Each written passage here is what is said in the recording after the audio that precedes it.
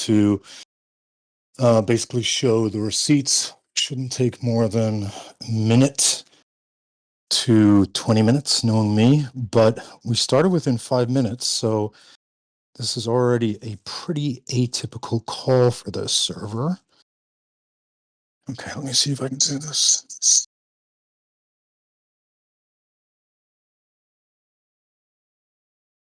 Okay.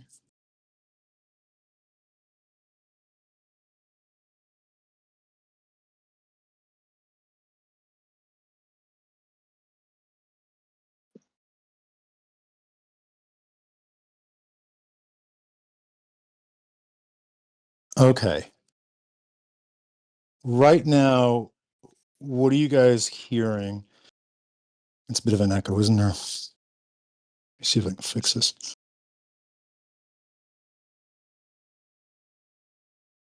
Okay. I think that may be it. How about now? Can you guys hear an echo now? I'll keep talking a little bit. All right, seems like no echo. All right, great. So a reminder to the mods that, the purpose of you guys today is to make sure people in the comments are remaining good faith, that they're absolutely not, no dogpiling, no one, if anyone in the server is name calling or, I don't know, taking out beef some people due to what other people have done, time them out, even if they're a member of this server. But basically a member of any server that is shown to be engaging in basically bad faith behavior. We're all adults. And I'd like to think we all know what that means. Everyone just sort of ask questions, talk, challenge, feel free to do those things. But let's not squabble in the comments. So the purpose of this live, okay, so if you have no audio, we'll stop for a moment. Mods, there's a way to get around that. There's one of you guys who like to post screenshots to show it how to do it. I'm not going to get replies, by the way, so don't worry about that.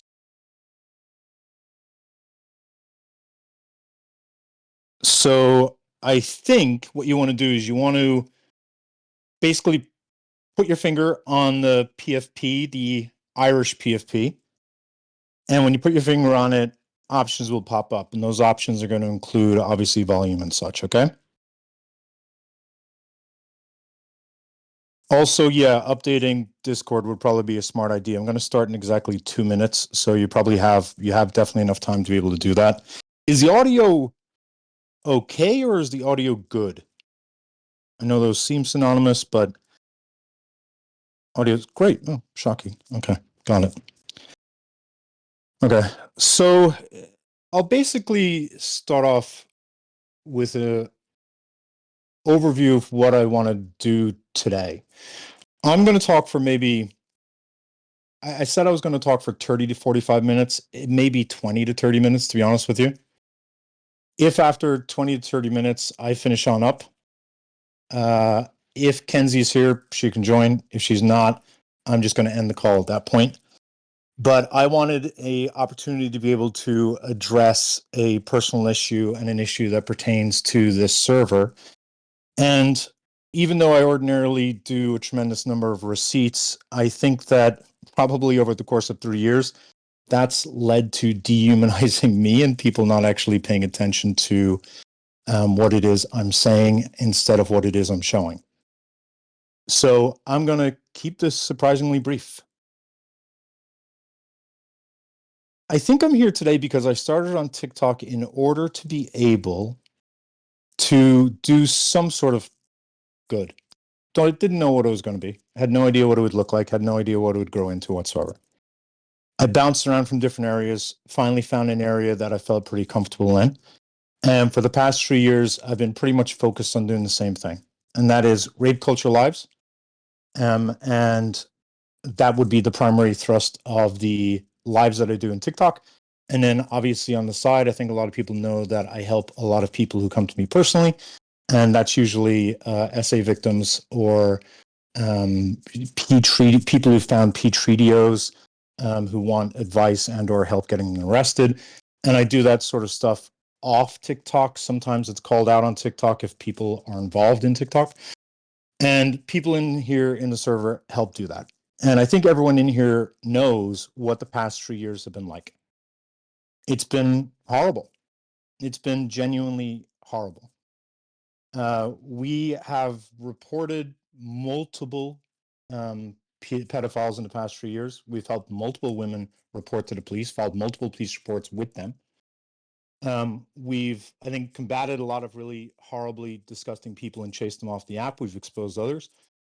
We've done what seems to be something of value, but it's been completely, I think, frankly, counterbalanced by a tremendous amount of abuse that comes as a result of this, because I think everyone's seen the pattern. For every single bad person we call out, we develop a new enemy that joins the old enemies. And it's a tale as old as time. When we first started in season 1, we had our OG cast, quickly popped up to season 4. Now we're on season 17. And with each season, we just kind of have the new villain. And that new villain does the exact same playbook. We call them out, and we don't usually go after people who are just kind of bad. We go after people who are just fucking horrible. And those people have no shame. And as a result of that, they don't do what is the simplest thing in the world to do, which is to say, I fucked up, my bad, I'm sorry. And instead, they become contortionists. And they bend and they bounce and they run and they do anything they can possibly do other than say, I'm a human and I messed up.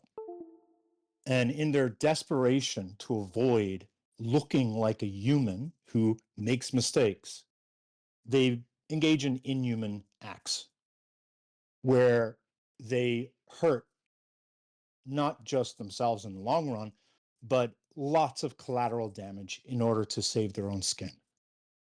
And it's pathetic. It's so selfish. It's incredibly cruel, but it's predictable. Every bad person we call out has done the same thing. They deny what happens. They have the information put out there. When the information is put out there, they don't address the information. They don't address the allegation, and instead they deflect and they point fingers at 1,000 other things. And they say, but what about this? What about this? What about this? Or they say, fuck that guy. He's an asshole. Nobody likes him. So why do we care what it is he says?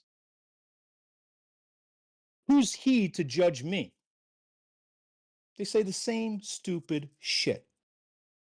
And we respond with the same stupid shit. I could be the devil, but if you're a bad person, you're still a bad person. If I'm a bad person calling out a bad person, my badness doesn't make you good by comparison. It just means we're two fucking horrible people. And I've never cared about the fact that I have this reputation of being a horrible person. It's something I actually would have no problem carrying ordinarily. The problem I have is that when we call out these bad people, they get away with it because everyone is so thirsty to take me down that they forgive what the other person is doing. And to whoever's listening, I'm going to start with this. I'm deeply imperfect. I am deeply flawed. I am not a leader. I'm not someone to look up to. I've probably made more mistakes in my lifetime than you could make in multiple lifetimes. You don't have to waste your time proving that no one should give a shit about me. Trust me, nobody does. If you'd like me to list out a list of things I've done, if you'd like to tell me things you want me to say I've done, go ahead. I've got no problem admitting to them or telling you whatever it is you want, because I don't care what you think of me. The only reason I care what you think of me is to the extent it allows the other bad person get away. So everyone on this call, I want you to assume every rumor you've ever heard about me is true, and I own it. Now, let's move on to the bad person, the fellow bad person. And we've got two of them. That's Miss Kenzie and Brussels. One of them a surprise. One of them has been a ticking time bomb for over a year that I've been waiting to see explode. Now, I made the mistake, apparently, of trying to attribute motives for each of them, trying to figure out why it is they were doing what they were doing. But frankly, the why doesn't matter. That was my best guess. That's all that was. What matters to me is what it is they did. And here's what it is they did. In around about March, maybe around March, you all remember the Harry Sisson scandal happened. As a result of the Harry Sisson scandal, I connected with two of the women who were impacted, and that was Carly and that was Sarah. And I don't remember. I really don't.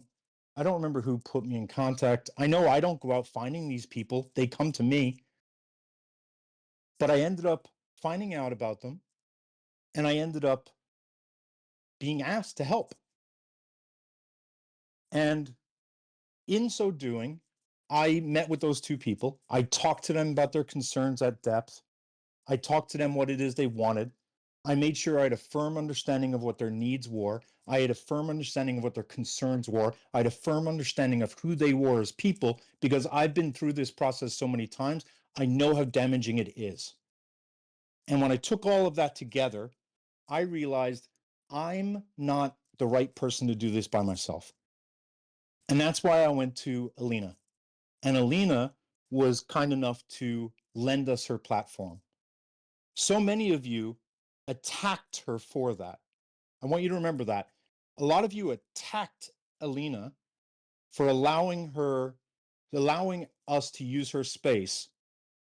And it was that live that actually, I think, turned the sort of momentum that was happening with these women. Because that's where I think people started realizing they understood what the story was. They weren't no longer being told half stories. People walked away from that live and they understood the stakes, and people started to care. And again, a horrible thing about TikTok is you all wasted your time bullying Alina for doing a good thing just due to her association with me. But that live was a success.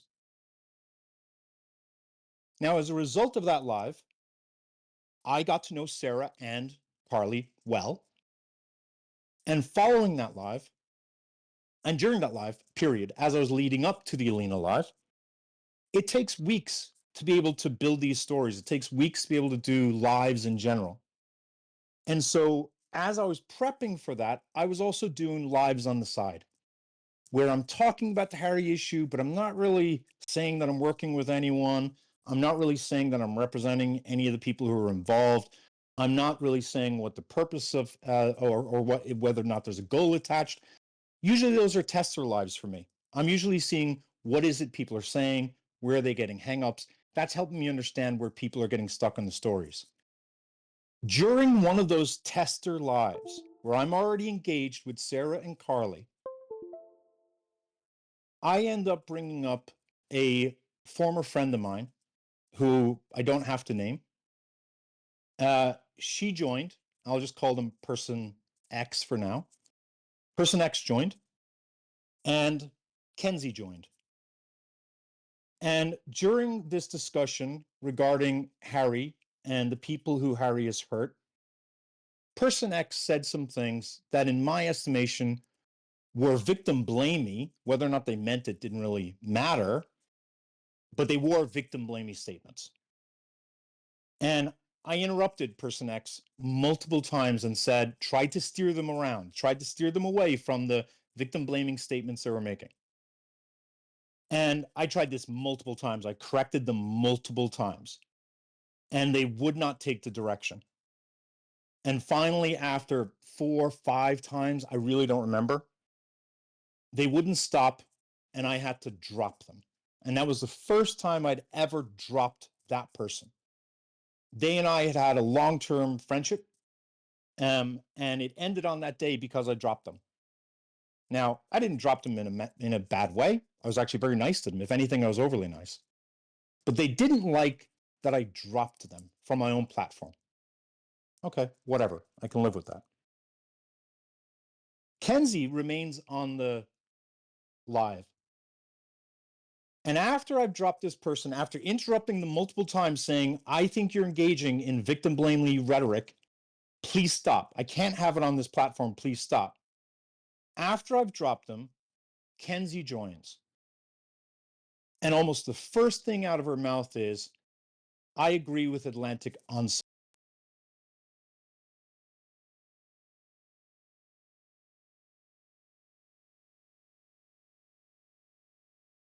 me argue with someone who's a good friend, arguably a better friend to me than Kenzie was at the time. You saw me argue with that person, telling them to stop it. This is a community that caters towards SA victims. I don't want that rhetoric on my live. And what ended up happening was this person Kenzie came up and said, I agree with Atlantic on some of those points. Now, I didn't get angry. I didn't get mad. I went into, host mode and tried to steer the conversation back. Kenzie then characterized what was happening, and in so doing, said a couple of trigger words, in my opinion, that when we're talking about certain thing like Harry, I wouldn't talk about looking for red flags. Now, I said, or I'll get to this in a moment, do I think that person was intending to be victim blaming? No, I don't. I don't think Kenzie wanted to be victim blaming. I think that not at all. I think that Kenzie was doing what she ordinarily does. She intellectualized what was happening. She didn't for a moment think about the fact that real people were involved. She didn't for a moment think about the fact that some of those people could be watching right now. She didn't for a moment think about me. She didn't for a moment think about my wishes for what I'm saying on the live. Instead, something that Atlantic said, got stuck in her head, and she was like, I want to make this point. And it's Kenzie, so she's going to make that point. So she proceeded to try to make this point, which, if we were on a theoretical topic, wouldn't have been problematic, or probably wouldn't have been problematic. And had we been on a different day, probably wouldn't have been problematic. Certainly, if we weren't on TikTok, where a lot of the people involved were, it probably wouldn't have mattered. But in that moment, it did matter. And so I steered the conversation again. And when she started talking about red flags, I simply said, yeah, that sounds like a good idea for another day. I didn't think that they were getting the hint, but I saw that what I was doing was pissing them off, which is what happens when Kenzie doesn't get her way. And I believe at some point Kenzie dropped. Now, she claimed she lost her phone or dropped her phone or her cat ate it. I don't really remember. She came back up after 2 minutes. I've seen this enough to believe that she was upset that I was redirecting it. But before she came up, I said specifically, Kenzie, like, you wouldn't be saying this if one of the women involved in Harry's situation was here right now. And lo and behold, Sarah was in the audience, and Sarah joined the panel. And I think the very first thing out of her mouth was, yeah, Kenzie, do you want to say that again? Now, was this a big deal? I mean, anytime you engage in anything that could be harmful, it's a big deal. We get that, right? Was this a monstrous harm? No. Okay. We all mess up. It's so hard to be perfect 100% of the time, right? I didn't even think all that much of it, to be very honest with you. But what I did want to do was set boundaries. Because for the past 3 years, despite what you all may think, which honestly, I have focused too much on what you guys think versus what it is I know. I've spent so much time centering everyone else that I've not had an opportunity to give two flying fucks about what I want. And I was going through some serious mental health issues in March and April due to an unrelated issue. And I was trying to assert boundaries with my friendships and people around me to be able to protect myself at that time, which is why I dropped person X. And with Kenzie, I thought it was not wise for her to have used those words.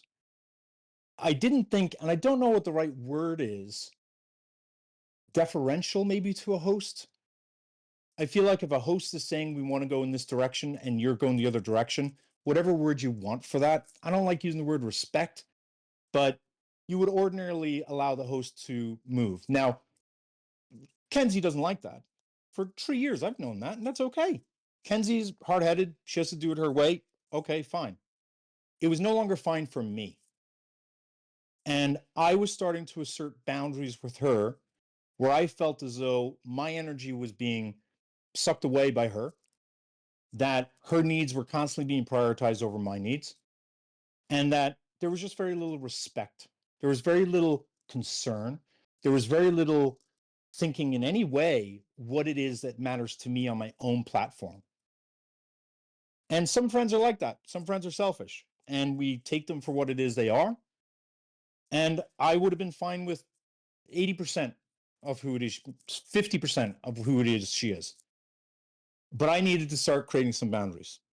So I put it in my head, I should circle back to Kenzie later, and I should just let her know, hey, when you're on there, just a couple of things for future. So I put that in the back of my head. A couple of hours go by. Kenzie basically says she's got some news for me. And we get on a call.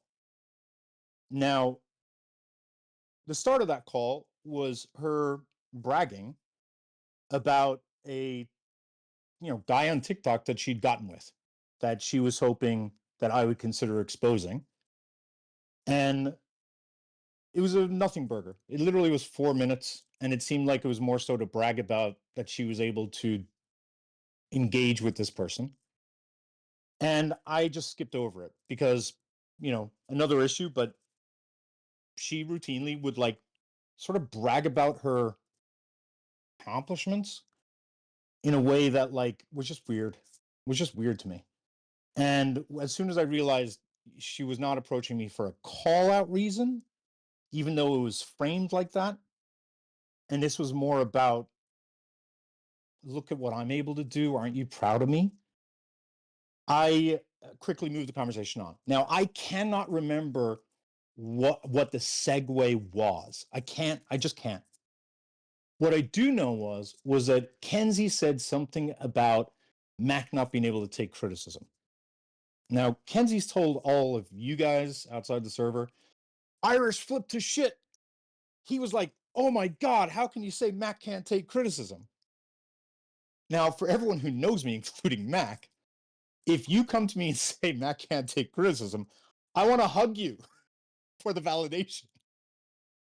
Just like I have a couple of things that people have to adjust to. Mac, criticism is one of those things, right?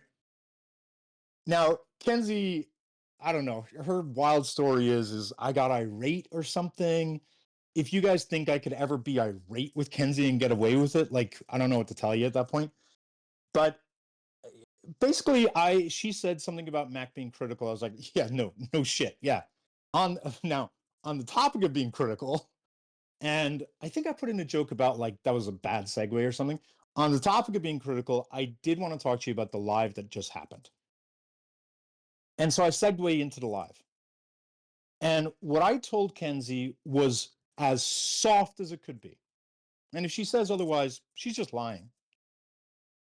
I literally said, because I know you have to placate. You have to placate Kenzie. She doesn't tolerate anything less. So I basically said, and it wasn't that big a deal. So it wasn't that hard to placate. I basically went to Kenzie and I said, Kenzie, look, no big deal, but on the live earlier today, I know you didn't mean it whatsoever, but there's just a couple of things I want to touch on. You know that like if I'm dropping someone and I'm dropping them for a topic because they're bringing something up, just do me a favor and don't follow it up because I don't want to have to say that to you because like it's just embarrassing, creates unnecessary tension. Like just take the cue. There was no dispute with me saying that. Then I said, in addition to that, um, there was a couple of words that you're saying that was just a little victim blaming. And that's exactly how I put it. It was a little victim blaming. And what I was alluding to was the fact that she had validated person X's words, which I think Kenzie agrees. Kenzie believes those words were victim blaming. And Kenzie validated those words. And in addition to that, started talking about red flags. And I basically said there was a couple of things you said that were a little bit victim blaming. And I started to say, and I just want you to realize that on my platform, I don't have any leeway at all because I'm a guy. And so I can't really tolerate anything that's even approaching that. On her platform, totally fine. I'm not going to be given any grace whatsoever. And so I started to say, it was a little victim blamey, no big deal. I know, you probably didn't mean it at all, but just do me a favor, like just remember that when you're on my platform, you're not able to get away with as much as when you're on your own. And I thought that was going to be it. I thought she was going to be like, sure, no problem. And instead, she got very cold, very terse, and didn't shout, but got vocal and just asserted, I didn't do anything victim blaming. Now, the next 30 minutes is her telling me that I'm wrong, that she did nothing wrong. And I remember it devolved into her saying, no reasonable person. Because we talked about like, well, what about the use of the words red flags, blah, blah, blah. And her argument, and she was getting very heated, very heated. And she was getting so heated to the point that I said, Kenzie, look, I'm not trying to like come at you right now. I'm just trying to have a conversation with you.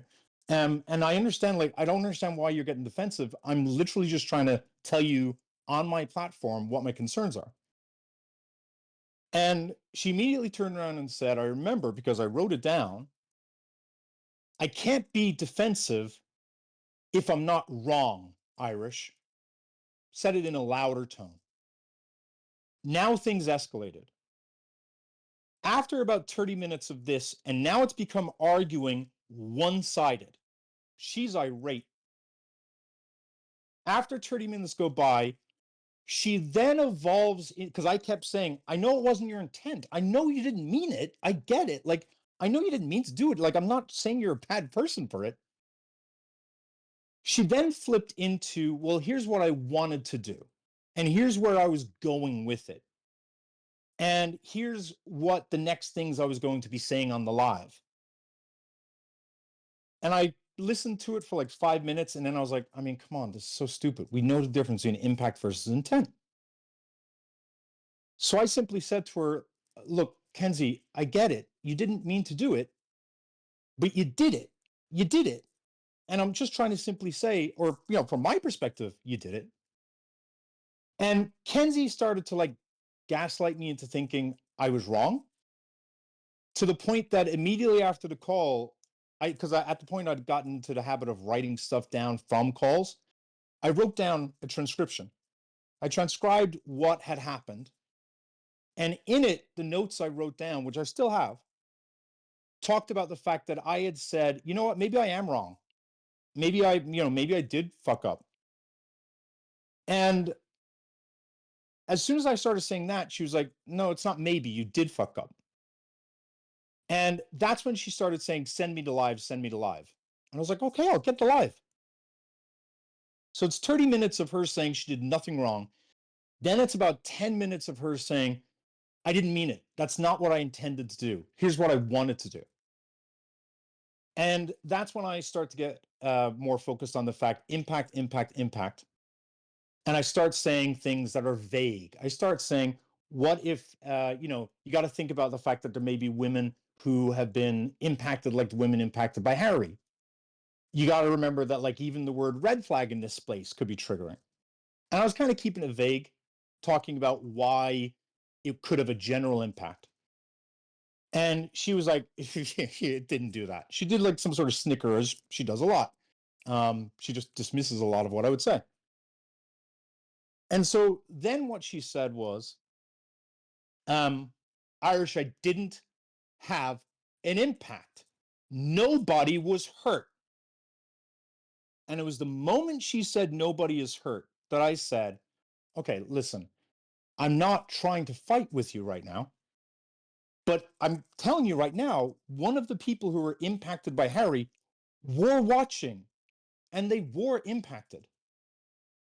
And then I started going into what could have been a righteous thing. I understand it could have come off as high and mighty. Respectfully, after 45 minutes of this person telling me, shouting at me, for me telling her, here's how you need to agree to this on my live moving forward, because this is not helpful. This is not good. It's harmful. I then start to say, and I say it like this, and why wouldn't they? Why wouldn't they? Their love life is literally national press. They have all of TikTok talking about it. And as I start to make this sort of like maybe impassioned plea, certainly not yelling around like that, but I'm certainly like impassioned saying, but like, look at all this bad stuff that's happening. And she turned around and said, in just this was not shouting, it was just a very harsh, terse tone. I know that, Irish. And for one of the first times that I've known her, I had a equally terse tone back, and I said, no, Kenzie, you don't. And Kenzie hung up the phone. Now, at the end of that, I'm like, that's a call with Kenzie. That kind of call was not hugely out of the ordinary. I've had a number of times when I've tried to criticize her when it just blows up like that. I remember when the Jones thing was happening, she decided that I told her I didn't think it was appropriate. I just thought it was not helpful for her, a white woman, to ask and question the degrees. And I was just like, I think maybe someone else should maybe just do that. I just think there was something about the idea of her questioning Jones, and or it ended up being Jones's wife, about each of his, educational degrees, to me just felt a bit distasteful. And I remember I said on the call, like, that's just some like white womany shit. Like, I don't think you should do that. And she got really, really upset with me when I said that to her, to the point that she literally wrote it in our comments, either during or after the call. There's been other, like, what I consider to be minor things that I'm saying, such as when I helped her with the Harry videos. She asked me for her help on those videos. I spent 2 to 3 hours and more time watching the damn things, giving her feedback. Throughout the entire time, she was irate with me, genuinely angry with me, genuinely snippy at me, getting upset with everything I said. To the point where, after about an hour, I just shut up. And I just sat there saying, that's a great video, Kenzie. That's a great video, Kenzie. That's an even better video, Kenzie. Because that's who Kenzie is. Just can't take criticism. So that thing that happened, that was March 20th, March 21st. It was a fight that I'm used to having with Kenzie, a one-sided fight where she feels entitled and or is upset that she's being criticized in some way. And at the time, and still today, I think, by me in particular. After that, she ghosts me for about 2 months. Now, I know how Kenzie works. She's going to run to the server and she'll be like, aha, I didn't ghost him. Here's a couple of messages. She basically ghosted me for 2 months, during which time she sends me a couple of things, but I think every single one of them was something for her, not something for me. And she made like 2 appearances maybe on my live or Mac's live, but I know she's never liked Mac. I get the sense she may be telling you guys she never liked me, and we can agree to disagree, but she's never liked Mac. But her platform doesn't get as much fun opposition. She knows that. That's why she comes back to Mac all the time. And so even though she clearly didn't like me in that 2 month period, she would come back to take from me. Now, when I say take from me, I'm not crying about it, but it was very one-sided. And I'm thinking, is she going to get over this? At the same time, I'm also thinking, this isn't a bad thing. I'm all right with this. I'm not getting called all the time. I'm not getting asked to help all the time. She's not coming up on the lives all the time. This is not a bad thing, but I'm thinking it's not that big a deal. Flash forward to May 17th, maybe. Well, let's say May 18th. On May 18th, the people who are closest to me, which Kenzie's server, because I don't know, critical thinking is not something that Kenzie really tries to teach you guys or something or encourage, has decided that people closest to me are sluts and people in a harem. Weird. Kenzie knows the actual truth because Kenzie's asked multiple times to be part of that group. So it's weird that Kenzie's acting like, I don't know, might be a harem, it might be a PR team, it might be just simps. I don't really know what it is. It's weird because Kenzie's asked to be in that group for a long time, which we jokingly call the council because I fuck up a lot. So I go to them for help and guidance. And due to the fact that I'd had mental health issues due to a very disturbing pedophile case I dealt with that had triggered something that had just fucked me up for a few months. I was absolutely engaging in more erratic, volatile behavior without question. I was being more snippy, I was being more frustrated, I was being more curt, without question. And one of the people who ended up getting a lot of that was Mac. And Mac was going through, I would say, one of the hardest times of her life, dealing with someone who Kenzie knows is an incredibly dangerous criminal stalker who has been arrested for terroristic threats, for stalking, for a violent crime. I can't remember what else there was. And this man had found where she lives. This man had tried to get her kicked out of college, literally wrote a police report to her college, like tried to get her fired from her employer, a stalker of a different variety. So I'm going through a horrible mental health issue, which Kenzie knows all about.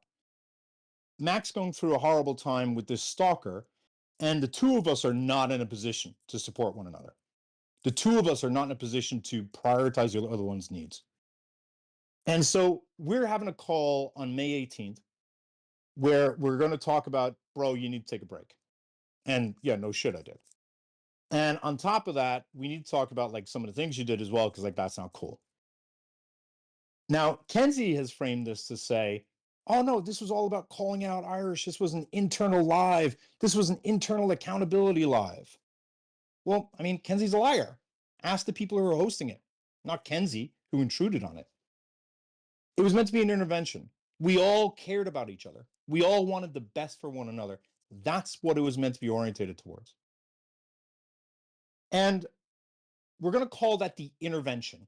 Okay. My closest friends come to me, we talk about it. There's two other calls that are important. One is called the pre-intervention and the other one's called the post-intervention.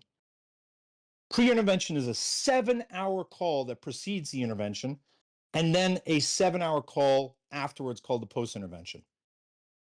Somehow, Kenzie got into both of those calls. Hasn't happened in 3 years. I was confused. What's going on? I didn't know this. And it turns out that for 7 hours, Brussels and Kenzie told my closest friends the grossest, most disgusting lies about me. And then said, well, you got to keep it a secret. You can't tell Irish. But we're going to tell you all these horrible things he's done. But don't tell him what we're telling you. And what ends up happening is everyone but Brussels and Kenzie basically start treating me weird, like they have something to say, but they're not saying it. And the reason is because it's not their thing to say. So they're waiting for Brussels to say it on the intervention. And they're feeling weird that they have all this information. and they can't tell me about it, but they're treating me like it's true, which understandably, they're being told by Kenzie in Brussels. And what ended up happening was I think the two of them had just grown to dislike me, which is fine. But they didn't do the thing that no one seems to be able to do when it comes to me. Walk away. Now that sounds egotistical, but I mean, hello to my haters from Kenzie server who have been hating me for years when I don't know you exist, bro. I don't even know you.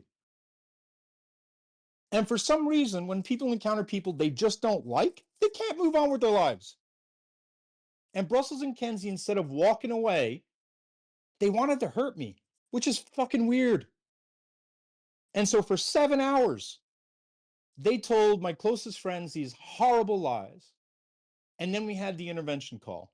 And it was weird because it kind of flipped between how are you doing? We're checking in on you versus Brussels saying you want to do this horrible thing, but not saying what the horrible thing is. It was really confusing to me. But ultimately, it goes well. And we set up a plan. We set up a plan of action and we're optimistic about it. And I guess that pissed Brussels and Kenzie off because there's a 7-hour post-intervention call where apparently more shit is dumped and more energy is given. In both calls, both of them are saying, we don't think he's a good guy. I think you should cut him. And in the second one, they're more adamant about it. Certainly in the chats, because we got the records of the chats. And what ends up happening is I'm being treated like cancer by my closest friends. Can't figure out why. And so I'm in my group chat saying, guys, what's going on? Can you just tell me what the hell's going on? Now, in the background, I find out later. I'm asking, what's going on? What's going on? What's going on? And what ends up happening is one of my friends, Quacky, comes to me. And Quacky says, hey, I'm glad the intervention went well. I'm glad that, we were all able to talk, but I have a problem. And Quacky proceeds to say that they're incredibly disappointed in me as a person, that they knew that I had a talent for doing things, but that they never thought I would harm a vulnerable person. They never thought I would do anything harmful to a good person. That I'm known for being able to do harm to other people, but whatever that tool set is, I would never direct it towards someone good. And Quacky they weren't angry. They had clearly given up 50% of our friendship, specifically said, my trust is never going to be there again. And I'm telling you, this matters to me as a person because victim advocacy matters. Being moral matters. That's why it mattered to Quacky. As Quacky's telling me all this, I'm like, what the fuck are you talking about, Quacky? And then Quacky says some stuff, and I'm like, wait a second, is this due to the Sarah thing? Is that what you're referencing? Because what Quacky said was as follows. Now, there was a few lies, but we'll get to the big one. Basically, I'm told in that moment that Kenzie was brought in, which I had not been told. That Kenzie had told everyone that the live with person X about Harry that had Sarah, that live, I had come to Kenzie afterwards. And Kenzie had it in her head that I wanted to emotionally wound her.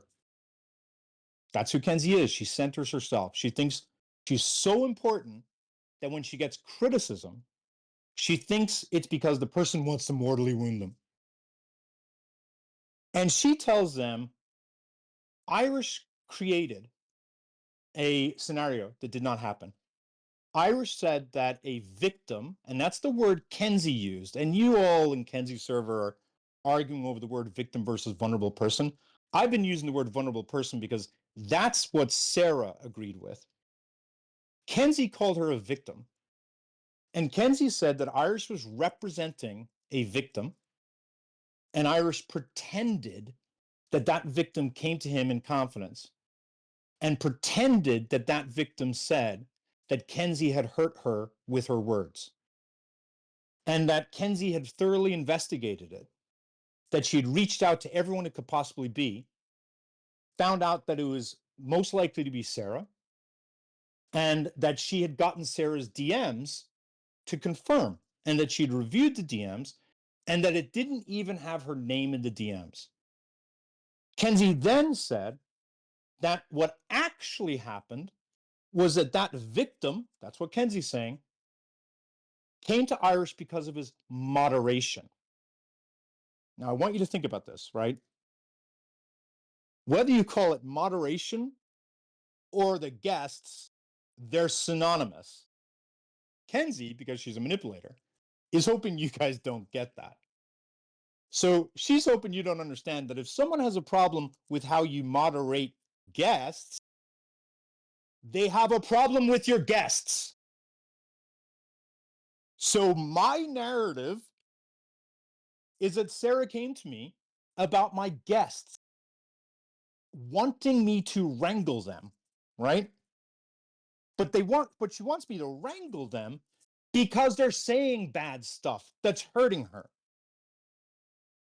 But Kenzie somehow got all my friends to believe that Sarah was giving me advice on how to moderate panels in general, and that it was all focused on person X, had nothing to do with Kenzie. She wasn't even in the DMs. And as Quacky's telling me this story, I'm like, hang on, I have those DMs right now. What are you talking about?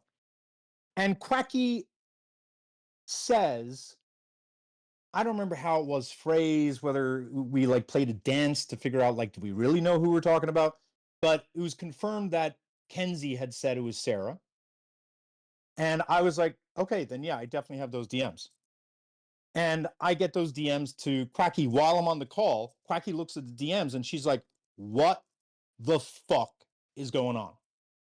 Quacky, who 2 minutes before was basically saying, you've been degraded, buddy, saw the DMs where it's abundantly clear Sarah came to me in her DMs and said, yo, person X, what the fuck? Why are you letting them go on?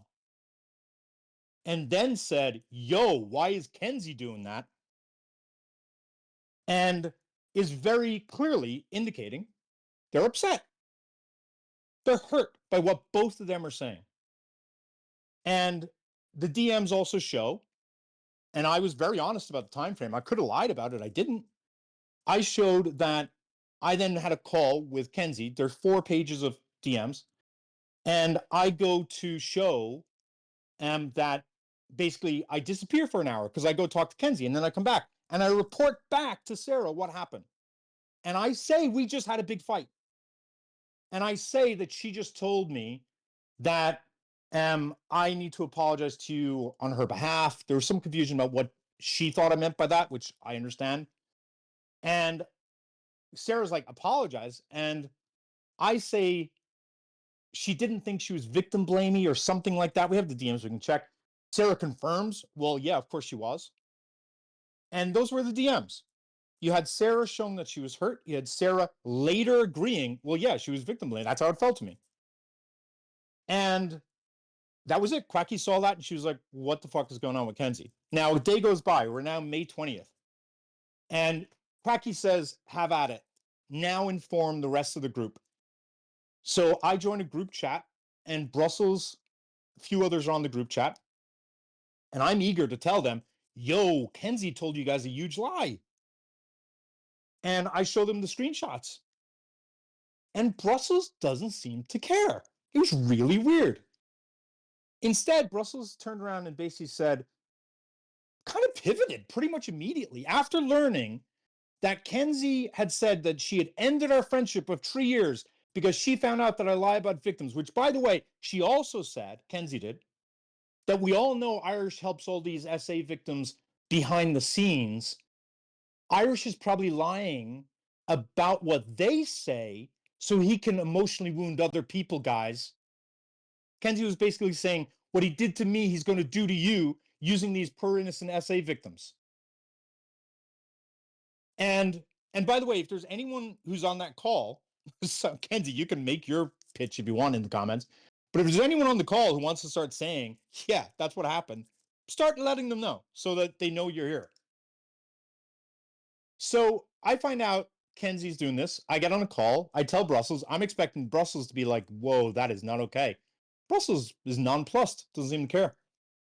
So Brussels ends up turning around and says, well, there's something else. And I was like, why are we not talking about what Kenzie just did? Brussels then says, well, one time on a call with Kenzie, I thought you were verbally abusive. And I was like, verbally abusive? Said it just like that. And she immediately started to walk it back. And she changed it to another word. I don't remember what it was. She said, well, not verbally abusive. And then she said something else. Don't remember what it was. And then I said, whoa, in what way was I like that? And after 2 sentences out of my mouth, Brussels, who I've known for a year and a half, have had many calls where passions have been inflamed, started to cry. Never seen this person cry in front of me aside from that one time with Jones. I didn't know what the fuck was going on. I go into immediately, oh my God, I'm so sorry. Are you okay? Like, we could stop. We could chill. I can mute. I'm immediately going into, this person's been triggered. What the hell's going on? And she leaves the call. I never talked to Brussels ever again. Now, at this point, I'm like, okay, Kenzie's told these lies. All my friends are fucked in the head because something's going on. And I start saying, I need to know, who did Kenzie get to in order to get into this group? Because I need to know, how bad faith is Kenzie? Because at the time I'm thinking, was Kenzie maybe misinformed? It's possible she just didn't understand. Because at that point, I wasn't aware of the DMs. I found that out a little bit later. Even though Cracky saw the DMs, she didn't tell me at that time that Kenzie had said that she'd looked at the DMs. So at that point, I was thinking, okay, Kenzie's relying on Sarah, what she said. So then I'm thinking, I want to figure out how bad faith Kenzie is. Who brought her in? How the hell did she get into this group? Nobody would answer me. Couldn't figure out for 3 days. I'm pleading with them, and I look like a fucking lunatic. Guys, who brought in Kenzie? Now, I found out later, Brussels is crying in group chats in the background saying, I'm scared. I don't want him to know. Don't tell him. I'll get in trouble or some shit. 3 days go by. I finally figure out it's Brussels. I don't remember if I was told that I figured it out. I think I just figured it out. And she's treating me fucking weird. And I'm like, okay, Brussels is not a bad person. This is just Brussels, something weird's happening. This is not Brussels. But Brussels is treating me like shit. Can't figure out what's going on. At the same time that all that's happening, Sarah is also treating me. Sarah is in my DM saying, Irish, you are a scumbag. Irish, you're a user. You're an abuser. You never cared about me. You were just using me to get on Alina's live. You only care about yourself. Saying all these things that, I'm having Sarah, someone who I was helping, tell me I'm a bad person. So I'm like, whoa. And I'm having my closest friends telling me or treating me like I'm cancer. It was the worst few days I've had on TikTok. I went live a couple of times and then I said, I must be the problem. I'm gone. And on May 25th, I said, I'm out of here because I couldn't understand how I could be hurting all these people. Now, even though Sarah was doing all this stuff, I knew Sarah was a good person. I knew Sarah suffered from anxiety. I knew that Sarah had shared that like she's vulnerable and can like be peer pressured by people. I knew Kenzie had manipulated her. I knew that from day one.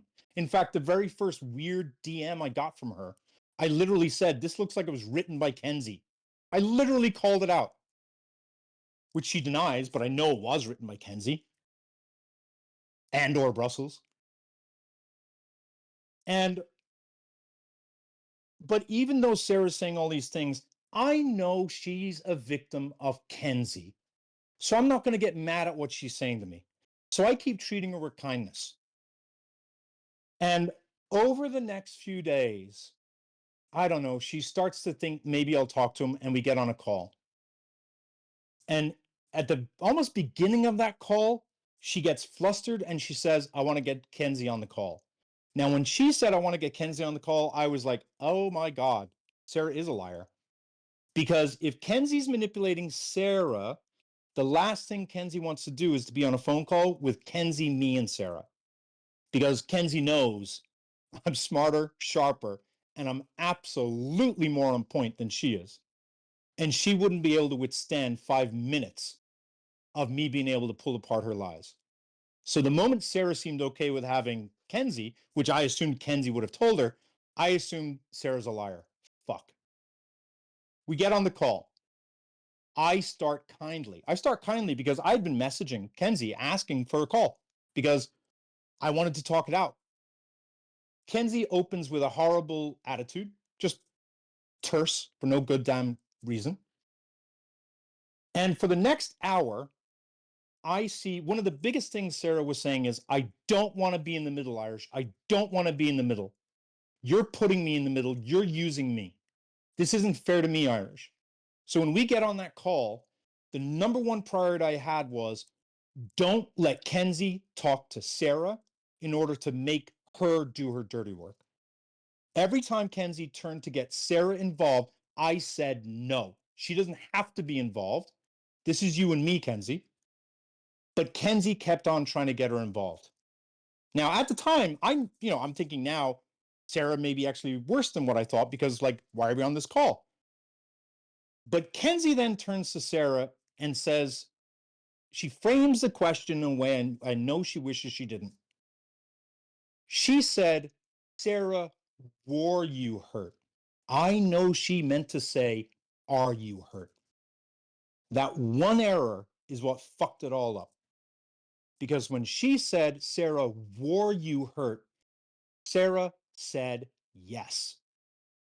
And the moment I heard that, I knew Sarah could not be doing intentionally what the fuck is going on, because Sarah's validating my story. Sarah is validating that she was hurt by Kenzie. It's over. Conversation over. Kenzie apologized to Sarah. We're done. Instead, what ended up happening was Kenzie then started to bully and coerce Sarah into, instead of telling us whether she was hurt on the day that I spoke up for her, Kenzie wanted to focus on, but are you hurt today? Are you hurt today? And I interrupted and I said, the fuck are you talking about? Are you hurt today? If I break a leg a year from now, my leg's going to be fine. It doesn't mean it doesn't fucking hurt today. I said that on the call. Kenzie did what she did. She ignores stonewalls, pretends like she knows more than anyone else. And I realized at that moment, Sarah is scared of Kenzie. It was very clear to me that Sarah is going to do whatever it is Kenzie wants. And that this isn't fair on her. As the conversation continues, we say a couple of more things. Kenzie does coerce Sarah into saying that she's no longer hurt and she no longer thinks that Kenzie victim blamed. No longer thinks. Now that Kenzie has a chance to explain what she meant, now she no longer thinks. And Kenzie's argument is, well, Irish, you're a liar because she doesn't think I victim blamed and she's not hurt. And I say to Kenzie, that's great. Healing, growth, fantastic. How was she on March 21st? Which is the question Kenzie doesn't want to deal with. So I get off that call defeated as fuck. I leave TikTok because Sarah sends me a message saying, pretty much, don't put me in the middle. I have high anxiety. I'm stressed. I don't want to do this. Don't use my DMs. And I know what was happening. I knew Kenzie was coercing this woman to shut down the only way I could show that Kenzie is lying. Because Kenzie knows I'm going to prioritize Sarah over me every fucking day of the week. Every fucking day of the week. I'm going to prioritize the person who needs the help, who I said I'm going to be there for, over my own interests, unlike Kenzie. Kenzie, who doesn't know anything about victim advocacy, other than if she considers herself a perpetual victim. So Kenzie got Sarah to tell me, don't, I can't take it. Now, she wasn't lying about the anxiety, the anxiousness, not at all. I knew that was all real. And I knew that this was going to break Sarah because she had been betrayed by fucking person after person after person on this app. So I said, I announced in my server, you guys have seen me crashing out on lives in the past couple of days. I'm going to say this. There is an interpersonal issue going on that I can never disclose. And I can never disclose this because the person involved in the middle of it doesn't want to be involved. And so I'm going to walk away out of respect for that. And that's exactly what I did. I've never said Sarah's name to anyone.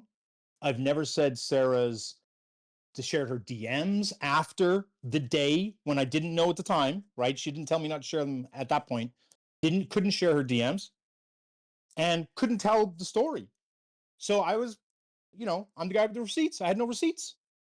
This was the case up until 12 hours ago, when all of a sudden I'm told, oh, we're allowed to talk about Sarah all of a sudden. Really fucking weird and convenient that the day I'm going to finally talk, and I had told Kenzie, I'm going to respect what Sarah wants. Sarah says don't show her DMs. Sarah says don't name her. Sarah says don't show anything that relates to her. I told Kenzie, I'm doing the live on those terms. I don't need Sarah to say her name. I don't need it. But 12 hours beforehand, I'm told, hey, Sarah's coming, which I'm guessing is to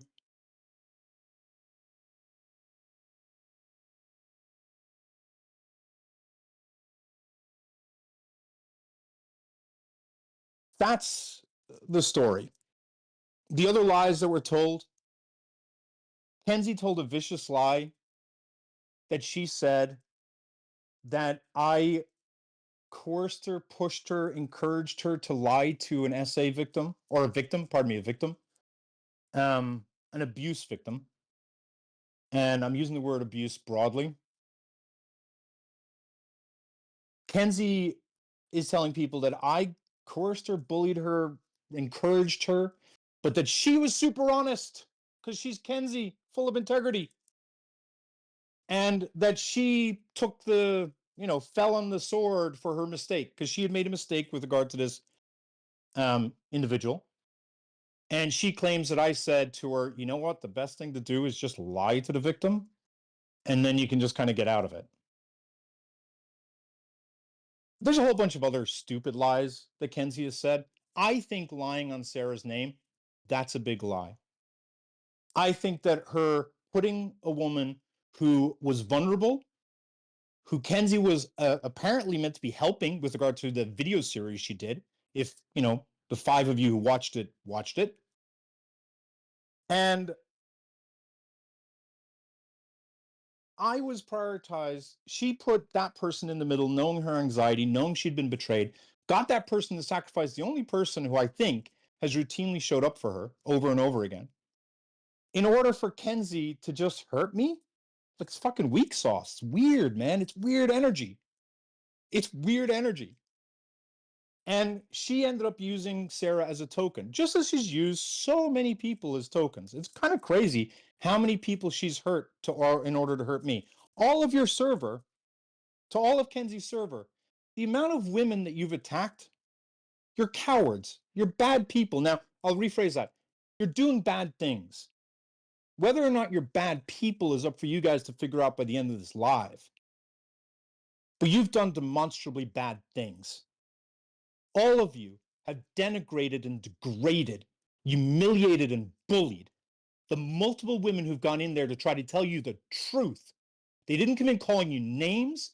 They didn't come in doing anything that would have been deserving of the treatment you guys have given. They went in to tell you the truth, and you slapped the shit out of them in Kenzie's name. But that's who Kenzie is. She don't give a fuck about you, bro. She used Sarah. She's totally abused all of the people around me who she just a couple of months ago considered friends. And she's putting all of the people around her through all of this nonsense. Because unlike me, who's tried not to drag anyone into it, Go into her receipts folders, and over and over and over and over again, all you see is Kenzie bringing in this one person and this one person and this one person. So I'll finish up in less than 5 minutes. Brussels lies were just as egregious. The primary lie that she told was that Irish has, and I am allowed to share this information, this is per Brussels, Irish has unique information on an SA victim, and that information, Irish knows that that woman was violently, anally raped. That's what Brussels told my closest friends.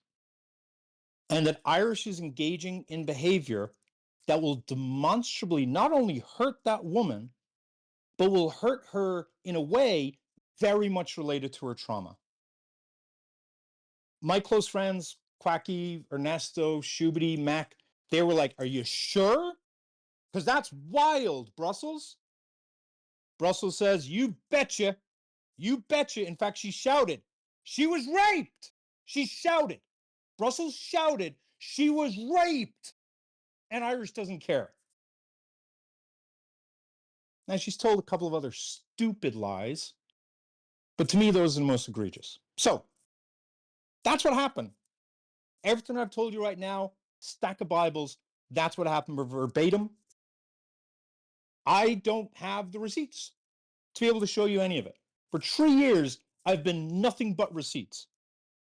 And I've always said, you'll find me to be undeserving. You'll find me to be unbecoming. You'll find me to not hit the high standards. You're never going to fucking find me tell a material lie that impacts an innocent or good person. Never. Now, Kenzie's probably typing away. Did Irish just say he'd lie? Yeah, I'm going to lie to protect a victim. Kenzie will lie in order to create victims. Kenzie will lie in order to exploit a victim. Kenzie will lie in order to be able to hurt a victim. I will lie to protect the victim. That's my exception. And that's it. Quacky, Can I go ahead. just want to talk about like you've gone over the facts, which I validate those facts. I just want to talk about what that 7-hour call felt Well, like. hang on. And Hang on. Can we yeah, do that in a bit? Can we do that in a bit? Because I want to be respectful to Kenzie. I'm 15 minutes over the max time I said. Can we just bring up yeah. Kenzie? Okay. Okay. Yeah, we'll I'm do just going to that. be Yeah, fair. we can do that after. I'm gonna Okay. drop because my I phone's apologize. overheating being on the stage. I, tell me about it. I apologize. Quacky will be coming up. So with that said, I did say that I am going to largely mute. I told Kenzie that she has the right to pull up a screenshot saying, you said you'd be mute. I did say a couple of requirements, which was Kenzie knows that Mac has been routinely used as a pawn by every single bad person that I've called out. Mac, Kenzie has witnessed that trauma time and time and time and time again. And you've all seen her victimize Mac. You're all over in it's amazing. You're all over in Kenzie's server saying, poor Mac. We feel bad for Mac. Can't believe she's attached to Irish. Poor fucking Mac. But you're also allowing you're allowing Kenzie to bully and berate the same woman you're all saying is a victim. You're all weird for that. You're fucking weird. So I told Kenzie that she's allowed to talk about the facts relating to Mac. She's not allowed to talk about Mac's story. Because I know Kenzie likes to appropriate the stories of vulnerable people, not doing it on my platform. So that was one of the rules. The other one is she can call someone a liar. She can say that someone manipulated, got no problem with that. But she's not going to be cursing at, calling names and that kind of thing to people who are not fucking involved, who don't deserve the heat. And she's keeping it focused on the shit that I just talked about. Now, she did say she'll keep it focused on that, but then she's got other stuff, which is fine. But I want this done first, and then she can do whatever she wants. So with that, I don't know if Kenzie left, may have. I don't see her. So if she's gone, I'm just going to end the live.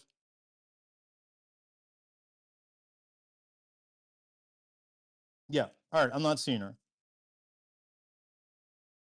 Okay, no, I see.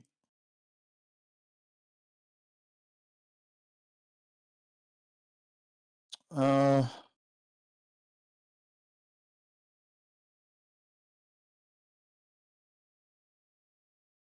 guys, who can bring her up? Can anyone bring her up? Okay, there it is. Finally, she just requested.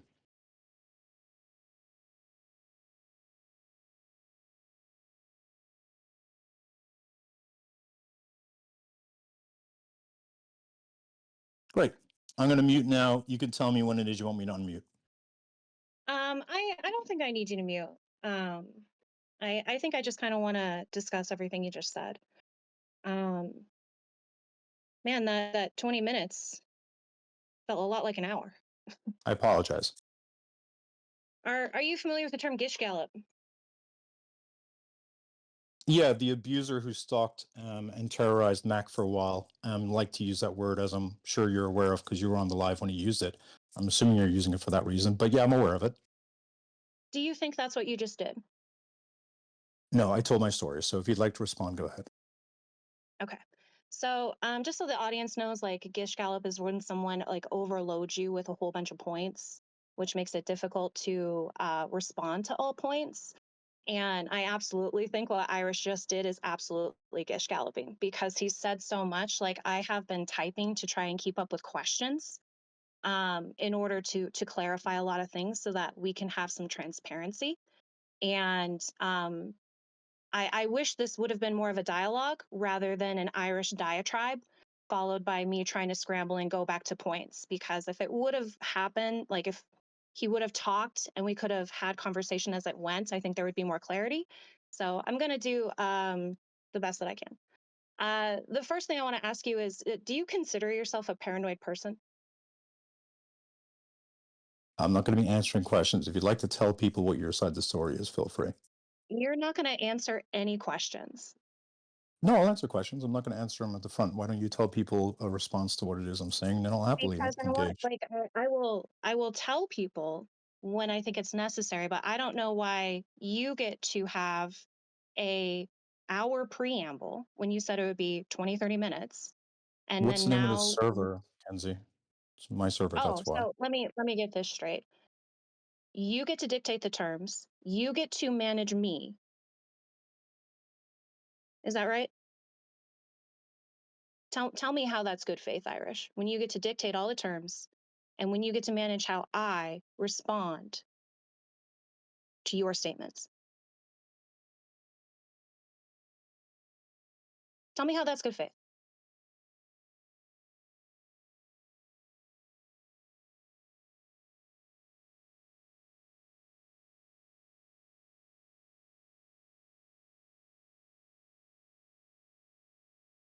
You're muted. Yeah, I'm aware. I'll wait until you're done. Are you finished with what you wanted to say in the server?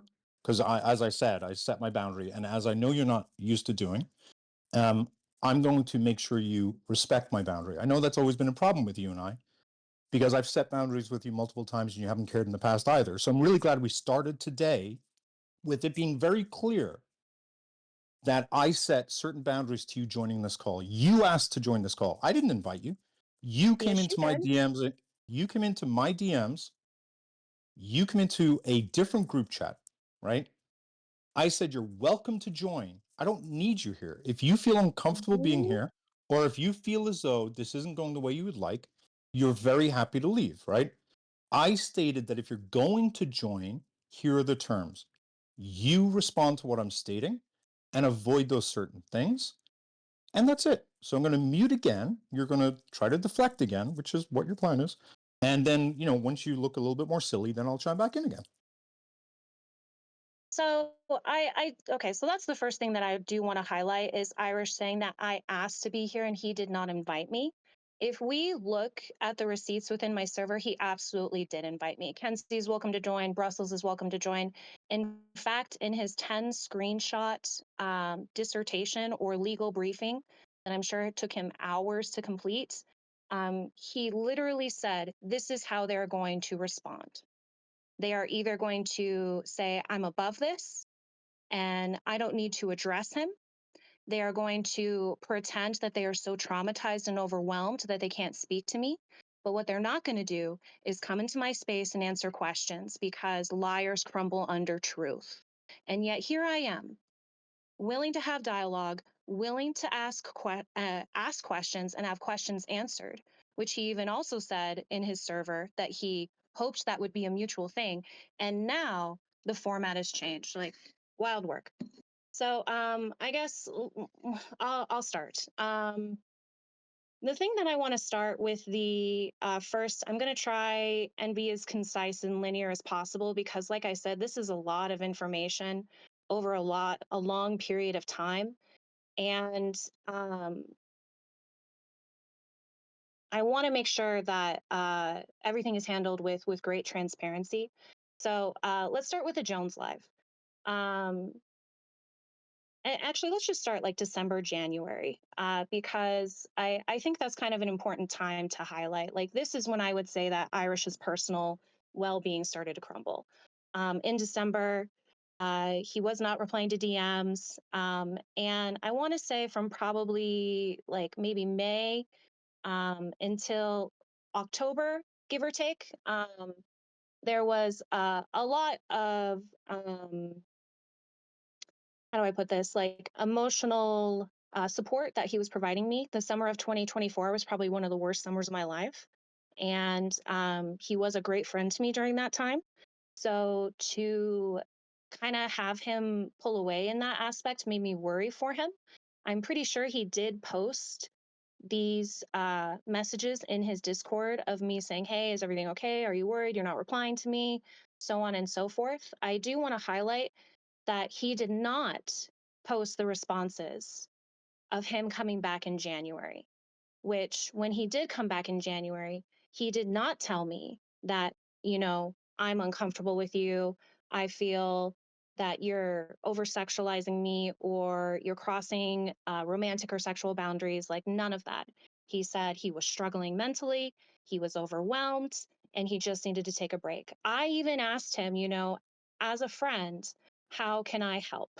If me reaching out and saying, hey, are you okay, is too much for you, like, please tell me that, because I know um, everyone likes support in different ways. And I think to be a friend, you have to understand how your friend likes support. So I was very much, in fact, I will post 2 voice notes that happened in early January that do highlight the mental place that he was in, as well as me saying, how can I make sure that I'm a good friend for you and give you the support you need? Also in January too, there is another screenshot within my server that says, I even asked him, like, hey, am I crossing any boundaries? Am I putting too much on your plate? Because I know, again, when someone is struggling, if you have all these people asking how you are, if you have all these people asking, are they, can you do this for me? Can you do that? It can be overwhelming. You can feel more burdened. And I didn't want to do that to him. So I don't know why he's um, characterized our friendship as something that it wasn't. I mean, obviously to like uphold this narrative that he's created, but like I've been very transparent with those receipts, and all of those receipts are available in my server. So going to the Jones, I would say the Jones Live is when things really started to change. It was the first project that I ever worked with him on, and I really hadn't had that firsthand experience of putting together. Like, I don't do call out lives. Y'all know I'm a debater. And I had never organized something like that. And there was a lot of difficulties. He's a micromanager. He is overbearing. He is overzealous. He is anal, and he thinks he knows best. So there were a lot of disagreements. Even Brussels checked in on me and said, like, hey, he was kind of aggressive to you. Are you okay? It was what it was, whatever. We made it to the live. As you all know, Irish's, I hope everyone can still hear me. My phone went off. As you all know, Irish, so the agreement is that Irish would talk about what happened between Jones and Brussels in 2024. Brussels would talk specifically about her lives that she hosted in early January 2025. And then I, along with her, would talk about essentially Jones's response the few following weeks later, him going on Pubs Live, him hosting his 4-hour crash out, so on and so forth. For those of you that watch the live, you know that Irish section did not go well. And he ended up leaving the live, ended up not going through all of the receipts and everything that he wanted to do. He lost his fucking shit because of this. He even told me in Brussels later on that he thought for the next hour that we had plotted against him to cancel him on this Jones Live, which is why the first question that I wanted to ask him was, do you consider yourself a paranoid person? And I want to establish that Irish is very much a paranoid person, because this is why we're here, is he has made so many assumptions and assertions within this scenario that he, without evidence, because of this extreme paranoia. Everything that we're about to go over is not a huge deal in a lot of respects. And we're on a fucking Discord live that's being streamed to 2 servers and streamed to TikTok because of this man's fucking feelings. That 1-hour diatribe was deplorable. The shit that he said was so fucking insane. This man knows that he is lying, that he is over embellishing, and that he has created this narrative to center himself, to uphold his ego, to play the victim, to villainize all these people because he can't emotionally fucking regulate and because he's so goddamn paranoid. So I want to start off with the live regarding Harry Sisson. Now, I tried to, maybe negotiate's not the right word, but it's the word that's coming to mind right now. The terms of this, I don't even know, this Discord call, whatever you want to call it. I think it is very bad faith of Irish to say, like, I'm going to make all these statements about you. I'm going to tell people all these things about you. I want you to come and have this conversation. Wait, no, I don't. You want to come and have this with me. And then to dictate all terms. Like, if you were here in good faith, if you were open and honest, you would give the other person you're talking to the same respect that you are entitled to. I get to go on this 1-hour diatribe and I'm not going to fucking answer your questions like crazy work.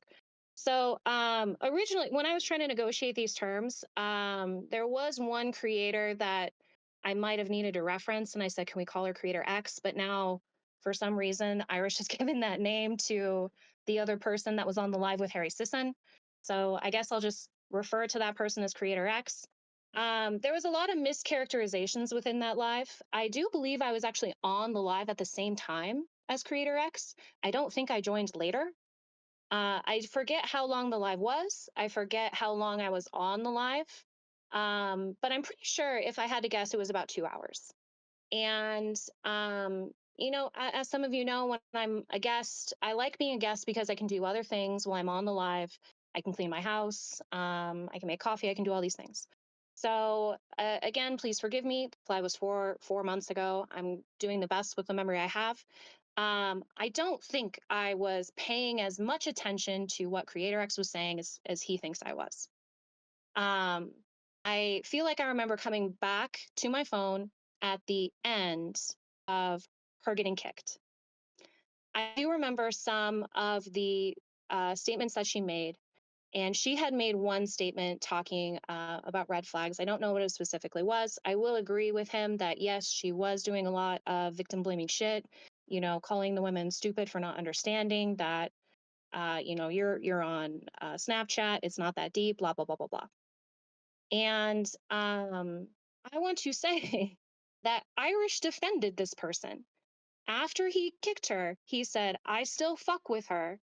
I don't think she meant what you're all gathering that she meant. I don't think that was her intention. And he glazed her the fuck up. He did not hold her to task as he's claimed. He might have previously, but after he kicked her, he was very clear, like, I don't think that was her intention, which is weird because he wants to center impact over intent when it comes to me, but he'll censor just her intent when it comes to her. which is a contention that Sarah did have, that not only like Sarah was frustrated with his moderation, that he allowed Creator X speak as long as she did, and then after he kicked her, said, "I still fuck with her.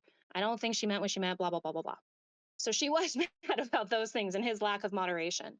When it came to my statements, I can see how maybe um, transitioning and saying, I didn't say I agree with Atlantic's points. I said, she has a point with this one thing. And and the point was with red flags. Because when women are engaging in casual relationships, there's only two criteria that need to be met. And that is, that obviously they find the person attractive and that they feel safe. So my critique is how can women identify red flags when men will be manipulative and will create the illusion of safety in order to get access to women and maintain the connection. So that's what I was talking about with red flags. I said several true statements, but he didn't name what they were outside looking for red flags.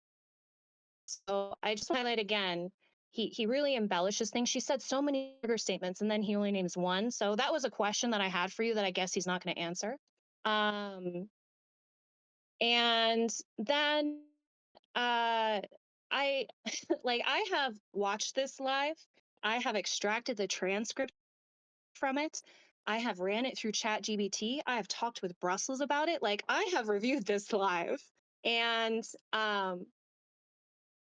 I course corrected on that live when Irish objected to my statements. I even admitted, sure, maybe it's not the right time for like the theoretical or the analytical points that I want to make. Fine. He even states in the DMs between him and Sarah that I did a 180 when Carly and Sarah came up.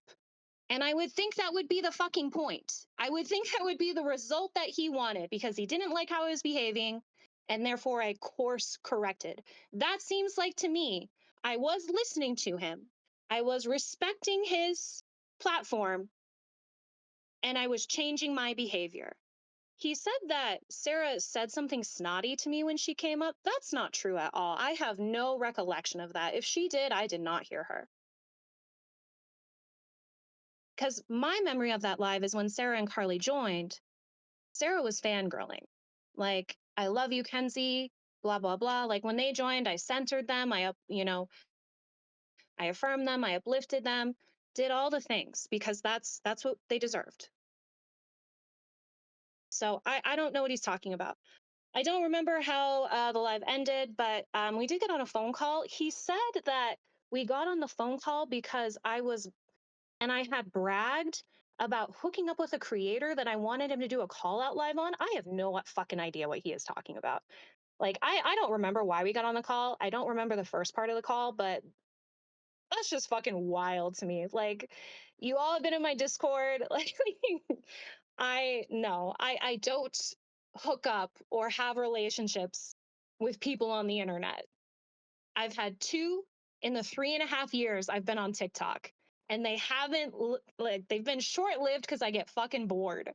So that more fucking misogyny. I hope someone's keeping a counter of all of his misogynistic fucking bullshit he's saying.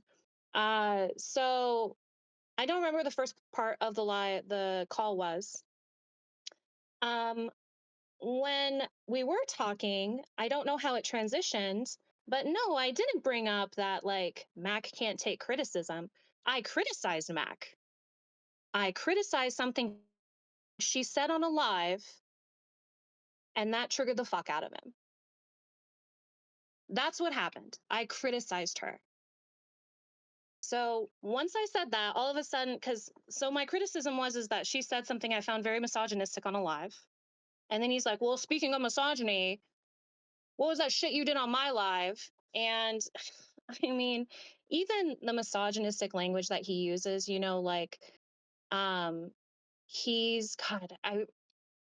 is why gish galloping is so hard because I can't remember the exact words he used. He says that, I'm like crashing out and all these negative things and that he's impassioned. Like, give me a fucking break. So he goes into this, and at the center of our conversation is he is trying to convince me that my statements were victim blaming. I don't know like why he keeps saying victim blamee. I don't know if victim blamee is a degree below victim blaming. I don't know if it gives like vibes. Like I would really appreciate a distinction there. But that was the center of our conversation, is that I was victim blaming, and that's what Sarah felt. Sarah was upset that I was victim blaming on his live. That was Irish's claim. Not that she was hurt, not that she was upset. She specifically stated that I was victim blaming. Now, my position is actually the exact opposite, because my assessment was, how can women ever see red flags if men are so manipulative they'll create the illusion of safety? Like, is there a way? Is this a conversation that we can have? Is this something that we can discern? Like, that's what I wanted to talk about, which honestly I think was very, very valid within that live. I don't know why this fucking man thinks that he is the ultimate authority on what women talk about in women's experiences. Like, give me a fucking break. So I was trying to clarify my position to him, and he gave no fucks. All he wanted to do was convince me that I was victim blaming, and and Sarah had said that. That's what his ultimate goal was.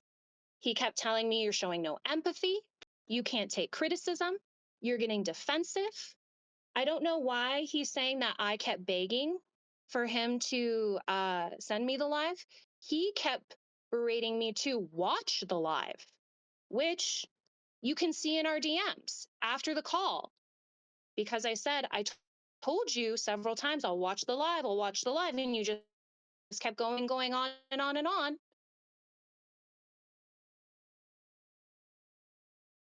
So then he is, telling me I have zero empathy for the women's experience. I was absolutely victim blaming. I was upholding rape culture. And that's when kind of the crescendo of the call happened. Because I said, I don't need you to fucking explain rape culture to me. And that's when he said, yes, you do. And I hung up on him because that was fucking bullshit. Like, I don't need to be mansplained by Irish on rape culture. Like, know your fucking place as a man in a woman's space. So after that call, I begin to feel bad that some woman felt I was victim blaming her. Like, I felt guilty for that. So I reached out to him and said, like, hey, could you tell them I'm sorry? Because I don't want someone to feel like that. He said no. I actually feel like I do want to read. Sorry, just give me 1 second here.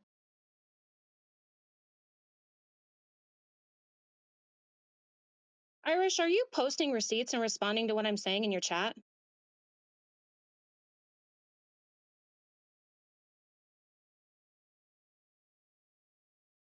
Like, I don't know why you're doing that if you don't want to have a dialogue.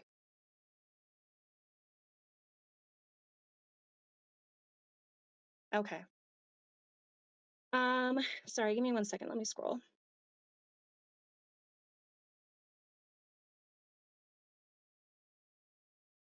So I said, please tell the person who DM'd you that I'm sorry the impact my words had. I realized they were harmful and it wasn't the right time for the conversation I was trying to have. So I admit this call that we just had,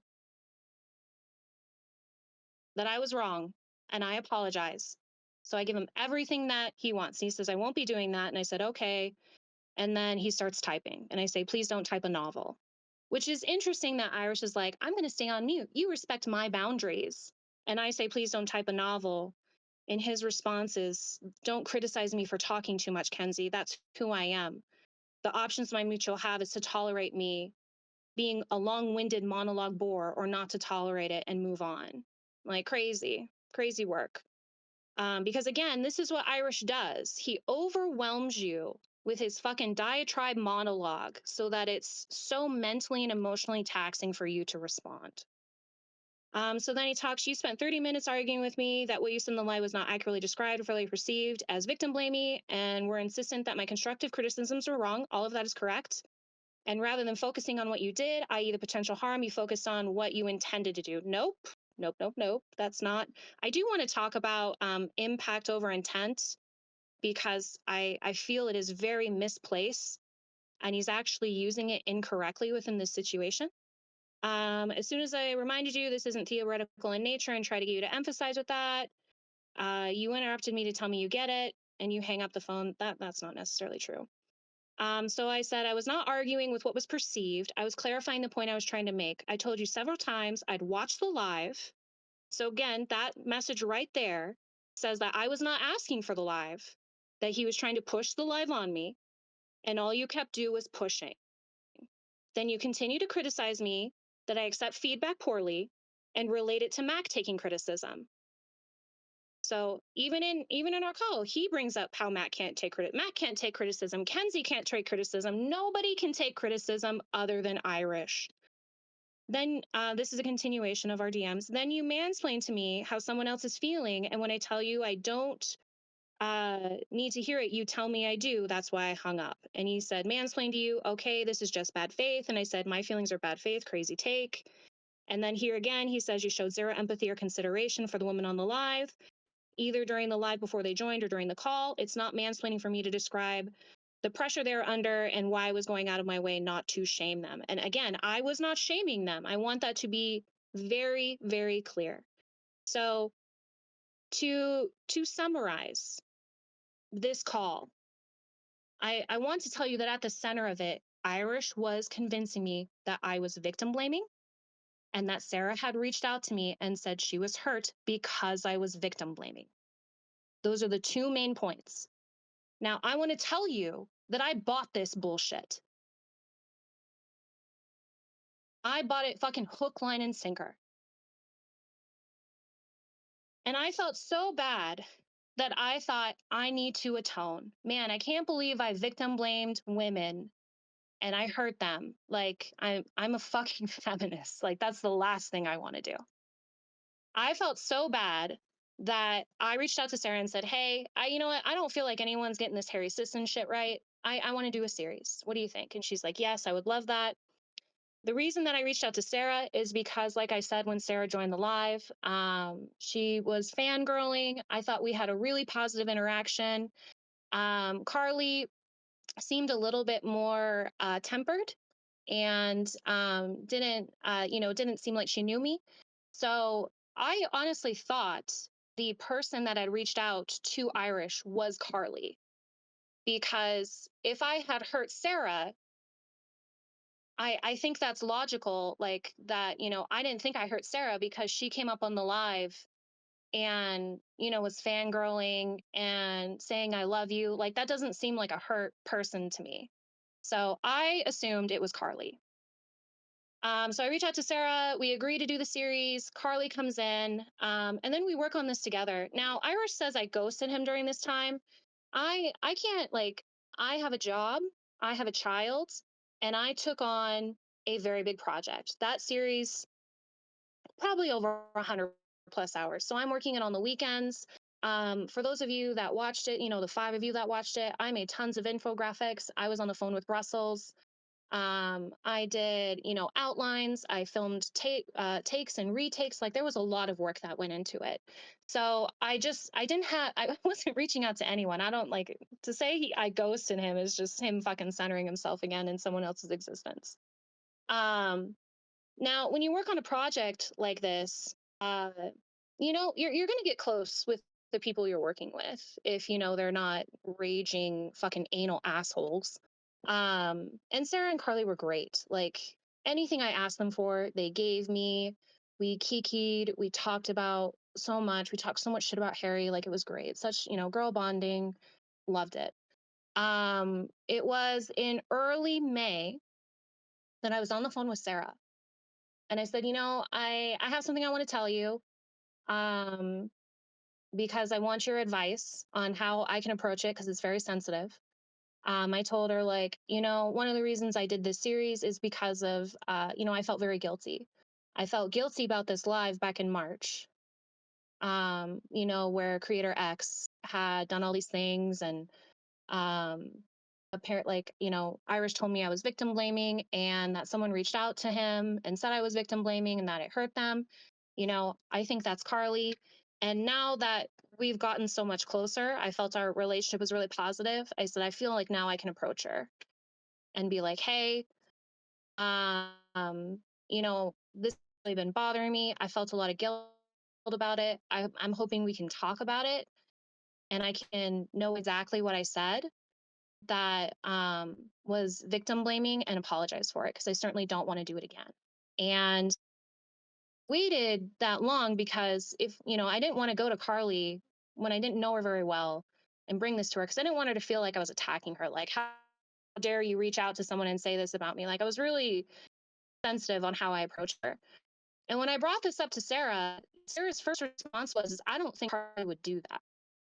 And this was the first time that I had, like, when she said that, my heart dropped because this call with Irish was very traumatizing in terms of the guilt that I felt after it. Like I said, I spent 100 hours of my free time working on this series because I felt so bad.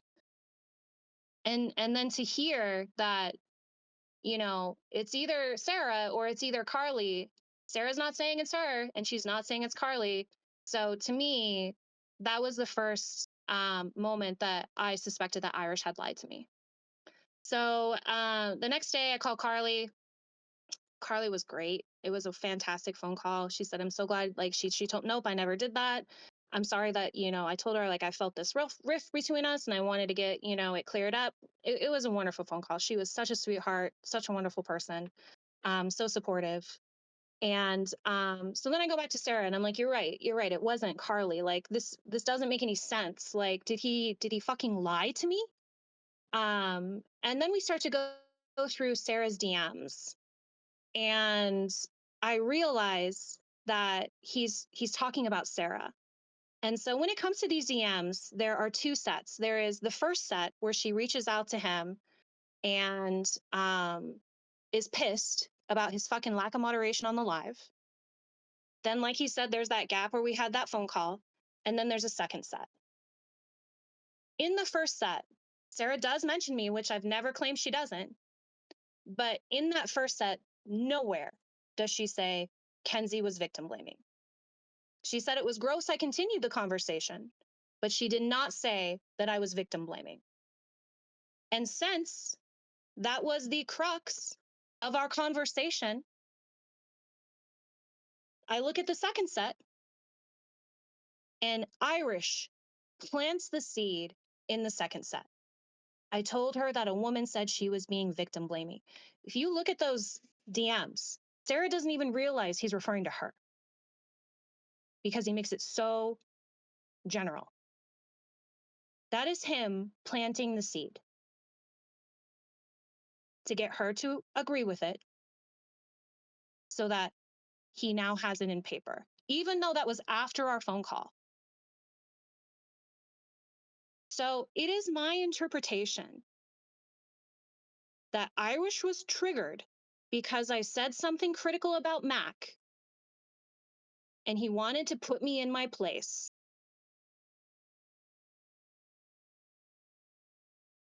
And convince me that I was victim blaming and that Sarah had said that. This is all because he couldn't regulate his goddamn fucking emotions.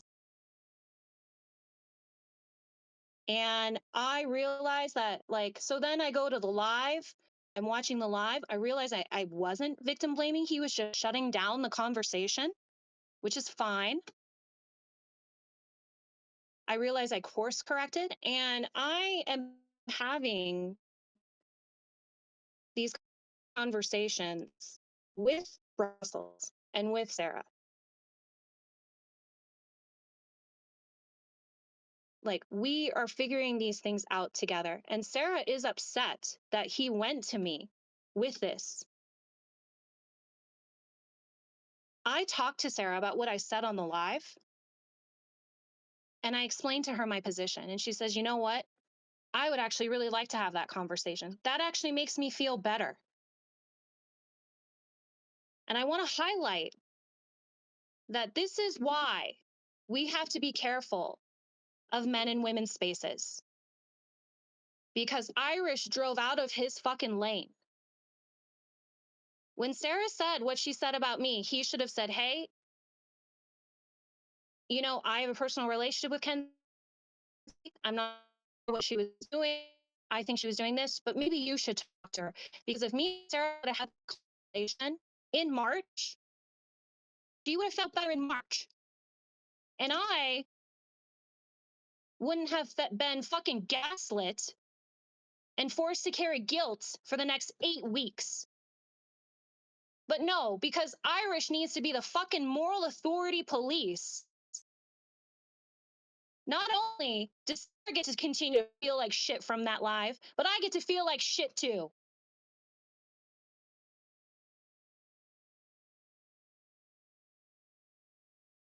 So after I have all these conversations,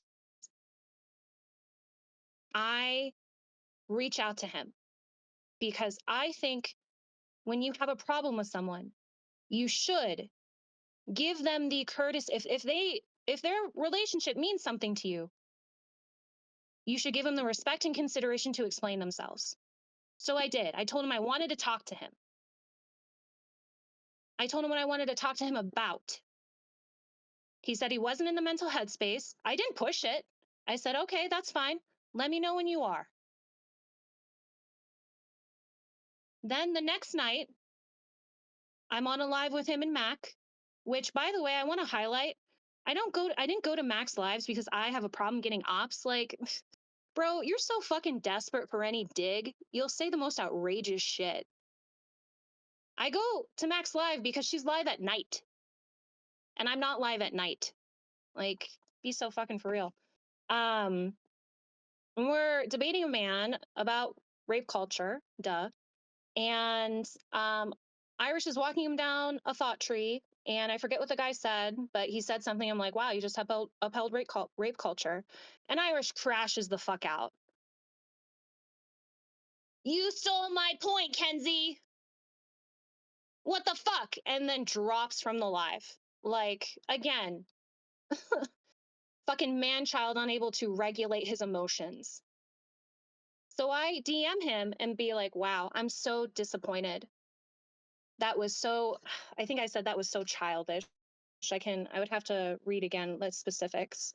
But I DM him that. And that's the next night after I tell him that I want to talk to him. And then I don't hear from him for days. And I want you to keep in mind that it is my impression that this man has gaslit me and manipulated me so that he could be right. And he used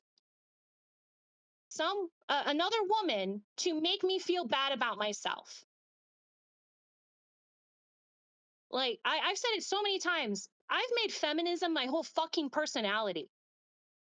And he used that part of me to hurt me because he knew saying I had hurt a woman would fuck me up. This is my perspective, and I still wanted to give him the benefit of the doubt that I was wrong and I wanted to talk to him about it, but he chose not to engage.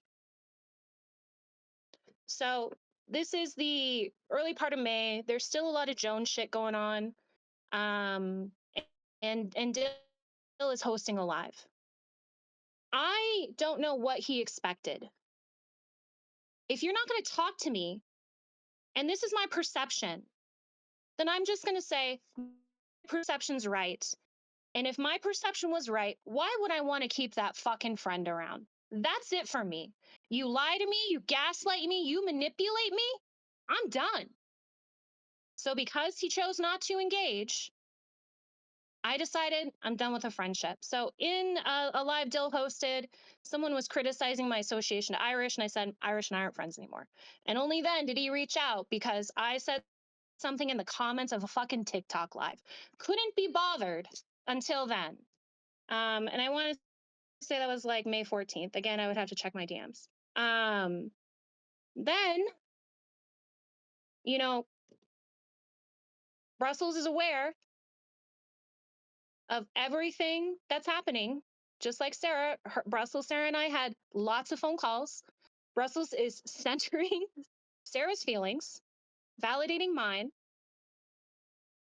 And obviously, she's a part of the PR team, which I do want to say, like, I don't know where he's getting this harem shit. I called his Discord a harem, which again is just like a group of women, not his PR team. I've always called his PR team his PR team. So no, again, just another fucking mischaracterization and assumption of Irish. So I again I forget the date. I want to say it's the 17th. I think you know, like I said, Dill's live was May 14th. And then the morning of May 17th, like I had been talking with Brussels. Obviously, Mac had reached out to me in April and said that, you know, her and Irish had problems. They weren't friends anymore. She was struggling, blah, blah, blah, blah, blah. So I knew Mac was having problems. I knew Brussels was having problems with him in regards to a different creator. I'll just refer to her as Creator Y. I'm not going to go into too much detail about that because I don't think it's that important in terms of the context to this. So I knew Mac was having problems. I knew I was having problems. I knew Brussels was having problems. And then she was telling me that these few months he was really taking a lot of his anger and frustrations out on people in his PR team. So I knew they were having problems. So everyone's having fucking problems with Irish. Shocker.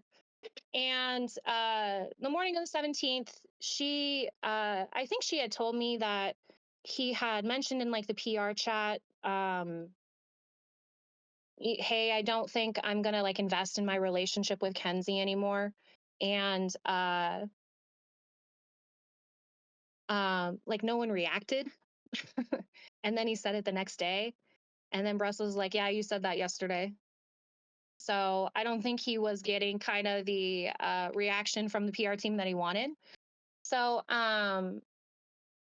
and again, like it's so weird that he categorizes it that I weaseled my way into this call.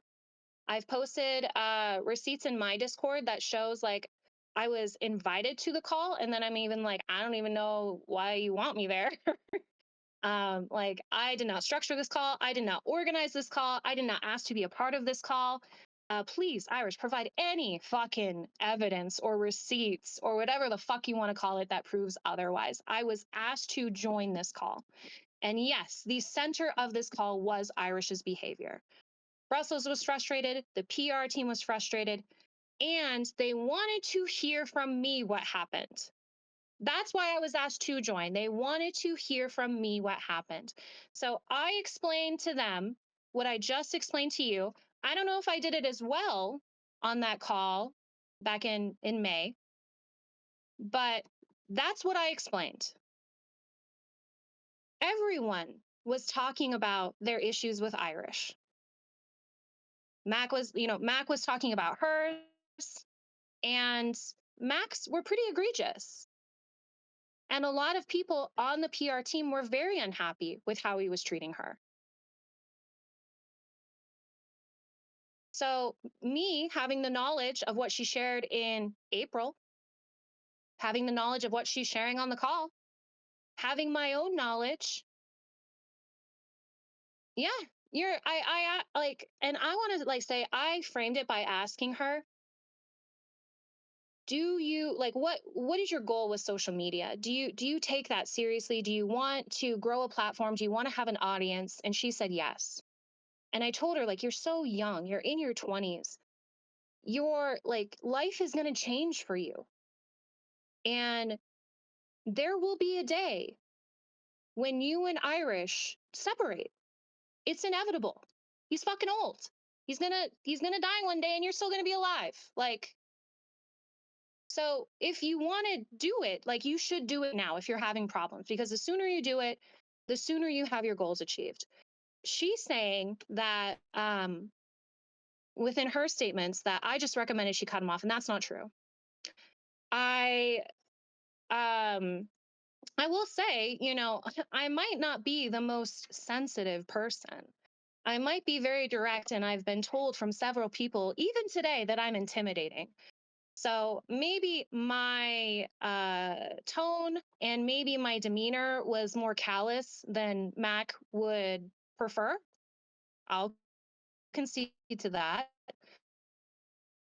But I was asking her for her goals and trying to advise her in a way that she would achieve those goals and have a higher sense of well-being, because she had talked about how isolated and traumatizing it was for him to abandon her in a very difficult time in her Yeah, life. Kenzie, So you I don't. was sensitive to that, Kenzie, even though I Kenzie, don't like that.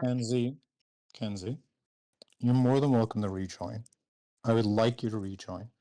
I had a couple of very simple rules. One was you don't try to appropriate someone else's story in order to be able to look like the hero. If you want to invite Mac up later for her to share her story, that's fine. But it's not your story. It's really that simple. It's not your story. Mac can come up and say the exact same story, but it's hers. So I'm going to bring you back up again. I allowed you a bit of leeway, but I'm not doing that again. So if you'd like to re-request, re-request. If you don't want to re-request, don't re-request.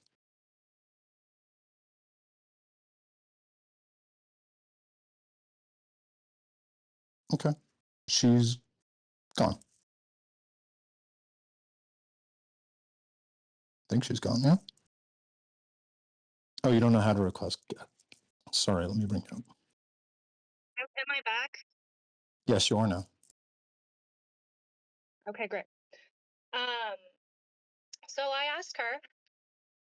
So I'm sorry. Can I not say what I said in the call, or You don't have to talk about her story to say what you said. Just stick to what you said about me. That's all you have to say. All you have to say, I can give my perspective? hang on, sorry. Stick to the lie. That was the point. The other stuff, I Okay, agree with everything stick else you to the did. lie. Thank you, Ira. Great. Stick to the claim So I asked instead of Mac. deflecting and trying to Great, appropriate great, great, her. great. Thank you. Yeah, you're welcome. Thank Go ahead. you. So I asked Mac on a scale of 0 to 100, you know, how involved is Irish in your life? And she says a 70. So I say, okay, fine. What would it look like at a 60, at a 50, at a 40? You know, like just scale it back even. You don't have to cut them off. Just scale it back. So that was one Kenzie, option this I is gave. not, Kenzie, I don't care about those options. We can agree you said a lot of options. I've asked you again Great. to not speak about that. It's simple as that. I'm not speaking on Mac's story. I'm saying what I Kenzie, told her. there's That's not literally Mac's no story. That's my relevance. story. There's literally no relevance to what it is I've said. So I'm going Oh, to you say it need one to more say time. what's relevant for me, but Correct. not relevant for you. Got it. Correct. Got You can it. go back Thanks, to, Iris. how about this? How about this? You're happy to go back to your server after this, and I'll happily go on yours and you can address those stuff then. No problem. Okay, fine. So go ahead. I'll So mute do I again. do I do I continue? Great. Um, so that happened. Um, so I the last thing I want to say in regards to that is that I was centering her well-being, not my disdain for Irish. I had no desire or motive to be in this call. The only reason I joined is because they wanted to know my perspective and my experience. And I thought that that would give them more information and insight so that they could make decisions for themselves. That's it. I like you have seen me sever relationships in the past. I'm no longer friends with Jovan, and I never said a fucking word. I was no longer friends with Jones months before, well, yeah, months before his call out live. Never said a fucking word. And I would have never said a fucking word here if someone didn't issue a 10 screenshot legal briefing. So I just want to make it clear that I had no motive into getting into his close interpersonal circle to fuck up his life. He was doing that fine on his own. He didn't need me for that. And so this call was 7 hours. He keeps saying there's a pre and a post call. I was on one call. That's it. I have no idea what he's talking about a post call. If he can post receipts to that, fucking love it. Cause no, a 7 hour, like the call, to be honest, was mostly boring. I was in and out throughout the day. I did not sit on it for 7 hours. The way he's characterizing me and Brussels within that call is absolutely ridiculous. This fucker was not on the call. He like this is and here's another thing I want to highlight. There are 3 calls. My call with him in March, my call with Sarah in May, and my call with his PR team at the mid or end of May. 3 calls. The only person that was in all 3 of those calls is me. And yet everyone is making assertions to calls that they were not in. If we are talking about these 3 calls, this is my story, this is my perspective, and I have the greatest insight into it. Another thing that I had talked about was his double standard when it comes to trust, which again is why I wanted to preface this whole thing with Irish being a paranoid person, because he is a faceless man, a faceless anonymous man on the internet. And he knows a lot about me personally. He could dox me. And I know very little, maybe some general stuff about him, but very little about him. That creates a power imbalance. And after our call in March, he said that I was creating a record, which at the time I denied. And I realized that in that case, he was right. And I realized it's because I don't trust him, which I think the fact that we're all fucking here shows that my intuition was right, that he is not a trustworthy person. And this was something I had brought up to Quacky and Grace that I was having a problem with, that there is a double standard. It is okay for him to distrust you, for him to be paranoid about you, but God for fucking big, you don't trust him. You don't follow him blindly into his claims. How dare you? He is a man of honor and integrity. That sentiment was very much affirmed and validated by Ernesto. And I want to thank Ernesto personally for being supportive in that call in regards to that, as well as Grace and Quacky. And that was another thing I wanted to discuss with him on the call too. In early May, is this double standard? Because he wants to remain anonymous online, which I have no problem with that. There will always be this wall between us, and don't get fucking mad at me that you've put a wall. I like the wall. I'm fine with the wall. The wall can stay, but don't you get mad at me that you've put this wall up, and so I don't trust you, and there's consequences and outcomes because this wall exists. I don't think that's a difficult ask. So my concerns were multifaceted. We were talking, like in this call, we were talking about numerous things, about how he was treating the PR team, about, that other person, about myself. Like, this wasn't like a Irish crusade where me and Mastermind Brussels are like, take him down. I don't give a flying fuck about him. I do not care enough about him to put in that kind of effort. His reputation is shit. What the fuck do I need to do?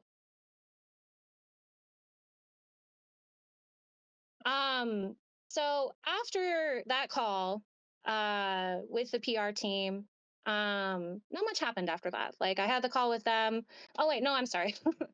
Then Irish approaches me, and it's like, now he wants to have the phone call. Now he wants to have the discussion. And I want to say, I did not ask anyone to keep this call secret. That was very much the PR team's own agreements because they told me that Irish would see this as a huge betrayal of them talking to me to ask me what happened between me and him. Even Brussels, and again, W. Brussels is like, I think we should listen to women in their perspective in things that happened. Why don't we actually listen to a woman about her perception and not just, whatever fucking Irish is going to say? So that was also the other reason for the call. So then I would have to check DMs to get dates, but then he reaches out and he wants to have this call.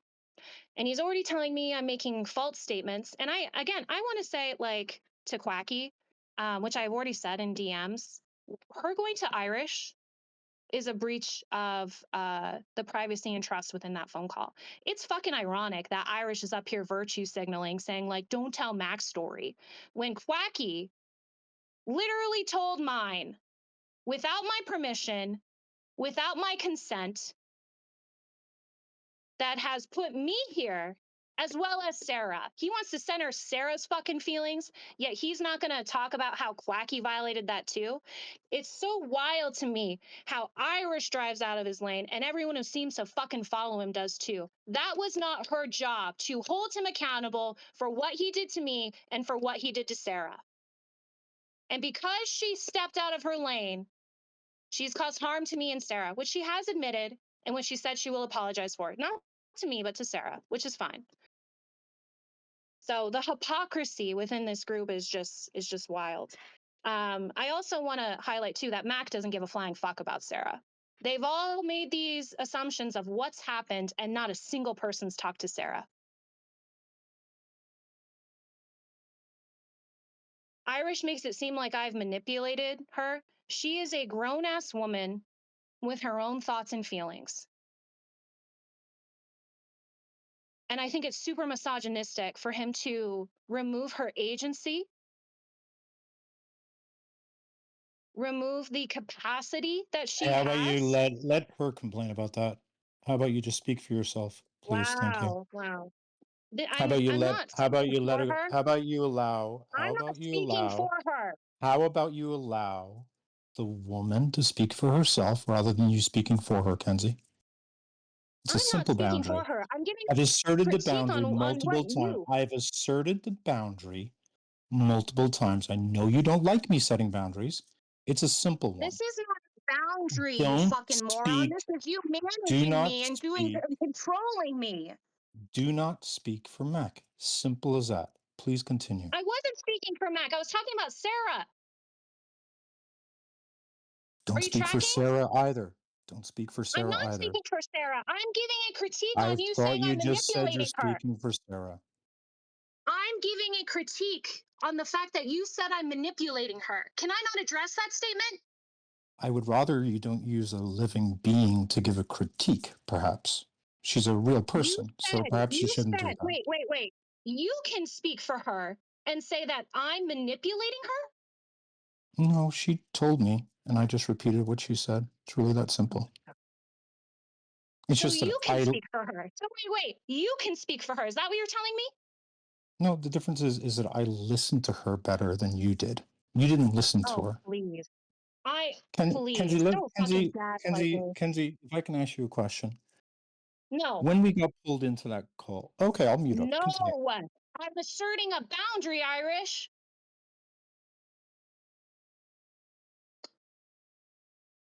Like I was saying, I think it's so misogynistic for him to rob her of her agency. And the fact that she is a grown-ass woman who can make her own goddamn decisions. Simple. Irish wanted to, he reached out to me, wanted to have a conversation. He was already accusing me of making false statements. So I said, I feel like the tone has shifted. I think things are different. I want you to answer these questions. He answered some and not others. Based on that, I said, you know what? If you want to have this conversation, I'm fine to have it through text, but I'm not getting on the phone with you. And I'm sure you can all see fucking why. the control he needs to have.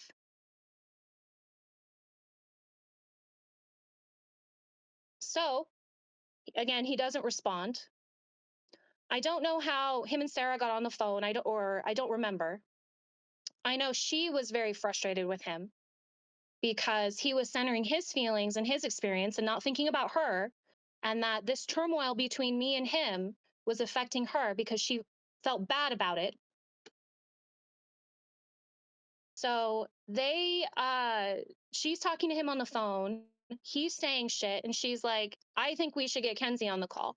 And rather than him saying, I've asked to get Kenzie on the call, she has declined and would rather speak to me through text and through DM. So I didn't even decline the call. I just said, I'm not going to have it on the phone. I'll just text you. Rather than saying that and telling her like, hey, she set this boundary with me, he's like, yeah, get her on the phone. So Sarah creates this group chat. The phone starts to ring, and then she tells me to get on. And I did not want to be on the call, but I felt obligated because I know how much this was affecting Sarah, and I felt like I owed it to her. So I got on the call. The call was awful.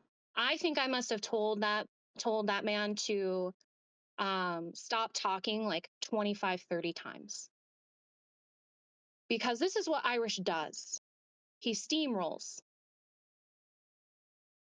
He gets you, he makes you answer very specific questions within his own specific framework so that he can control the narrative. I don't remember a lot of that call because it was very stressful for me. I didn't want to be on the call. He was over talking me. He was doing the shit that Irish fucking does. And even at the end of the call, I said, like, who set up this call?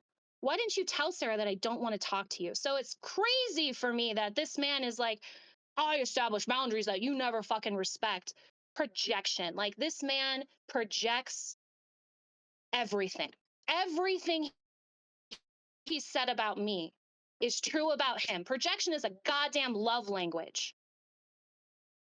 This man has made so many claims that he has no evidence of. He made the claim that I had some indirect or direct correlation to a discussion about him using the term bitch and talking about Amber Heard and two people who were in both of our servers, Nicole and Gemma, that I had some kind of influence or involvement. He has zero evidence of this. And I know he has zero evidence of this because it's not true. I don't fucking care about him. So he issues this 10 screenshot legal brief and calls them out, which I will say at the time, me and Nicole were in an okay place, but me and Gemma were not. We had a disagreement and we weren't speaking. I do want to say on a scale of 1 to 10, 10 being a very close, meaningful relationship, Nicole's at about a 7 and Gemma is at a 1. We don't talk, like we hadn't talked very much and interacted. I knew who she was in my server. I liked her presence, and that's really it. Obviously, she's not a 1 anymore. Like I love you, Gemma. You're great. But I didn't find out what was going on until she DM'd me and said, "Are you still friends with Irish?" And I said no. And then she's like, "Okay, I'm gonna fuck him up." I'm like, "Please tell me more." So I had no idea, involvement, nothing. And he has made that assumption to the point where he put their names in his legal briefing. And like I said, I was not in a good place with Gemma, but Gemma, Nicole, and I had a group chat because of the Amber Heard situation with Irish. And I posted those in that group chat, just like, hey, I want you girls to know he's issued this and he's talking about you. So Gemma goes to the server and says, why are you talking about me in this dissertation about Kenzie? I don't want to be a part of this narrative. I already went through it with you. I don't want to do that again. And I'm going to say this directly to all of you, and not all of you, but those of you who like know what you did. You should be ashamed of yourself, how you fucking treated her. Saying she's centering herself when she's showing up and being like, why am I involved in this narrative? Calling her misogynistic? Disgusting, vile behavior. For a server and a group who claims to center women's voices, to amplify and validate, to give women the space to speak, didn't see any of that. Saw the exact opposite, actually. And then Nicole's not even in that goddamn server. Then they have to fight tooth and nail to try and prove this. And Irish, number one, manipulates Gemma's evidence to show that I had nothing to do with it by fucking up time zones, then sharing DMs between them without her permission, and then does the same shit for Nicole. He even admits in the DMs with Nicole, if you tell me I'm wrong, I'll retract and issue an apology, meaning he knows he said claims without evidence. And that recklessness fucked up Gemma and Nicole. And that pisses me the fuck off. When it came to the Jones situation, the thing that upset me the most is, well, obviously, the thing with Brussels as well. But the thing that personally, that I feel guilty for, is that Jeff and Sean got dragged in.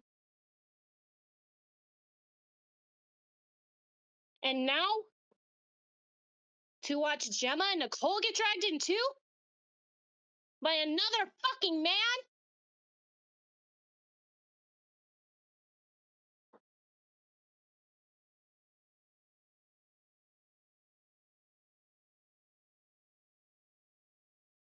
Are Don't you tell finished, me. or would you like a moment to yourself? No, I was taking a second. I was pausing. Oh, dramatic pause. I apologize. Continue. It wasn't a dramatic pause, Irish. I'm trying not to cry, you fucking asshole.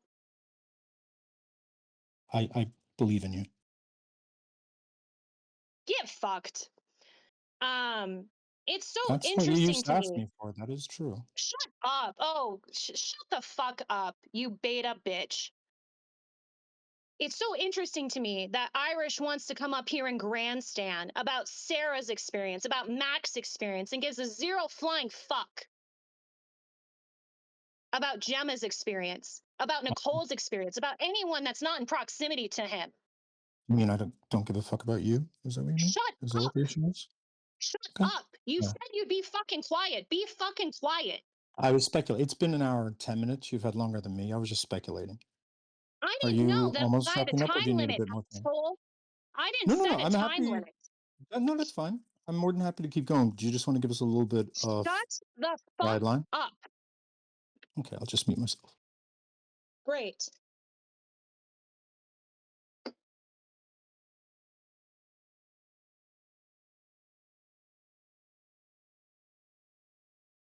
The parallels between Jones and Irish is incredible.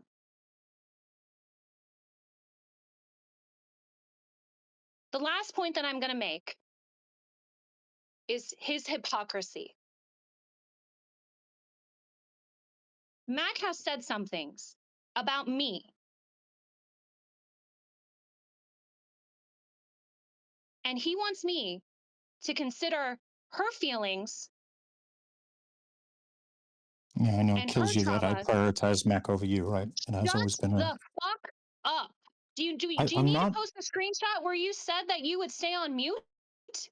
Well, no, it's been an hour 15. I don't think there's any need You to didn't. continue I talking about Mac. literally, this is the last thing I'm saying. Well, Kenzie, you're not allowed to talk about Mac. If that's everything you've done, you're more than welcome to leave, and we're done, and I'll end the call. Simple as that. But I don't want you talking about Mac. We'll simply end the So call, and I'm that's it. talking about Mac in a general sense because I'm going to talk about Creator Y. That's How the about you thing I talk wanted about? to How talk about? about. I don't know who Creator Y is, but why don't you talk about someone else in a different sense? That's all. So I want to say there is a creator on here that I'm referring to as Creator Y, and Can I you told you in message? our Sorry, DMs. sorry. I apologize. Can we just pause for a moment? Can you message me who Creator Y is. You wrote me some If you look lengthy through our DM, messages. if you look You through wrote our me some DMs, very lengthy messages. Can you just type me very oh my God, quickly? yeah. Is writing lengthy messages hard? Is difficult to sort through things? Maybe if you fucking read them and actually responded to them. Sorry, one Yeah, that second. was always something you complained about. You're right. Oh my God. You're a pathetic fucking man and you know it.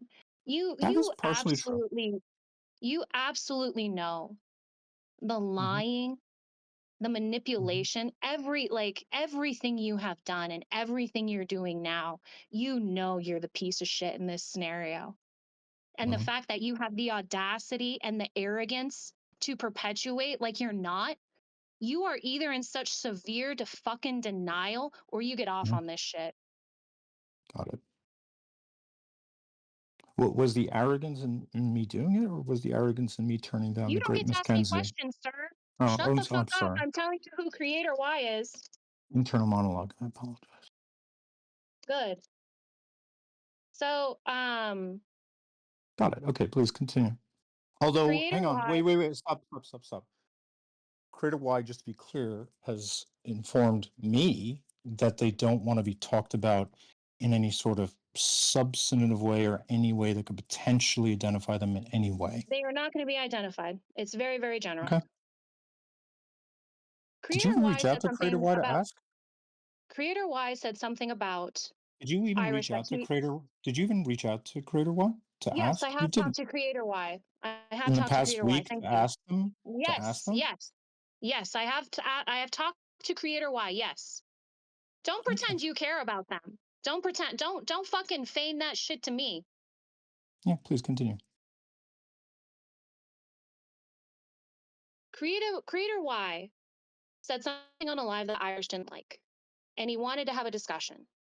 She didn't want to participate in that discussion, No. Stop, and stop, he stop, has stop. had Stop, a stop, fucking stop, raw. stop, stop, stop, stop.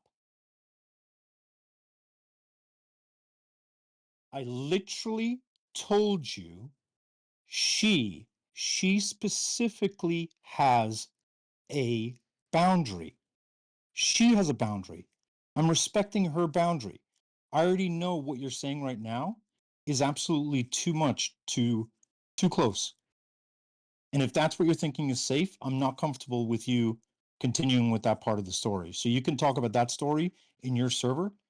I'll happily end the call. Everyone can go over to your server. But I'm not having you do that in here because I'm responsible for that and I'm not taking that. So if you want to comment, I can bring you back up again. If either me or Kenzie are too loud or too quiet, you're able to individually set our respective volume.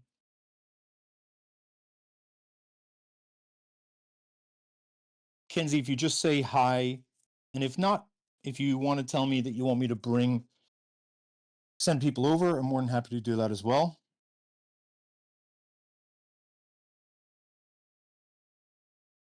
Okay, great. But I can't have you. I'm not going to risk that. You can talk about it on your platform, no problem. I just don't want it That's associated with mine. fine. That's I all. don't know why I don't know why you're gonna say shit 9 fucking times. That's fine. I'll drop the point. It's not a big deal. I don't need to highlight your hypocrisy. I'll highlight it in my goddamn Discord. Okay. That's all I have to say. Your ass got fucking cooked, and you know it.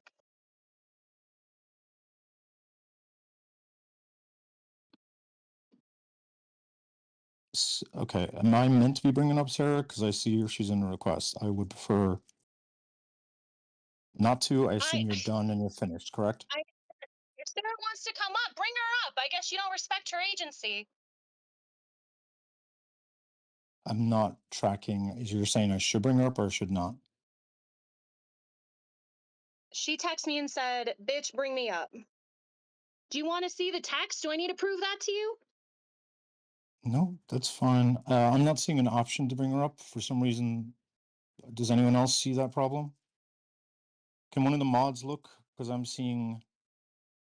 Oh, maybe we have to change the. Yeah, this one.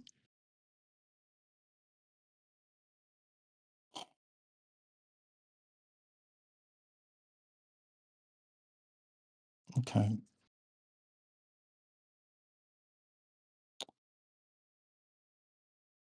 Sarah, it may be best if you leave and come back because I just gave you a different setting, but for some reason, are you requesting?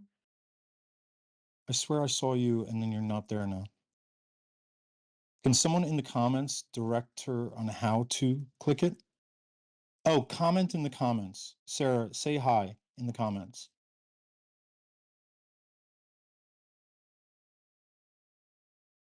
Okay. Yeah, when I did that last time, there's no, I don't, oh, now it came up. Okay. Okay. Kenzie, is there something you wanted to say or should I drop you on now? If Sarah wants me up here, I'll stay up here. If not, I'll drop. I mean, I assume she's able to speak for herself. Are you fucking high? No, I've never done drugs. I don't know why me saying, if she wants me up here, I'll stay up here. If she doesn't, then I'll leave, is me speaking for her. Okay. Sarah, you I muted. mean, Sarah, I know that you've asked not to be put in the middle of all this. I know that you've expressed that you have a lot of anxiety. And I know that you've expressed that it has been very traumatizing for you to be put between the two of us. I don't know for anyone else right now, but it looks as though you're situated visually in between Kenzie and I. And I understand that we have two different stories that I don't think are really that far apart, but have been made further apart. I would argue due to stubbornness. And I'm just curious from your standpoint. Wait. Kenzie, can I ask you one question? And if not, you can say no. Okay. On the call that the three of us had, you or me asked Sarah, was she hurt? Was she hurt on the day? All I want to hear from you is, did she say yes or no? Did she validate that she was indeed hurt when she reached out to me, that she was hurt by your words on that live? Did she say that on the call, yes or no? Yes, I think I made that pretty clear in my explanation of events. Did you? Yeah, because I said you robbed us of the conversation that we had in May, because we could have had it in March, and she would have felt better in March. What do you mean by better? That makes it sound like there's an improvement that That's took another place. question, Iris. I mean, Sarah, I'm sorry. You said, can you talk about what we talked about before I talk? Well, Sarah, let me ask you a simple question. Since there does seem to be two versions of events, how about I'll just ask you a yes or no question, or a one-word answer question. Sarah, the tone is so gross. in your opinion, Sarah, whose version of events is true and whose version of events is a complete lie? Well, I mean, like, yeah, I am here to speak up and, like, in regards to our situation, object to being put in the middle. I was lied about, manipulated, dragged into the middle of things I never asked to be a part of, exploited. But yeah, Kenzie's wrong about who did it. Everything Irish said is true. Every single thing she's accused him of is something that she's done to me for the past 2 months. I know this might come as a shock, especially to Kenzie, but I'm devastated. I was manipulated, lied to, um, and quite frankly, emotionally abused. And just like everyone else, I have a right to share my story if I would like. Please, I would love to hear from the actual person who was hurt instead of the person who was hurt by me because they couldn't have me. So please proceed. So I started speaking with Kenzie a few different ways, which she, like she mentioned, was already doing a video series on Harry. Oh, wait, So Sarah, if you don't mind me interrupting, I do believe Kenzie said that she actually came to you and said that she was sorry and would do the series for you. Are you telling me that she was already doing the series when she approached you? she approached me and she said she was doing a series. Shocking. Okay, please. That's interesting. Please continue. Um, she was doing the series. She reached out, and then honestly, from there, just love bombed me. The series was not to help me or anyone involved in the situation. It was to get me to help her.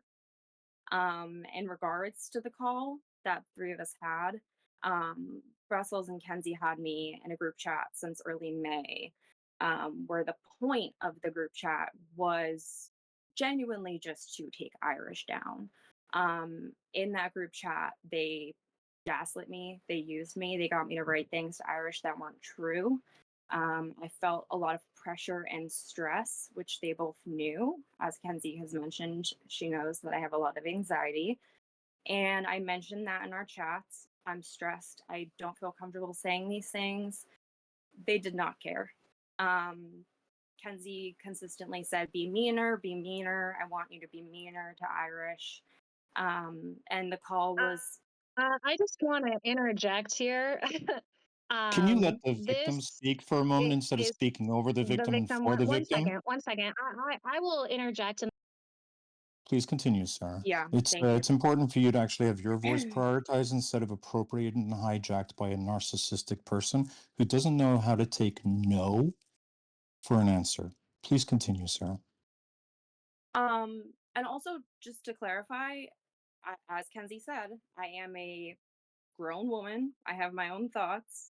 Irish is not influencing me in any way. The only person that influenced me or affected me or did anything to manipulate me was Kenzie. And that is a fact. The call was then switched somehow into Irish was putting me in the middle, but as Irish stated, he said he didn't want me to talk during the call because he knew that I was anxious. They said Irish wasn't centering my feelings when they, in reality, tokenized my feelings. I told the truth on that call. What Kenzie said did hurt me. At the time, I felt what she said was victim blaming. But she spent, at that point, like she mentioned, so much time on the series of Harry that she essentially guilted me into saying that I was no longer hurt because she was able to clarify so that my first hurt didn't matter anymore. And she never apologized for hurting me and instead focused on what her intent was and did not care. After the call that we all three of us had, Kenzie got angry with me because I didn't back her up enough. Even though I had informed her that, hey, I'm on mute, I'm sitting here crying because I'm so overwhelmed and upset.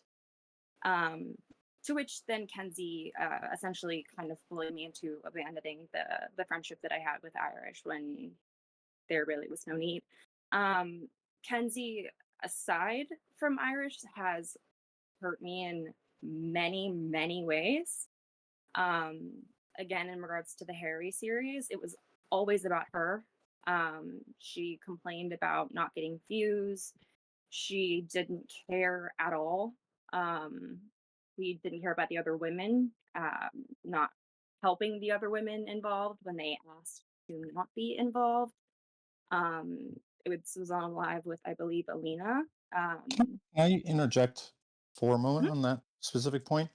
So, unlike Kenzie, who has never cared about women, I can tell you that as a fact. And today's day one.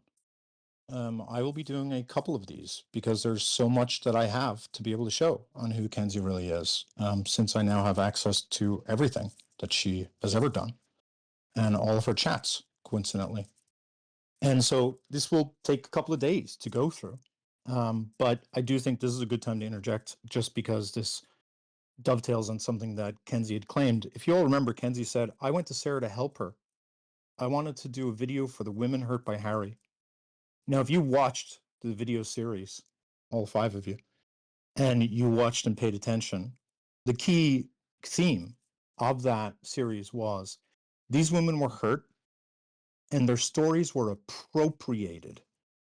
They were stolen by other people who wanted to prioritize their own desires, their own benefit over those women. You had the right wingers who were on Twitter, who who were trying to spin it just to take down Democrats. You had people who just hated Harry, who were exaggerating claims. You had people who were misrepresenting what the claims were. And that's what her video series was all about. Well, the other four women involved in that series, they reached out to me, Kenzie, and they're going to be Saturday's story, because they came to me and they said that you are one of the most manipulative, dangerous people they've ever encountered. And what they explained to me was that you had never contacted them about the series, and that when the series came out, one of them had serious safety concerns, genuine safety concerns. And that person came to you and told you, love your series, love what you're trying to do, but I need you to take my video out of it. This video puts me in danger. I've walked away from this. I've had so many issues. I've had so many harm brought to me because of this. They detailed that harm. They detailed it because I have the DMs. They detailed how at risk they were, and your response to that person was no. And then when they pushed, you said, we can have a call. And Kenzie, you then proceeded to get on an Instagram chat, which I have all the chats of, that lasted for an hour, where you threw Sarah under the bus. And you said that Sarah was meant to be responsible for contacting all of them, even though there's DMs where Sarah very clearly says, I don't want to talk to those people. And you had Sarah take the fall, and you let those four women take their anger, their rightful anger, out on Sarah for a large part of it. And you allowed her to be bullied because they were hurt. And those four women pleaded with you to at least take off the one video of this one vulnerable woman. And Kenzie, your answer on that call was no.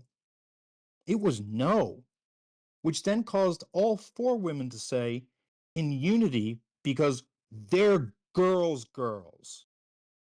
Not like you, Kenzie, and not like Brussels, because we'll get to Brussels. They're actual girls. Those three women stood by their vulnerable friend and they said, well, now we don't want to be part of it as well. And that's when you did what you do best. Even though you're on a group call where everyone was present and everyone said, get fucked, you then started messaging people saying, in the group chat, while on the call, I would like to talk to you, Miss Blank, separately. I would like to talk to you, Miss Blank, separately. I would like to talk to you, Miss Blank, separately. You tried to divide and conquer four vulnerable women harmed by Harry in order to be able to coerce them into giving you a, rubber stamp on your already made series.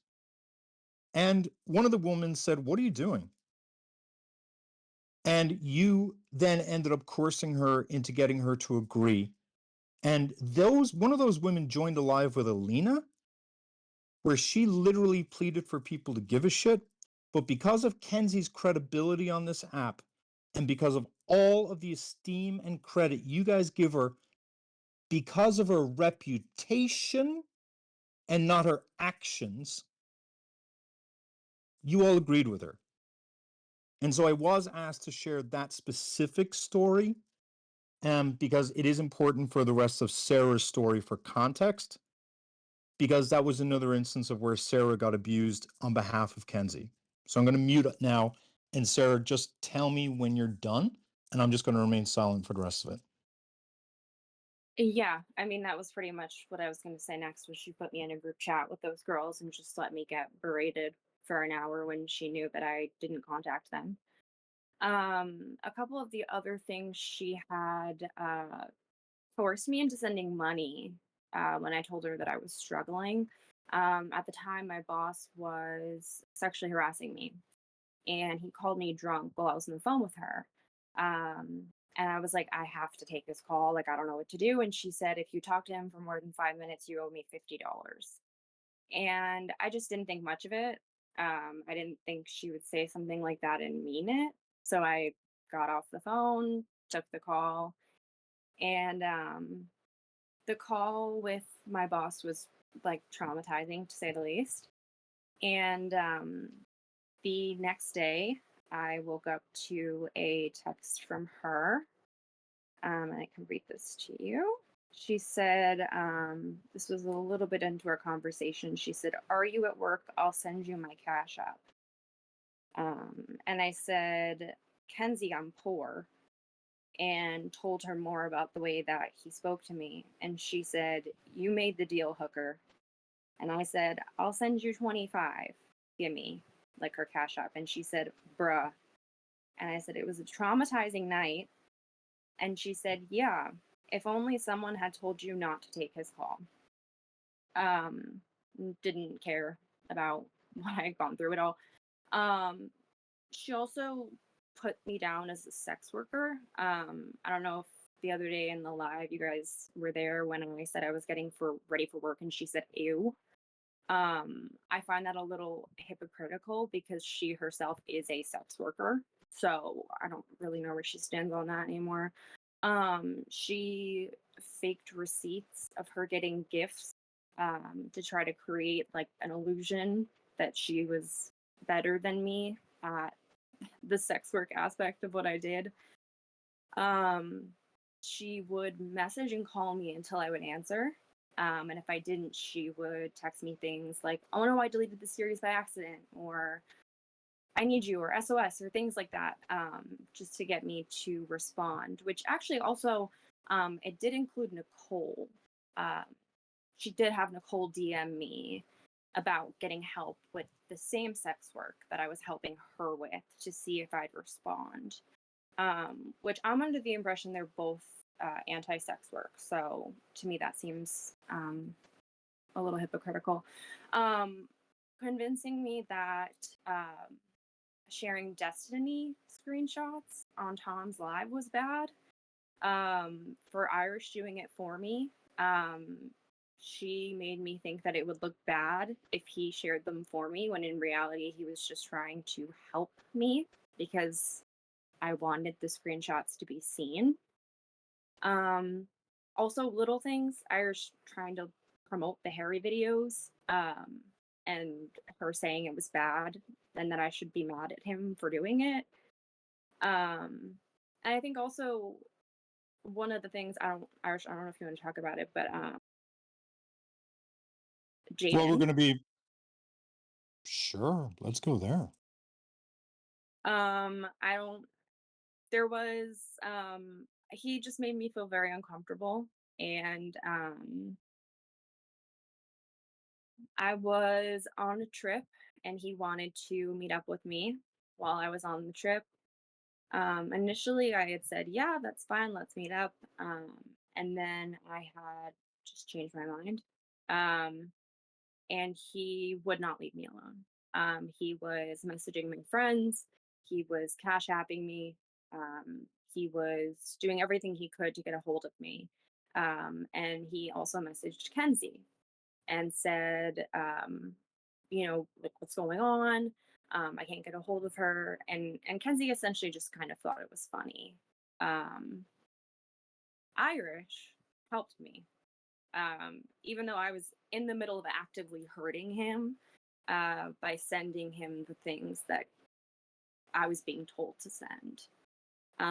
Irish, I don't know if you want to speak on that at all, or Well, no, I don't think you're giving yourself enough credit for what Jaden did. And whoever knows who Jaden is, I think you all know, so you can put it in the chat. Sarah called me very upset and somewhat very worried because she was meant to be meeting up with Jaden, but very clearly started saying, giving signals, but then also very clearly said, "I don't want to meet up with you anymore."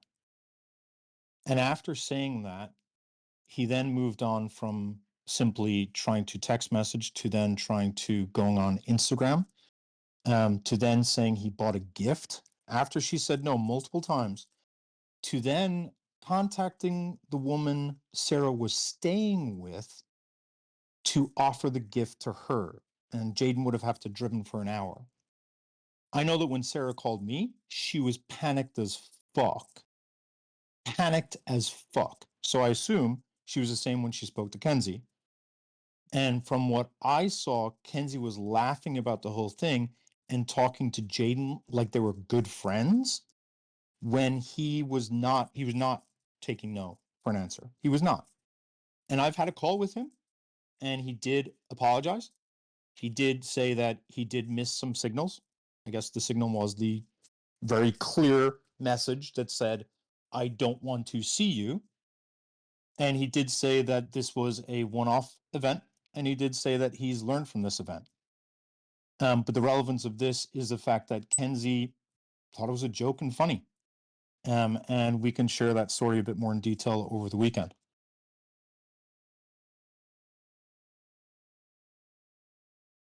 Yeah, I'm Unless confused, you wanna say Nicole. more. No, I was just reading comments. Nicole, did you want me to show screenshots of you messaging me asking you to help with FinDom or what? I mean, I'm pretty sure I have those screenshots, Nicole. Would you like me to get the screenshots where it's like your sixth message to Sarah out of all your messages? Do you remember? Because, Kenzie was messaging and harassing Sarah. Sarah was saying that she was very anxious and that she had to really focus on herself. And Kenzie was saying, I need to create this OnlyFans and I need to create this FinDom persona online so that she could get paid, which is understandable.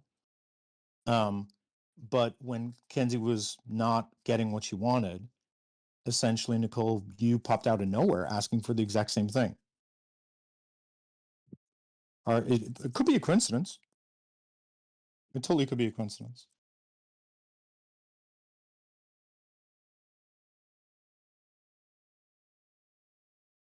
Sorry, go ahead.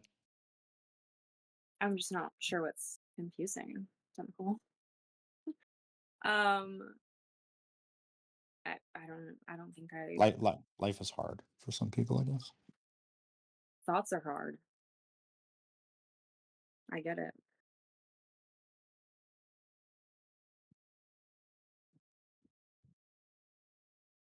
Yeah, Nicole, what account was that the guy messaged you from?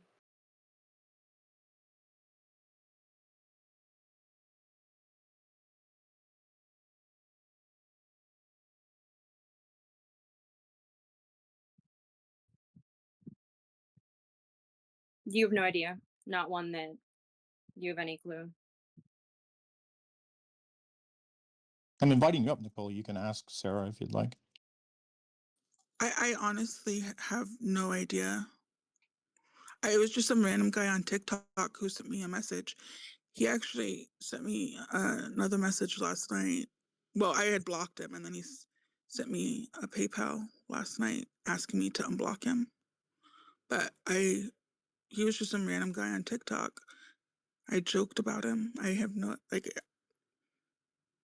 I get random messages from him all the time on TikTok, and he said that he would pay me. So I was like, okay, let's actually do it. Let's see if he will. He That's ended awesome. up not, and so I blocked him. And then yesterday he sent me the money hoping I'd unblock him, which I never did. That's awesome. It may have been a total coincidence. So you have not then been working with Kenzie and any of this stuff then is what you're saying was a total coincidence. I'm sorry, just wait. Oh, you have to ask her? Sure, go ahead. I'm sorry, wait 1 second. I'm trying to figure out how to turn you guys up. 1 second. Because I believe you all come into the server on June 27th, right? And I said that Kenzie was involved with you two. For some reason, you all said that I said that she made you do it. I didn't say that. You put words in my mouth. I said that Kenzie was involved in it, right? So and part of the reason for that was that you reached out to Sarah about a topic that was literally the thing that Kenzie had been hounding her. So I just want to make clear, because it could be a total mistake.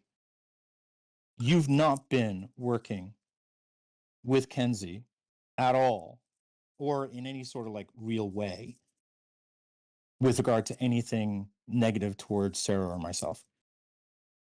No, why would I? Okay. I don't have anything against you or Sarah. Got it. I don't know. I'm sorry. I'm just really confused because like I Yeah, no, literally I'm sent you that confused. message, Sarah, because we had talked before about you had like been involved in sex work and I didn't know who else to talk to, so I just sent you a message really quick. Yeah, when did we have I a thought like conversation about sex work? I mean, I'm when you, happy to say it was a coincidence. If it was a coincidence, genuinely, I'm happy to say, yeah, it was a coincidence. well, we didn't have like a conversation, but like I saw you like on live and I was like chatting. But I I I I swear to God, it was just a coincidence. I Okay, swear to can God. you then no, that's great. Then I'm just curious, is the group chat that you're in with Kenzie, with Emma, I'm not going to name the last person who was added because I really like them and I respect them. Just coincidence as well. Wait, what do you mean? Is that just a coincidence? The group chat that was created at the time that you all started talking, the one that says group chat to roast Irish. How exciting. June 27th, 8:13. While you guys were actively in my server doing shit, Miss Kenzie, Gemma, and Nicole. And Gemma says, I'm so pissed. Oh my God, I want his head on a jar in my nightstand. And Rolly Nicole says, they are all his followers and adding on. That's a coincidence. Or that may not be Wait, you. what? There may be, oh, Like, I'm sorry. wait, I'm not quite sure what you're referring to exactly. I'm gonna have to see it, but I mean, it's in the what chat about right the now. group chat? What does that have to do with the message I sent Sarah? It doesn't. We're moving on. You're saying it's a coincidence, It right? is So we're 100% a accepting, coincidence. and we're accepting exactly what you're saying. And so moving But on you're to not. another question. Are you though accepting what I'm saying? Because I don't think you are. I'm It was accepting what you're saying. well. It's not really about you. I'm just trying to talk to Sarah because I thought we've always been like okay. I don't know. I've asked you if we're okay, but Yeah, anyway, I mean, I'm like I said, I'm I happy if it was I genuinely a coincidence. swear I'm to happy God, to say it was a coincidence. I Yeah, I'm not gonna hold swear that to against God, you. that was a coincidence. I swear to God, that was. I have no idea about any other thing with you and Kenzie and sex.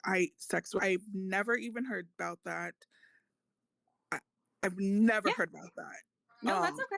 Like I said, I'm happy to admit if that genuinely was a coincidence. I'm happy to hear that and like accept that.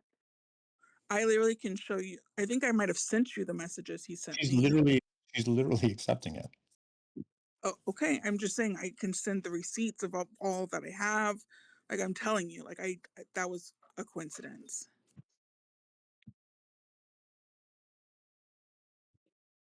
Okay. So fully coincidence seems like she's accepting it. Would you mind telling me about the group chat?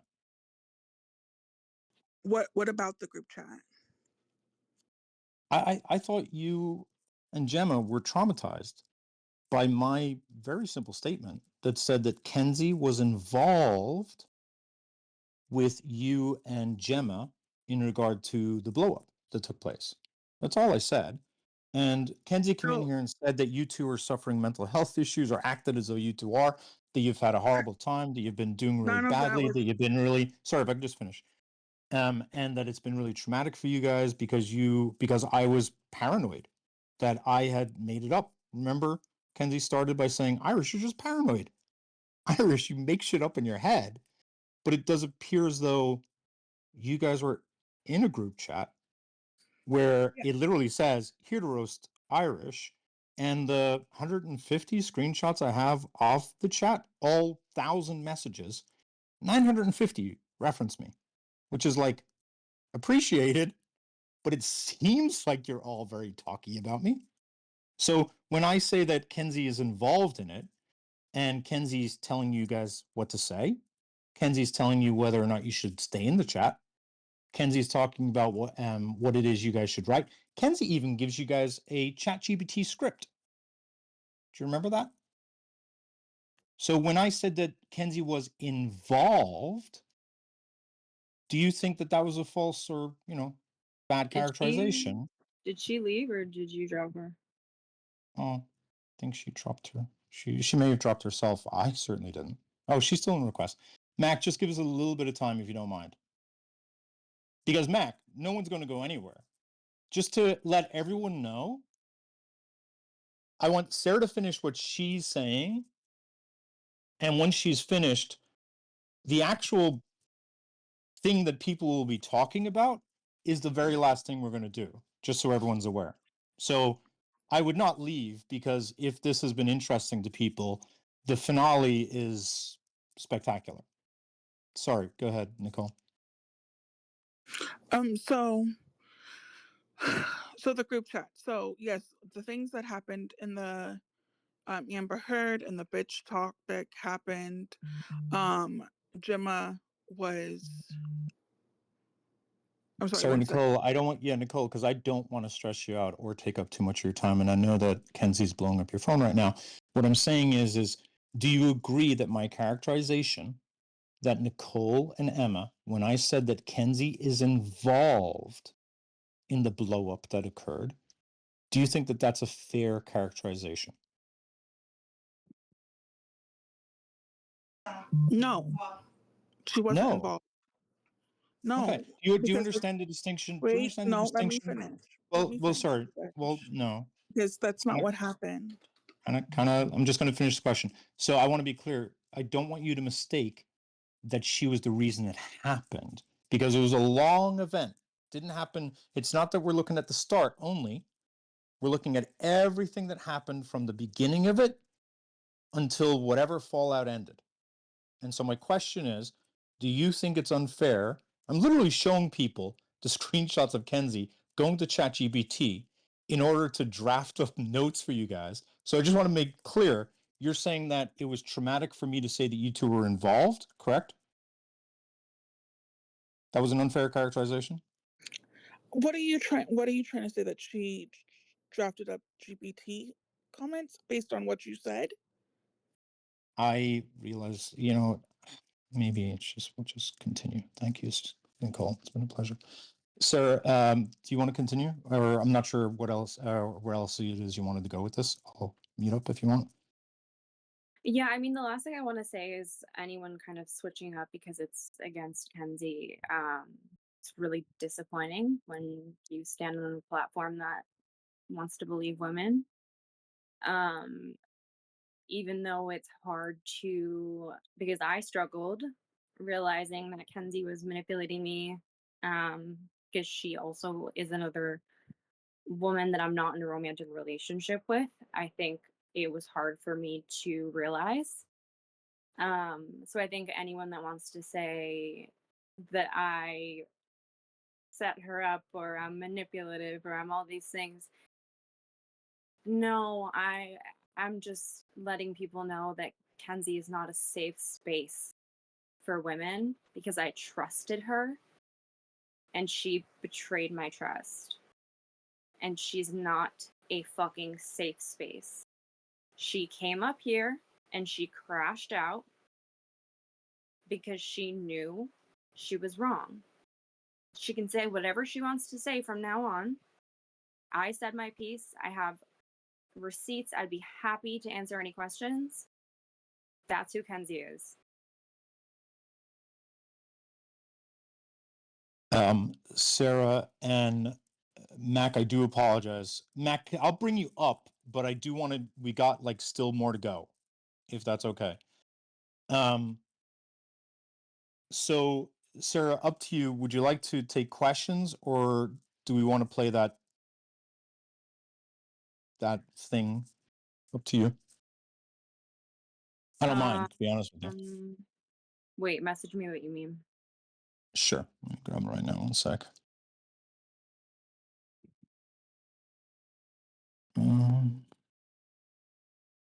I have to unblock you, actually. There we go.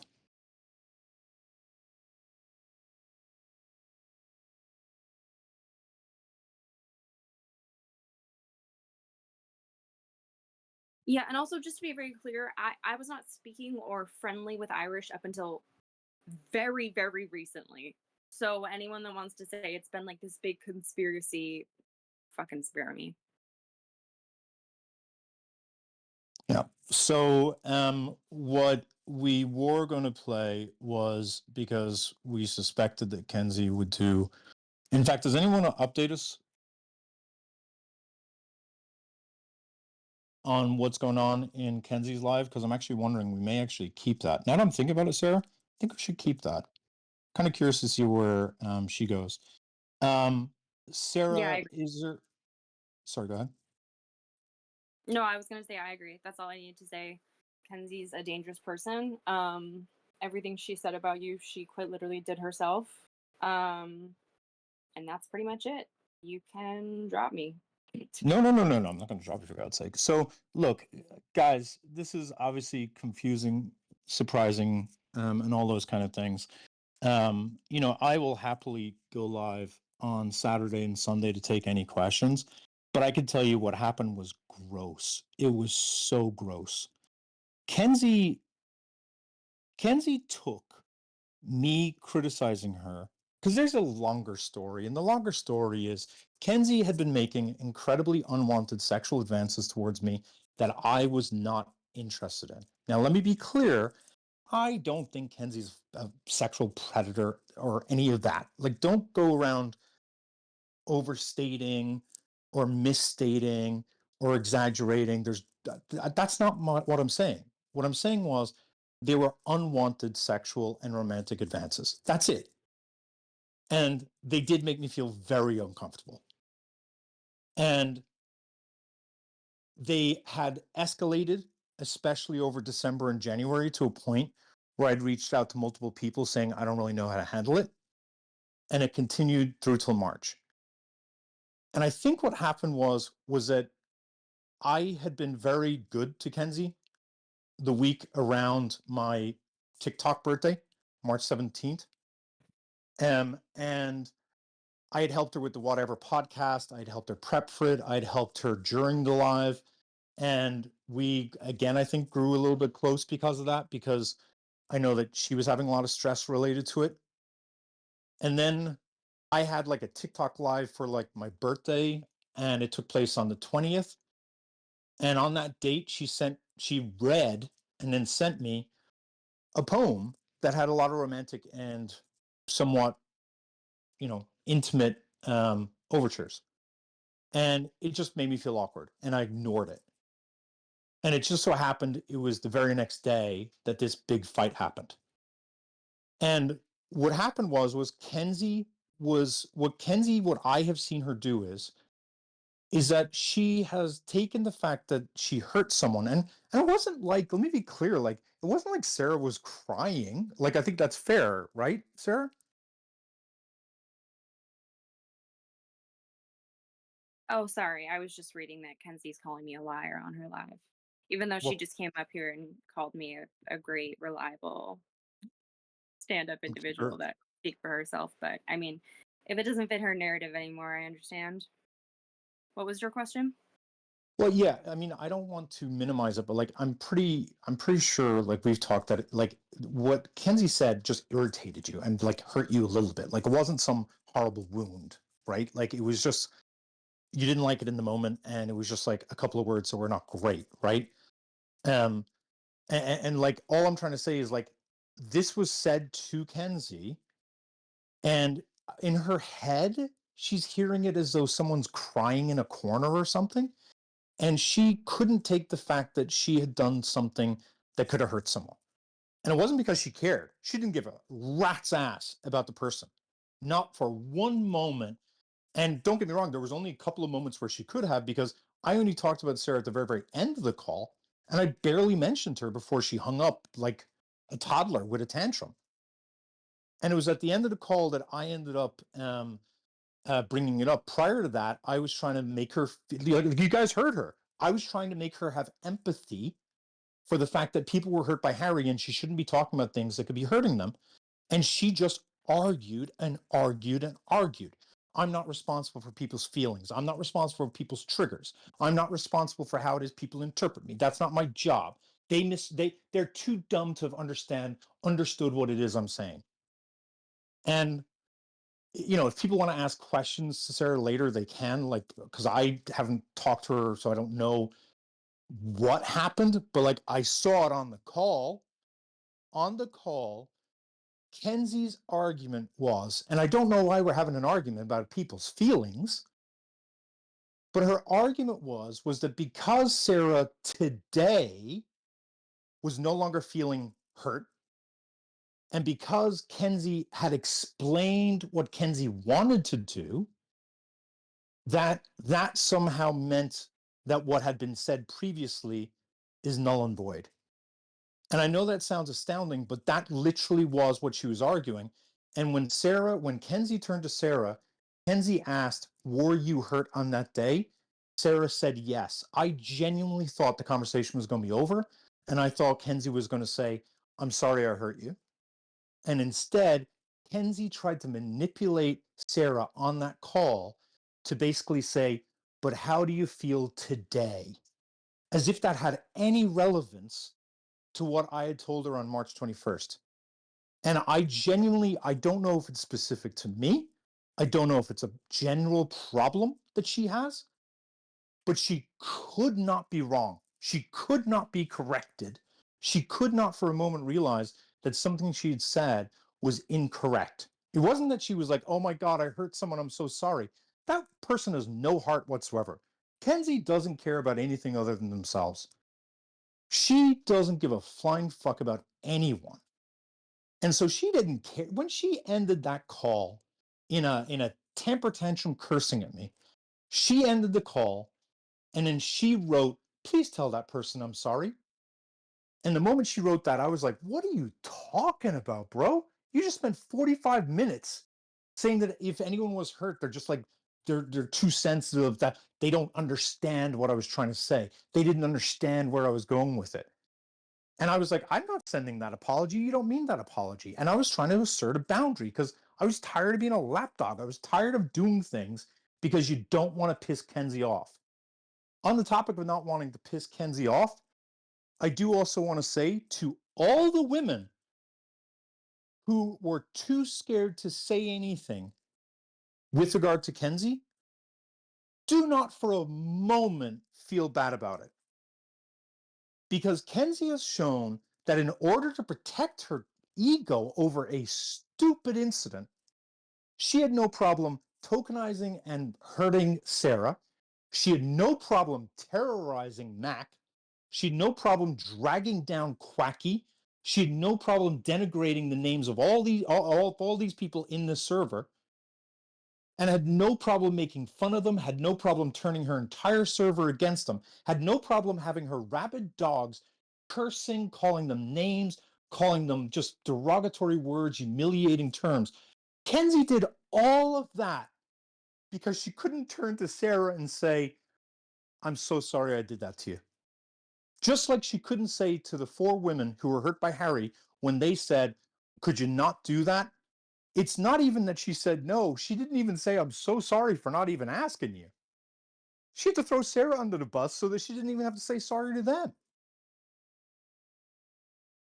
So I just wanted to contextualize that, like, this story seems insane because it is literally insane. There is absolutely no reason we have to be here right now other than the fact that Kenzie simply couldn't take the fact that someone was a little upset by what she said. And that's all it was. And all of this has come from that, which is why I assumed it was due to the fact that I was turning down her sexual advances and that's what triggered her in that way. That me criticizing her, I don't know if she felt like maybe I was talking down to her because I'm a guy and she was like, "Who's a guy to tell me this thing?" But it certainly felt like it must have been connected because this response to that call is ludicrous.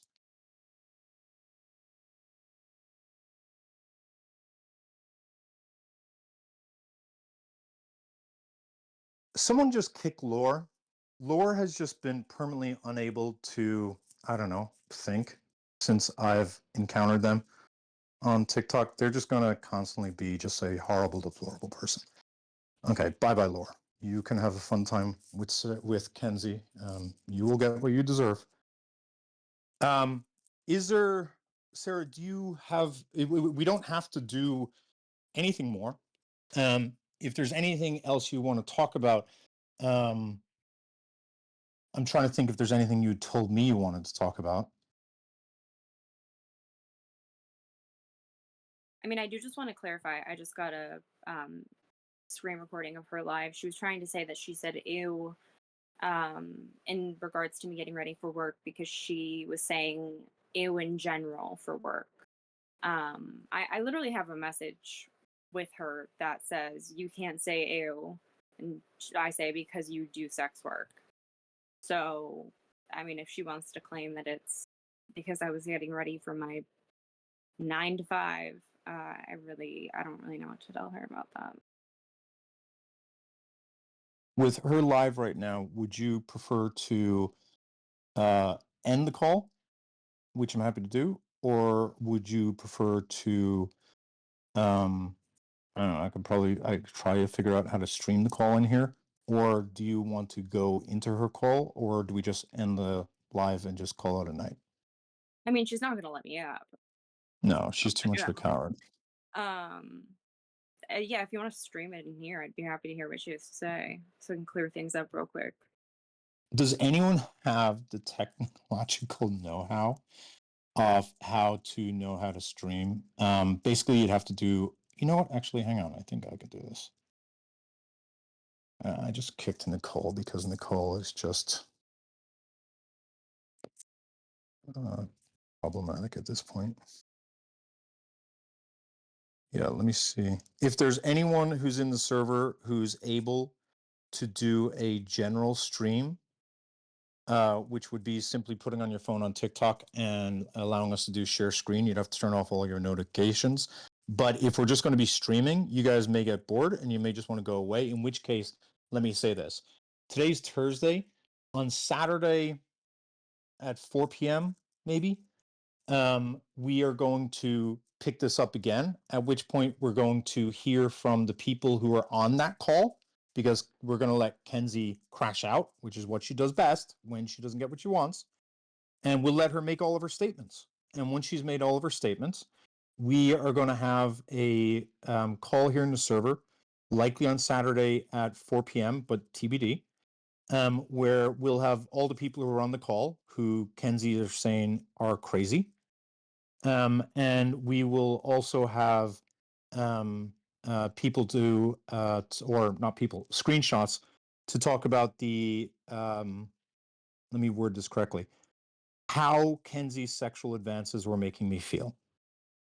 And we will also be talking about and really diagnosing all of the things that Kenzie did that perpetrated rape culture in response to someone literally just saying, like, it's making me feel awkward that you're sending nudes after I told you not to. That's how she would crash out. That's just crazy.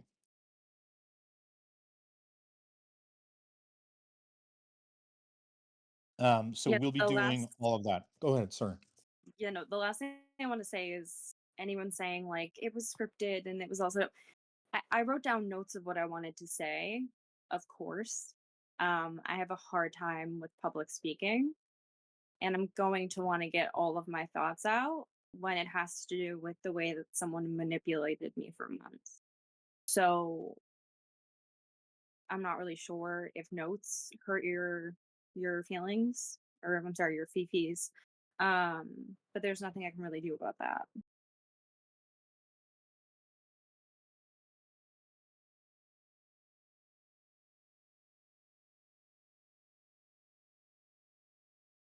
Oh, Yeah.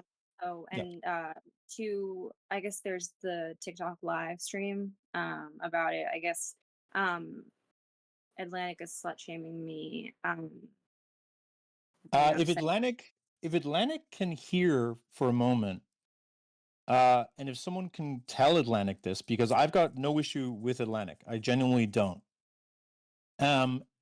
Someone should tell Atlantic that Kenzie has had a serious issue with Atlantic. Actually, Sarah, why don't you tell them what you told me that you learned from Kenzie that shocked me? about about Atlantic and how Kenzie feels and why she feels it and what she thinks about Atlantic in terms of me. I want to make sure I'm thinking of the same thing Nope. before Yep. You're allowed. I know it sounds. Yeah, I've got no problems. Like that's her. That's in her head. So she's like, absolutely feel free. I know you're thinking, oh, I'm protecting private information. What Sarah's about to say is about not true. Yeah. What about Sarah's the about to two of say is, you. yeah. What Sarah's about to say is not true. But Kenzie's created this fantasy, and which Yeah. suddenly explains so much now about why that day triggered her so much. But please go ahead. Yeah, no, Kenzie is convinced and told me that Irish and Atlantic met up for dinner, and then she's convinced that they slept together. She's also said many things to me about Irish that are just wild. She said that she thinks he's disabled. I'm trying to think what else she's Oh, about here. you missed that part though, because you told me. Why did she tell you I'm disabled? Because that was the part that got my attention. Or Well, what did she say the impact of my disability would mean for you? I think like the entire intention of any negativity said towards you was for me to find you unattractive and less Yeah. All right. less You fun. Hey, guys Echo. are live on TikTok as well, and we can go ahead and screen share as well. Oh, great. Yeah, I mean, I also have some juicy receipts. Oh, amazing. I don't even know what the hell you're doing right now, but this is great. You guys get a little back behind the scenes, so W Oh, echo. this is great. Yeah, we can't hear though. Is that just my volume? Let me check. No, no, I it's have fine. it muted. Give me 1 second Okay. here. There you guys go. You know what they're doing. Yeah. TikTok. Hold on, TikTok people, they cannot hear you in the call. Who are TikTok people? Atlantic is in my chat, Irish. You can let her know that I've got no issues with her at all. You can let her know that I think a lot of this was because she was jealous of Atlantic because she was saying Atlantic fucked me, and that she seemed to have been angry that Atlantic had this privilege that she hadn't had, because Kenzie had been pressuring me to show my face, show my face, show my face over and over again. Oh, please distract. And so let Atlantic know we're not in any way shit talking at all. And in fact, we called her person X, I think, right? And but Kenzie is obsessed with taking down Atlantic because she's upset that I give Atlantic preferential treatment over her. You may have noticed, as you guys heard earlier, can you turn that noise down? Yeah, talk about centering, crazy. And so she was jealous of Atlantic, and Atlantic, if you're listening, this is what I meant. I told you there was something happening that you would be really amused by. She was very upset by you, jealous of you, was upset that you had the opportunity to see my face, which she thought you had had, and that she had been deprived of. And she had created this fantasy in her. I don't know if it was because of a judgment on you or a judgment on me, but that there's no way we couldn't have fucked. And that I think that may have been the trigger on March 21st, was that because I don't know if you guys noticed, Kenzie spent a lot of time on saying how I treated Atlantic, which has no relevance at all to what happened. I dropped Atlantic. Like, that was pretty harsh for me to do, to drop someone from a panel. And Kenzie was really upset with me that Atlantic got a free pass in her head. And so I actually think Atlantic may have been like the weird jealousy trigger that actually started a lot of this stuff. So Atlantic, congratulations. She said, bro. Atlantic, I didn't say this shit. I found this as funny as you do. But Kenzie has obviously not liked you for a long time, but I didn't think it was like that. Like, she did talk about the fact, why does Atlantic get to see you but not me? She definitely said that a couple of times, and I was like, oh yeah, you keep saying that. Feel free to keep saying it. And I just didn't know it was that deep, but I didn't know why she was so resentful of you. And now I really do think she viewed Atlantic as my competition, as if I could, as if I stood a chance. with the Great Atlantic. Not a chance. Can I ask Atlantic why she has a problem with me? I'm kind of confused. She said Yeah, she's dead.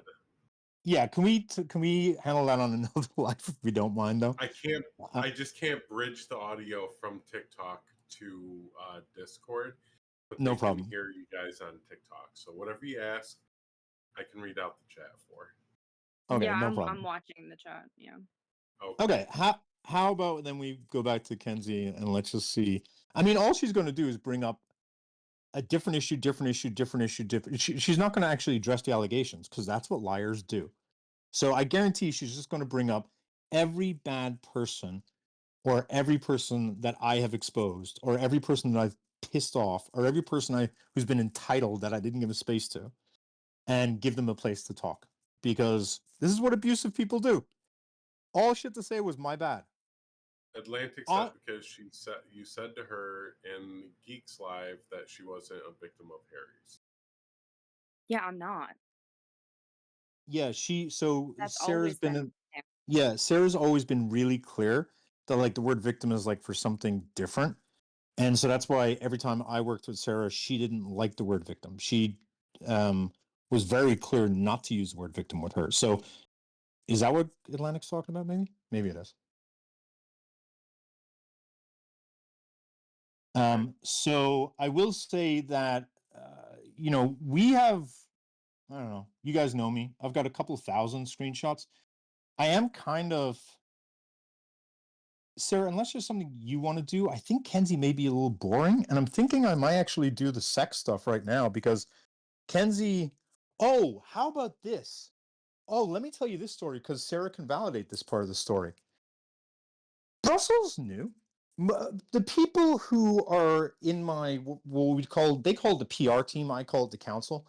They knew I'd confided in them multiple times about Kenzie, how awkward I felt, that I was worried that if I create too much distance too quickly, that she would react very negatively.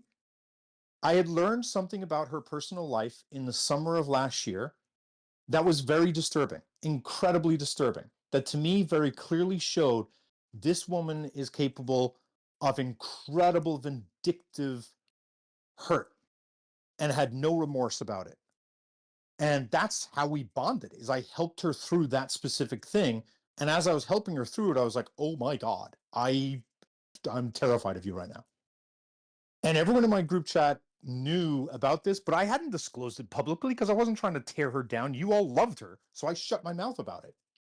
And so you all were supporting her the entire time, and I just dealt with it. Like it was as simple as that. Like I didn't whine about it, but everyone in my close circle knew about it, including Brussels. And when everything kicked off, when the lies started to come out, and when I say the lies started to come out, specifically on May 18th was the intervention. That's when Kenzie and Brussels told all these lies. And then and they were meant to keep it a secret. They were in fact, they were told to keep it a secret, meaning everyone else like Quacky. And that's why they're so angry at Quacky because Quacky breached their confidence. No, Quacky broke their plan. And once I knew Kenzie was involved, I don't know if you've noticed, Brussels disappeared for the most part. I tell you where she disappeared to. She disappeared into these private chats where she's awfully vocal, very surprisingly vocal, and vocal in ways that I was surprised about. I remember Brussels multiple times telling me, don't ever diagnose someone, that's a horrible thing to do. Just describe their symptoms. Yet Brussels seems to be pretty quick to just label me bipolar and say that I should be diagnosed as bipolar. I just thought that was an interesting thing for her to be saying in the comments, especially since she's like not in any of our like friends chats or catching up with any of us, but you're with these strangers, Emma and Gemma. I don't know. You don't know these people. And you're over there just chatting away, but most of it, you just seem to be angry at me about something. I'm not really sure what it is I did that upset you, but like some of the stuff you're saying in these chats, it's just a bit weird. So you disappeared, but you disappeared into these other chats. And I do, a lot of people in here are going to be like, well, hang on, this can't be right. It's Brussels. Brussels would never do this. on Saturday, and in fact, we could maybe tonight, we'll happily go into what it is that Brussels told them, but high level, Brussels told them that I knew that a woman had been violently anally raped, TikTok, and that I was taking actions to hurt that person, and that it would hurt them specifically in regard to their trauma, meaning it would be specifically traumatic due to the fact, or it would be related to essentially what had happened to them, right? I'm going to share this in the group chat, and let me just make sure there's nothing there.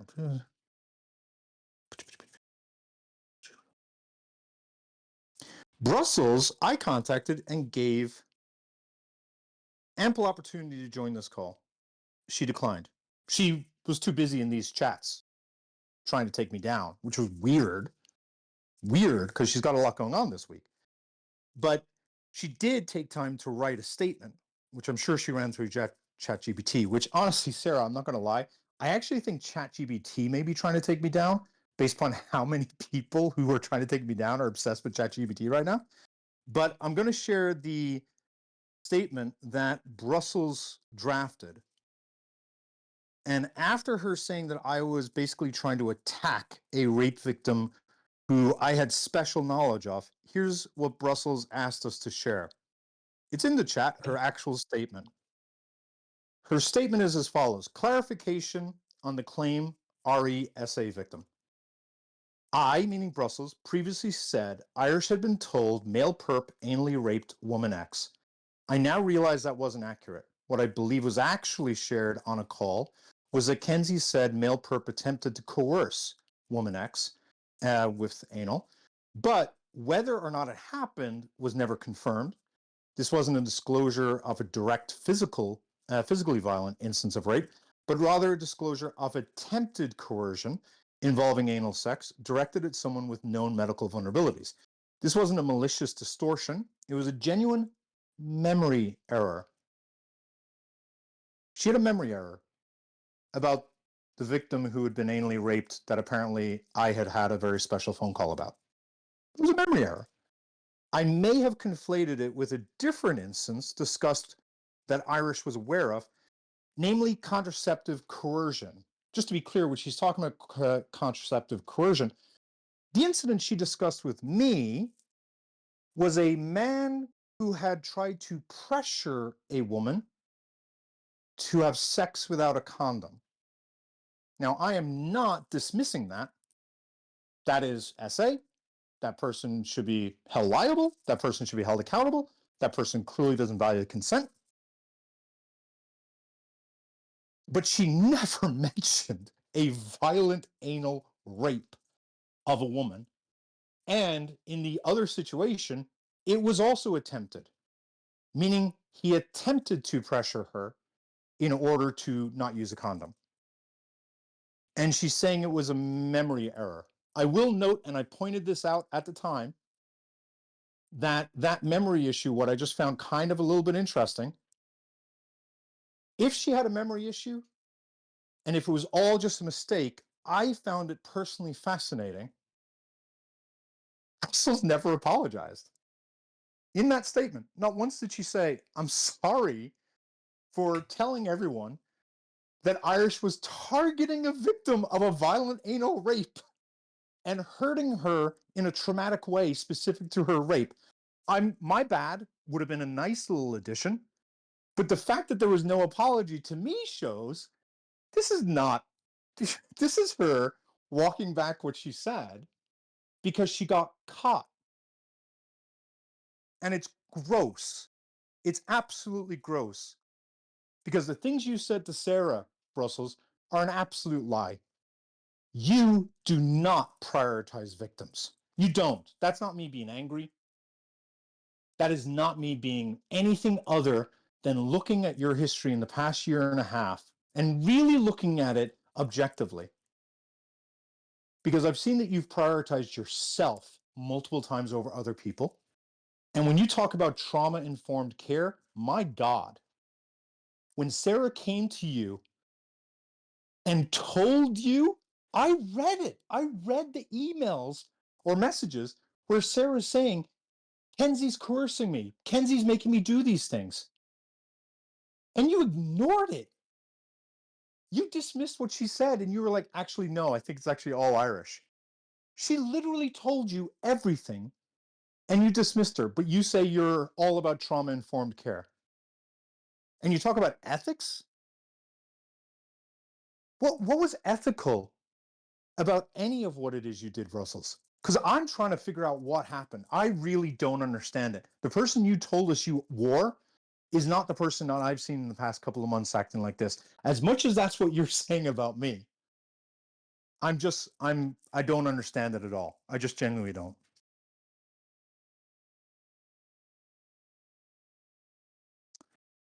Sarah, unless there's something you want to say, I'm very confident Mac would want to say something, but I do want to make sure, Sarah, if there's anything else you want to say.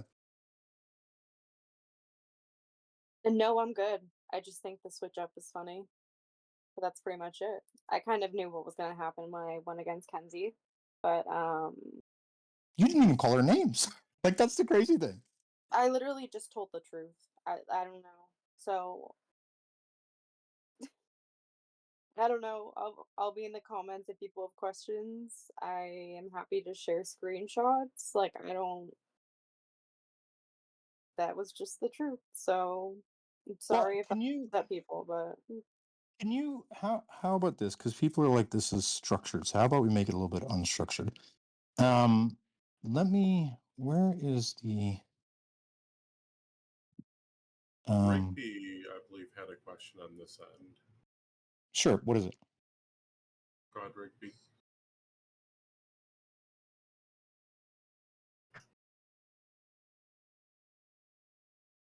Hold on. Sure.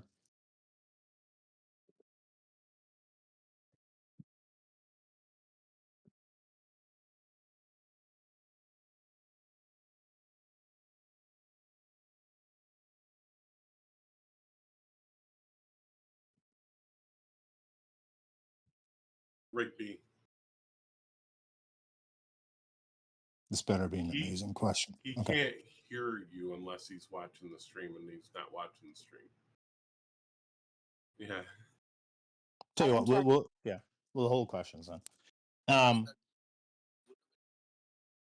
do you want Rigby to ask and I'll turn it up? Do you want Rigby to ask and I'll turn it up? Do you want Rigby to ask? Oh, the echo is crazy.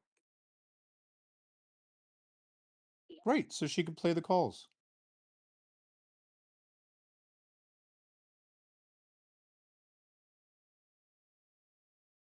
Okay, let me know when I can ask. You guys are good? They'll ask. Yeah. You guys are good? They'll ask. Yeah. Thank you. Okay, so again, as I just stated, because earlier I was watching the call and you were talking about Kenzie and how white people shouldn't be questioning Black individuals' education because it's racist.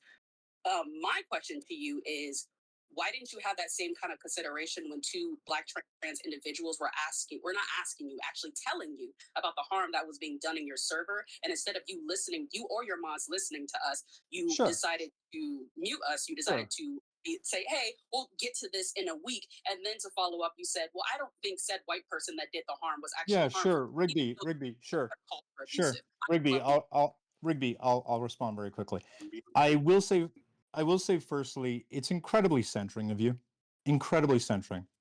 that when you were informed of everything that was happening a couple of days ago and of the trauma that this server had been through, and that you had been told that there's a formal process that we follow, that you had been told that it would all be completely addressed, and that the person that you had brought a concern about had been timed out of the server. So effectively, they're no longer in the server, right? And that you had been told that you guys had a week to bring me everything you guys wanted in terms of evidence, and that we would have a phone call in 1 week. And so if you're asking me, do I feel somewhat bad or something, that you brought me an issue that was not related to a very serious issue taking place in the server at this time, and that it had been resolved in the server because the person had been timed out for a week, therefore not in the server. And my response would be, I think I'm okay with that.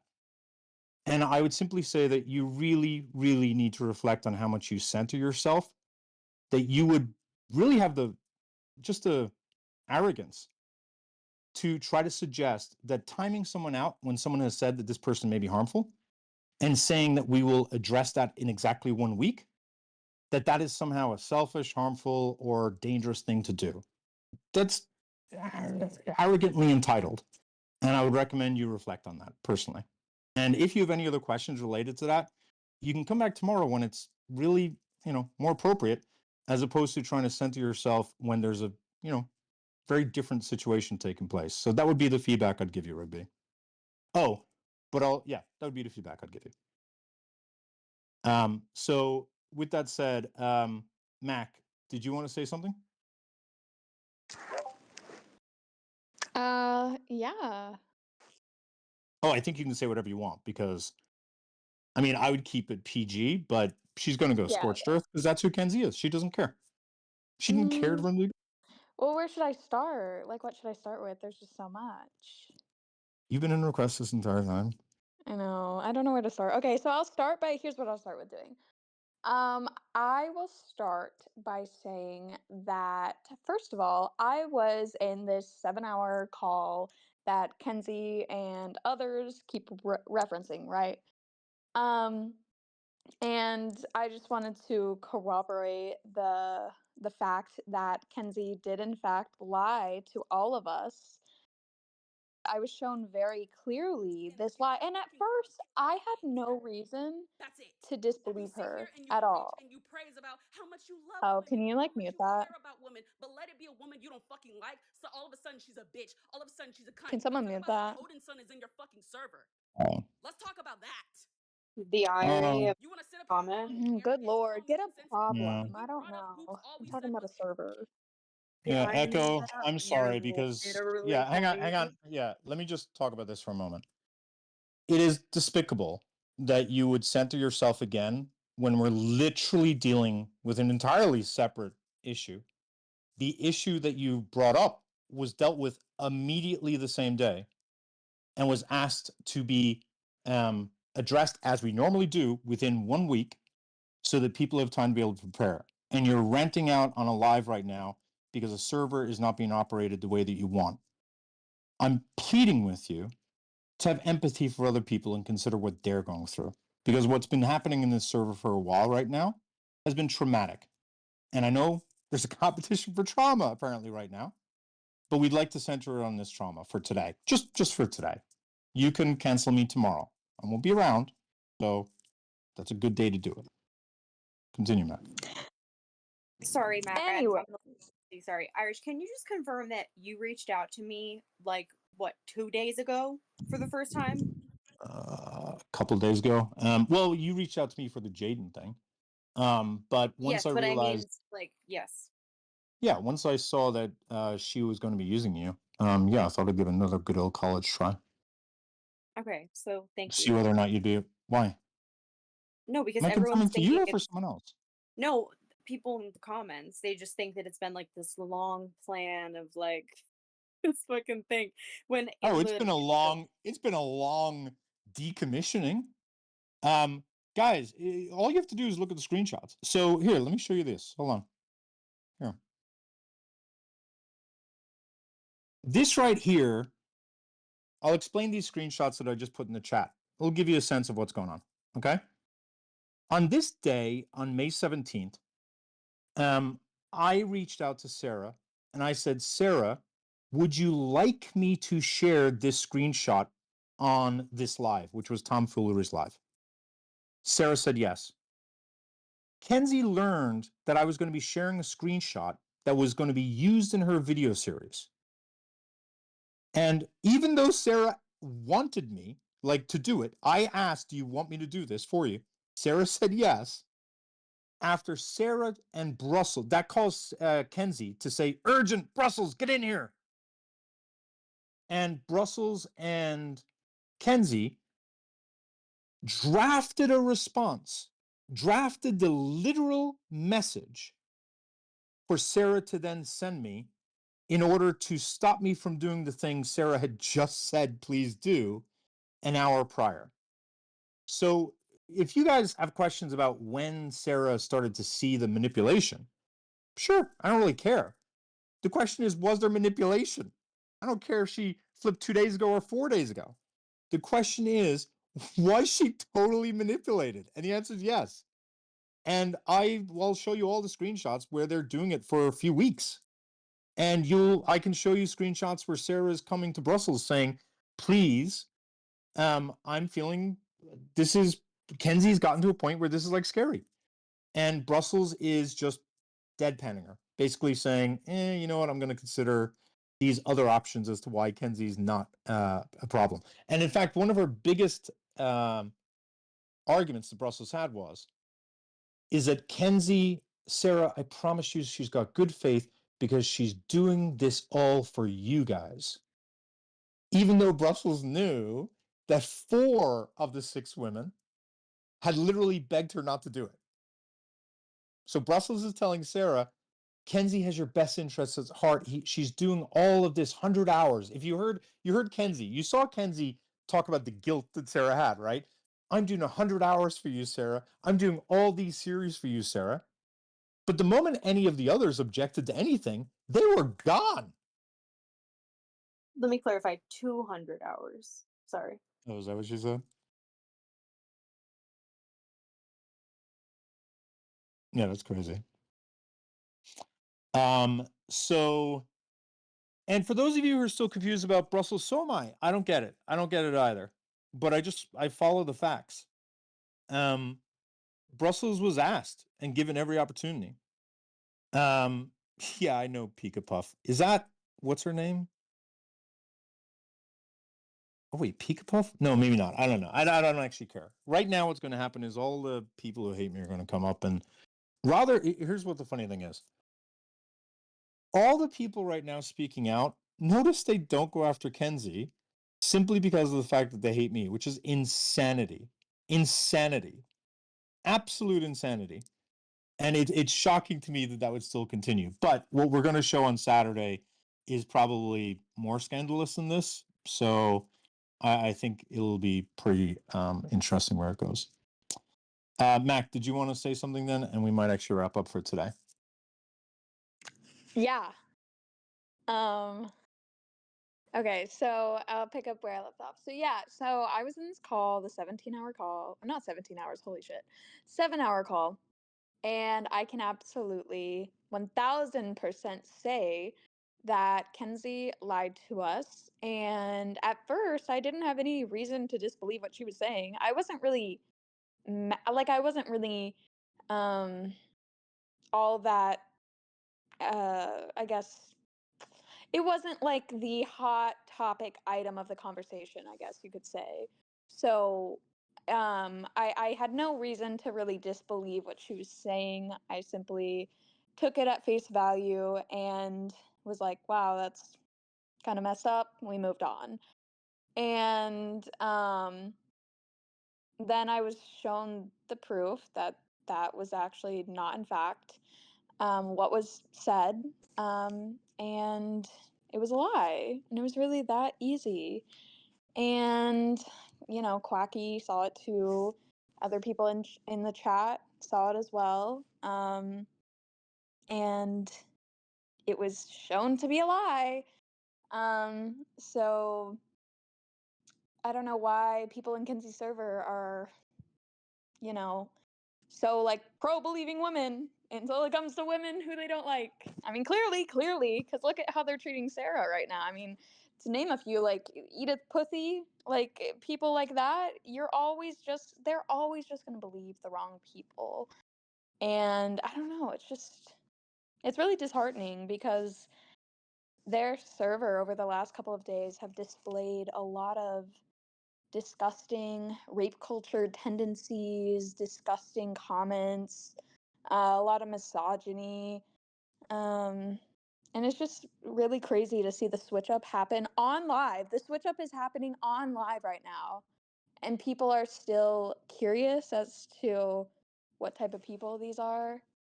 So I did just want to point that out. I also, I guess, briefly wanted to say that, like, Kenzie, like, the manipulation happened in her server literally real time. It happened in real time. And you guys made excuse after excuse after excuse for it. And I thought that that was just kind of crazy to witness. And like, the demands were crazy from Kenzie. Kenzie demanded that I get on a call with her while I was on vacation.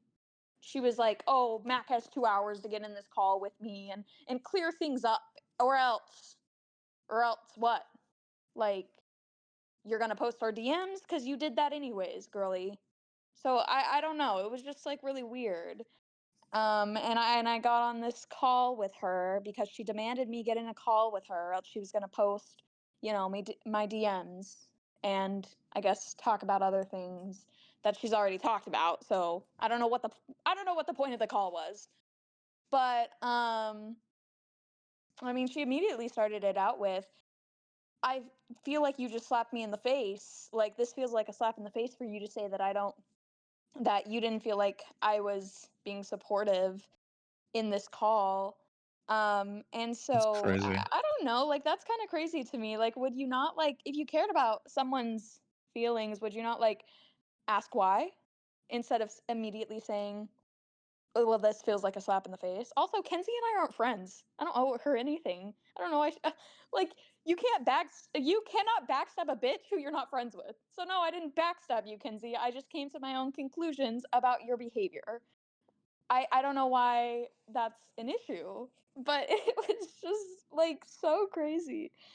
And I also just thought it was really crazy that she brought up my name, but then convinced all of her people in her server that I stepped into the ring myself. No, I told you that I don't want to be involved in this. I told you that I don't want you talking about me. And I told you that I witnessed your lie and you freaked out. And then you told all your people that I stepped into the ring after you mentioned my name. And Just really thought that was and crazy. and I'm going to say this. Kenzie brought Mac into it because Kenzie is well aware that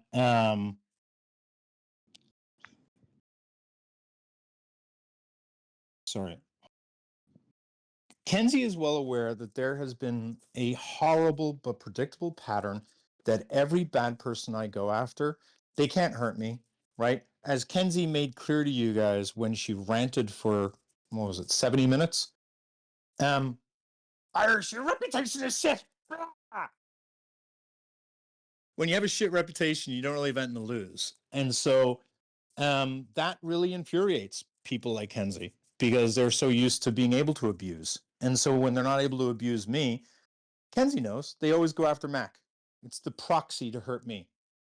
Kenzie knows that.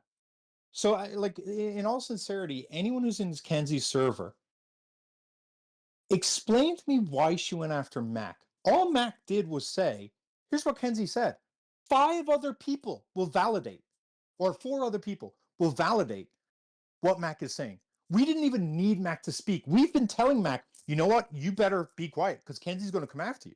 I Because didn't that's who even Kenzie is. I didn't even speak until she said my name and threatened me. Yes, it was a threat. Oh wait, I wanted to talk about that. Yes, it was yes, what she said was a threat. And none of you guys have the information to know why that's a threat. I'm sure to some people that initial what she said to Quacky, which she said something along the lines of, "This is going to hurt a lot of women, including Mac." Um, like, I'm sure to a lot of people that looked as if I was being protected by her. But if you know all of the information, which none of you do, none of you bitches know any of this, you would know that that was a threat. She was threatening to release DMs that I sent to her. She was threatening to share experiences that I've shared with her. She was threatening to say God knows what, that I'm sure she's gonna say anyways. I mean, she's already said quite a bit. And yeah, I did delete those DMs, Kenzie. Yeah, I did, because I'm allowed to delete DMs that have personal information that I am made aware is about to be released against my consent. Yeah, so I am allowed to delete Wait. that. Hang on. This is a ridiculous proposition. Mac, are you saying that simply because you were okay with something at one point, that you're allowed to revoke that? No, that's Right, a right. I crazy mean, it's idea. kind of crazy, but Kenzie got real mad whenever she noticed that I deleted DMs. I don't know, be quicker next time. I don't know what to tell you. Or maybe don't take screenshots of people's DMs like a weirdo and release them whenever they're telling you confidential, private information about private friendships. I don't know. That's weird. Other option is I don't know. Stop co-opting the trauma of other women, you weirdo, for your own private good and need, Kenzie. What is wrong with you, you sociopath, that you are happy to use Sarah to hurt me? You're happy to use Mac to hurt me. You're happy to go after Quacky. Quacky, who's done nothing to you but put up a mirror. And she was nice enough to spray it so it wasn't very clear, so you didn't have to actually look at yourself in the face fully. All she did was expose the fact that you told them X and the opposite was true. And you dog walked Quacky? Shubri, I understand. Wolfie, I understand. You dog walk Quacky? One of the nicest people? Crazy word, Kenzie. I also I also wanted to say that, like, what's kind of crazy is that here's the thing. I talked to Kenzie in private in April about private matters regarding my friendships with people online. Whatever. Who cares? Like, okay. And if Kenzie believes that Irish is some abuser, I'm not sure why she would take what I told her and then go post some diatribe in her server talking about Mac talked a lot of shit about Irish in April, and if that ever came out, he would crash out on her. So why? I thought, like, if you really thought that he was an abuser, then why would you say that in your server? And why would you even talk about that to begin with? Because that just doesn't make sense to me. It's very insane. Like, she took this whenever she felt the moment was right to throw it back at you, and she didn't even ask me at all. I haven't talked to Kenzie since prior to the call that she demanded that I get on. Demanded, by the way, and then yelled at me. She yelled at me like the entire call, and I was just like, okay, cool. Like, do you have anything else? Like, prior to that, hadn't spoken to her since this 7-hour call. She doesn't even know. She didn't even know what direction I chose to go. She didn't even know if I had decided that I no longer to be wanted to be friends with Irish or not. She had no clue what direction I had gone, how, like, if there was fallout, what it looked like, no clue. And she just stole all of this information that I told her in private and said, I'm going to threaten Quacky by threatening Mac. Like, what? Real time manipulation, and all of these bitch asses in your server, these fucking rapey, culture-y individuals, like, you just all witness this real time. And now you're switching up on Sarah. I don't know, touch grass, go on a vacation. I feel like a lot of you need it. I don't know what to tell you. Also, can I mention one thing, and can it be petty, Irish? Can I just mention one thing? Please do. It's interesting. You're saying, can you be petty? Well, Okay, actually, go hold ahead. on. Before I end with Because I my have petty something petty little, to say after, so go ahead. yeah, I have a little something petty. Before I end with a little petty remark, I did want to say that I find it very interesting that after I tell Kenzie that I just don't want to talk about this on live because it really, all of this is interconnected to Bobby. All of the reason Irish and I had problems was because of Bobby. All of this is interconnected to that dumb fucking stalker. And so I really just don't want to get into this anymore. I'm trying to move past it all. Although And as a preview, I will point out that we will be showing DMs where someone, I will give this, and I'll credit this with the right person. That person is Nicole. Nicole, if you are watching, I will credit you that. And Nicole, you know what? I'm going to be very honest with you, Nicole. I do think you've got a big heart. I do think you try to care. I do. I've seen it in your DMs now. I think you exercise horrible judgment, and I think you've invested in the wrong people. But you, Nicole, are the only person I saw speaking up for Mac, and you did it a couple of times. But Nicole, you got to ask yourself, you literally said, why are you using the screenshot to hurt Irish that has Bobby's username on it? You right. called Kenzie out on it, and Kenzie told you, because I don't give a fuck about Mac. And Nicole, Kenzie props to said you. that? Oh, yeah. Oh, we got the screenshot. Oh, so And you wait, yeah, so you don't care about women being stalked and harassed and cyber stalked and tried to get it kicked nope. out of college, kicked out of every single job that I've ever had. We don't care about that. We're good with that. We're good with cyber stalking and harassment and real life stalking and real life harassment. We're good with that? Right. They don't care about This women if it dude, doesn't benefit them, Mac. this dude, like, bro, this I hope I listen. I don't care. He can focus his directions on other people. I don't give a fuck. I just hope it's not me, and I hope that no one else has to deal with this man because he is insane. But that's crazy. He said he didn't care. I didn't know that. Wait, I'm learning this like real time. But hold on, no. So Yeah, that's I what I had wanted it to for you. say. That's what I wanted to say really quickly. I wanted to say that I find it really interesting that literally the day after I send her the screen, like this really long chat mentioning Bobby and why I didn't want to like get into this and be involved. Um, she not only uses a screenshot with like Bobby's image in the background, and then she also comes in here and the first fucking thing she says is gish galloping. I don't know if that's a part of her regular vocabulary. I just That think was it's on really purpose. interesting. That was a word that Bobby literally used to mock Mac while Kenzie was there. That was a very intentional word. I would hope so. And then I only have one last, a little bit petty thing to say.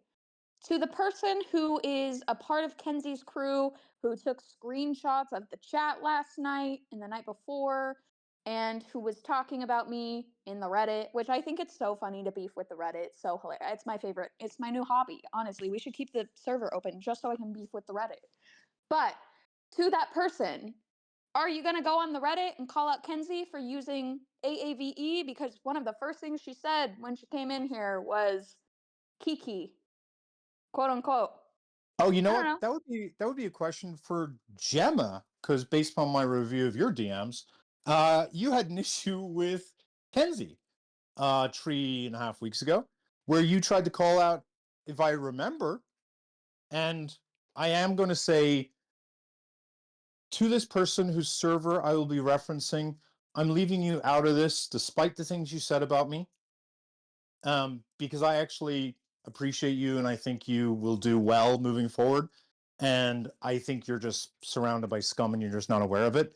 So, to the person who has that server, that a lot of this stuff sort of happened in tangentially, not by your direction, but that you were aware of because you were added to that group chat. I will say that Gemma was in a server, got upset that Kenzie was using AAV. Now, I've said that when it comes to AAV, that you should recognize that it is AAV. You shouldn't be ignorant about it whatsoever. But that the use of it itself, I think, is disputed as whether or not it is something that would be required or not. But what's weird is that Kenzie got kicked out of that server. And she got kicked out because she said, I'm going to keep using it in this server that I'm visiting, meaning it wasn't her server. And because she wouldn't agree to it, she got kicked from the server. And that's why Gemma left her server. But it's just odd because she just did it again, Gemma. So, I do want to point out very, very quickly, though, just what I am seeing in the chat. that Kenzie is saying that Sarah sent me nudes, which Yeah, I look forward to those screenshots to come. I wanted to comment on that. First of all, that's fucking disgusting. I would never do that to someone, and you literally. This is how you know she's so calculated, because she knows I'm so upset about Destiny doing that. So now that out of literal nowhere, she's like gonna say that. Second of all, I respect consent, and Irish has already told you he doesn't want nudes from you, so I would not do that. Thanks. Yeah, but I'm not sure if you saw the other part of her message. Sarah, What? so look, there was a whole bunch of things we were going to do. It's just I had to pull an all-nighter to get this done because like all the screenshots are from last night. Like I'm not even kidding you. In fact, I should post them because they'll be surprised. So I'm on like no sleep, which is why I'm probably a little bit more out of it. But there was like so many little reveals, but she blew one of the reveals. She said, and I don't think we need to talk about it right now. She admitted that she sent you unsolicited nudes. And that's related to another thing we're going to talk about on Saturday, which is an interesting crossover with topics that Mac and I usually talk about. But everyone do remember, and everyone please make sure to let everyone know, Kenzie sent unsolicited nudes to a woman that she described as a victim that she was actively helping with that matter, meaning the Harry stuff. She admitted it, so we didn't reveal it. She admitted it. I mean, wow. Yeah, it was weird. I think it's really insane the switch up that's happening on her live real time or whatever VC she ran into. I guess she ended her live. I don't know. I don't care. I don't know. Like, do you guys not have a life? Genuinely. Do I like Oh, I have a reason to live now. no, Wait, I'm just what did you like say about honestly like so Saturday? curious. This 'Cause is I so don't. toxic. How are you guys like prancing around here claiming any sort of like morality or like moral high ground whenever you guys all were uplifting Sarah? You guys were all creating such a quote unquote welcoming environment for her. We saw chats in your guys' server, right? How nice you were, what, 5 hours ago to Sarah? How supportive you were. And now it's a whole conspiracy theory. Like, you guys sound like fucking Alex Jones. Like, chill out. No, the amount of people Maybe in that Kenzie's just server a bad that said person. the amount of people in that server that said, like, even if it's against Kenzie, I will support her. Where are you now? What's Right. up? There's no integrity in that server. Literally none. This was one of the most rapey goddamn thing. That server had one of the most rapey responses I've ever seen. I came forward and all I said was she made unwanted sexual advances that made me feel uncomfortable. Really not like, I swear to God, I'm not calling her a predator. And I don't think she's a predator. Um, I think she's aggressive. I think she's very fucking aggressive. So if there's a word for that though. But that's all I did. And like, it's not like I don't have screenshots. I've got screenshot. You guys think I don't have evidence? Let me just show you, and let me give you the reveal for the folders that we'll be doing Saturday.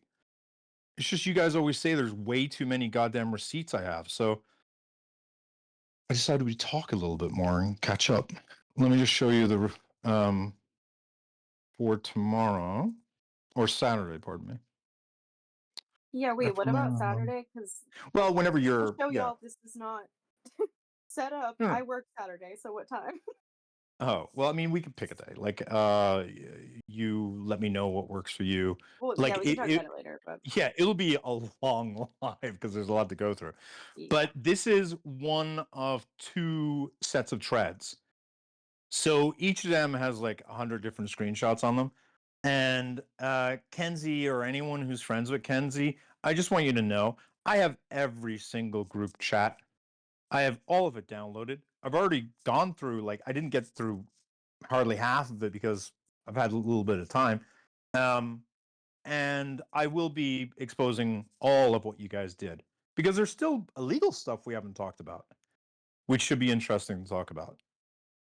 But I will say that, like, all I said was that she just was coming on too heavy, that I had said, I don't want nudes, not that complicated. I don't, we're flirting for the stage, we're flirting for the banter of it, we're flirting for the entertainment of it for the people on TikTok. It's not a real thing. I don't know what to tell you. Like, I'm just not into you. I'm just not that into you. And the fact that, like, me saying that resulted in you, Kenzie, finding anyone who's ever had a problem with me and having them come forward and say something. Having people over there calling me a pervert, which, let's be honest, for a man, I think that's the same as calling a woman a slut. I was thinking about it. I think it's basically the idea you deserve it or you wanted it. And for a woman, you say slut. For a man, you may say pervert. That you guys started to bring up all this extraneous information, that you started saying, where's the evidence? What's the exact date? Why don't you, I loved this one. Why don't you have it documented that you revoked consent? Why is that not documented? Don't you know how important that is to document that? I mean, first of all, it's documented. No thanks for the nudes. A few months later, nudes. And we'll show that tomorrow. But the idea that I have to document revoking consent, I don't have to document anything. If I didn't document, if the consent was never given, then what the hell? It's ridiculous. It was insane to watch like real-time comments from people who debate about rape culture on the daily. Like some of these people, I need evidence. I don't see him revoking consent. Well, no fucking duh, you don't see him revoking consent. Why the fuck would Kenzie ever post screenshots of Irish verbally revoking consent? What? Why? Why would she do that? You dumb fuckers. Of course she wouldn't. The abuser would never do that. That's like saying a rapist is gonna admit to rape. Most of the time they don't. You stupid fucks. Honestly, you guys are fucking stupid. And to like all of you in in her server defending her right now, you guys are just as bad as like honestly, you're just as bad as the right. You really are. You're just as fucking bad. I need evidence. I need proof. I need this. I need that. No, what you really need is to get off your damn phone. Get off Reddit. Get off of these servers that are frying your brain and genuinely go educate yourself because it's just so crazy to me. I don't know. It's so frustrating. Like they're all out here debating rape culture on TikTok lives and then they're in here hardcore victim blaming and it's just kind of crazy.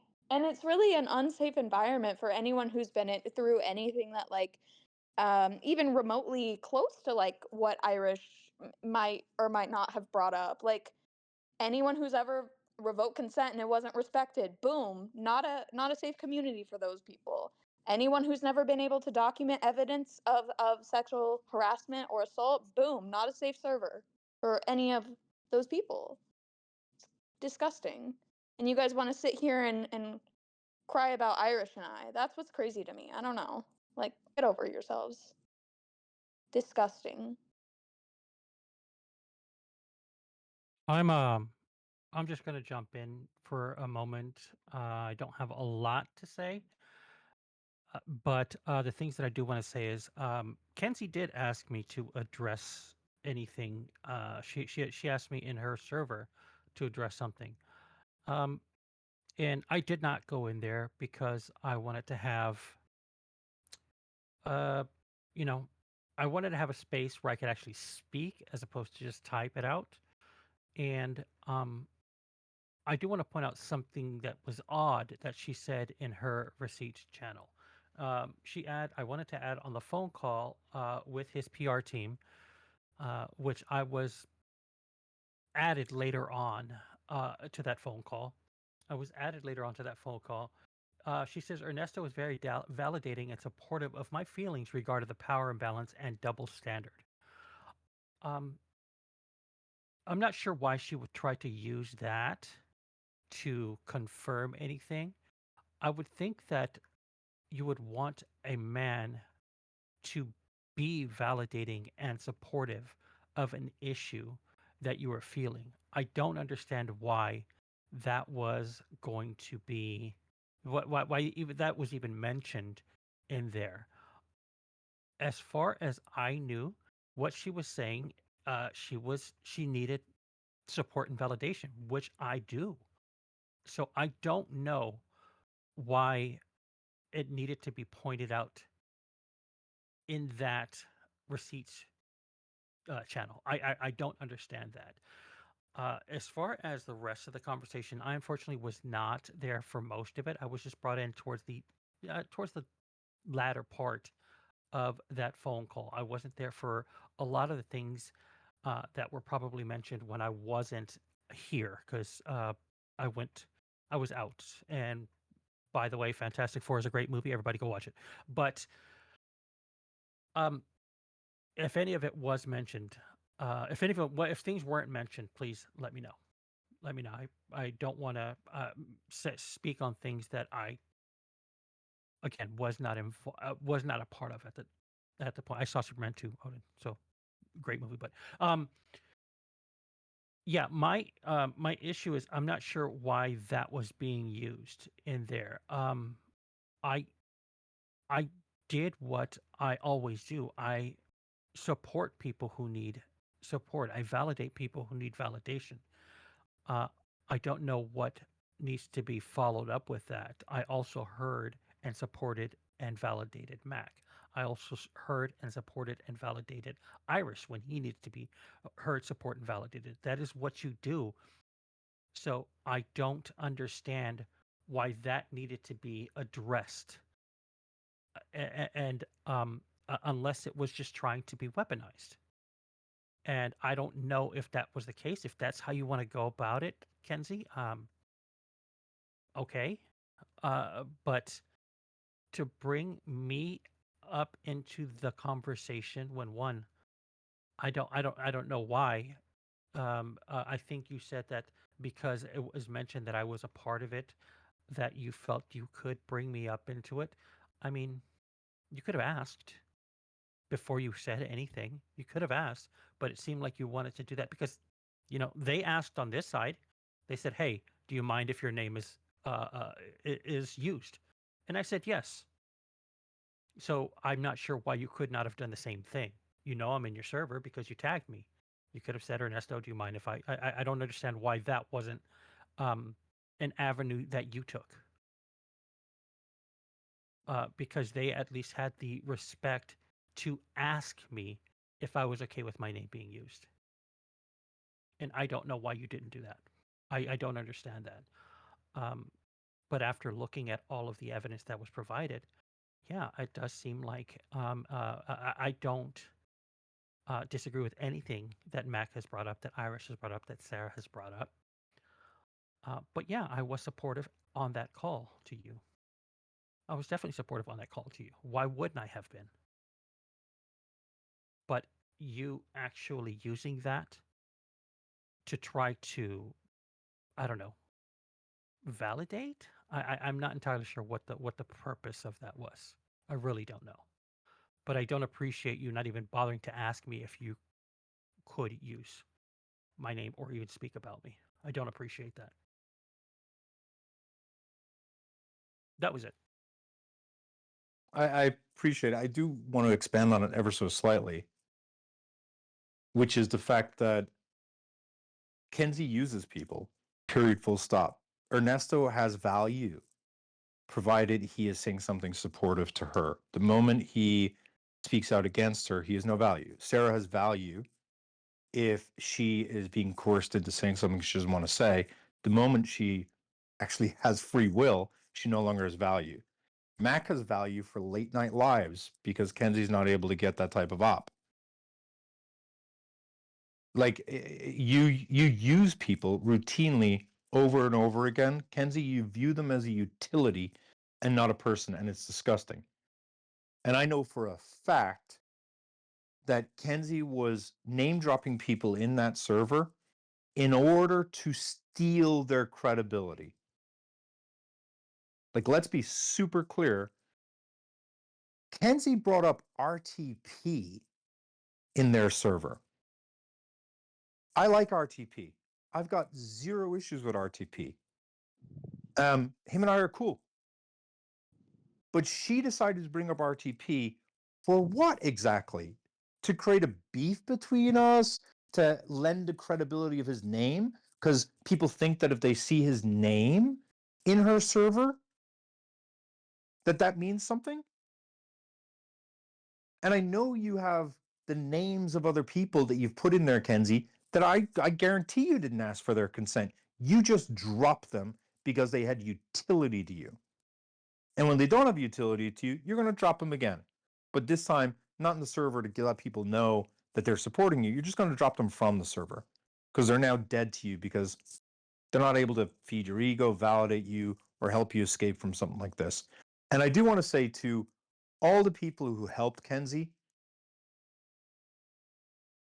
right your ship in the next couple of days is what I recommend. And what I mean by that is that's not a threat.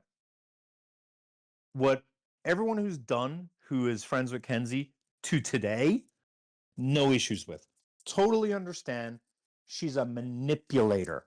She's a conniving manipulator.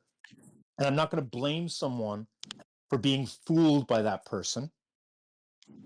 But for the love of fucking God, how do you not see the tactics that Kenzie was using and ask yourself, is that what a good person does? Does a good person like hold Mac and what's going on with Mac with regard to this stalker hostage? Who the fuck does that? Like, seriously, like, what is wrong with you that you don't see that Kenzie is literally using Mac as a pawn to hurt me and using her trauma with Bobby as a bargaining chip, and you think Kenzie's in the right? Come on, man. Like, you're smarter than this shit. Are they? Or They do they just are. not care? No, they are.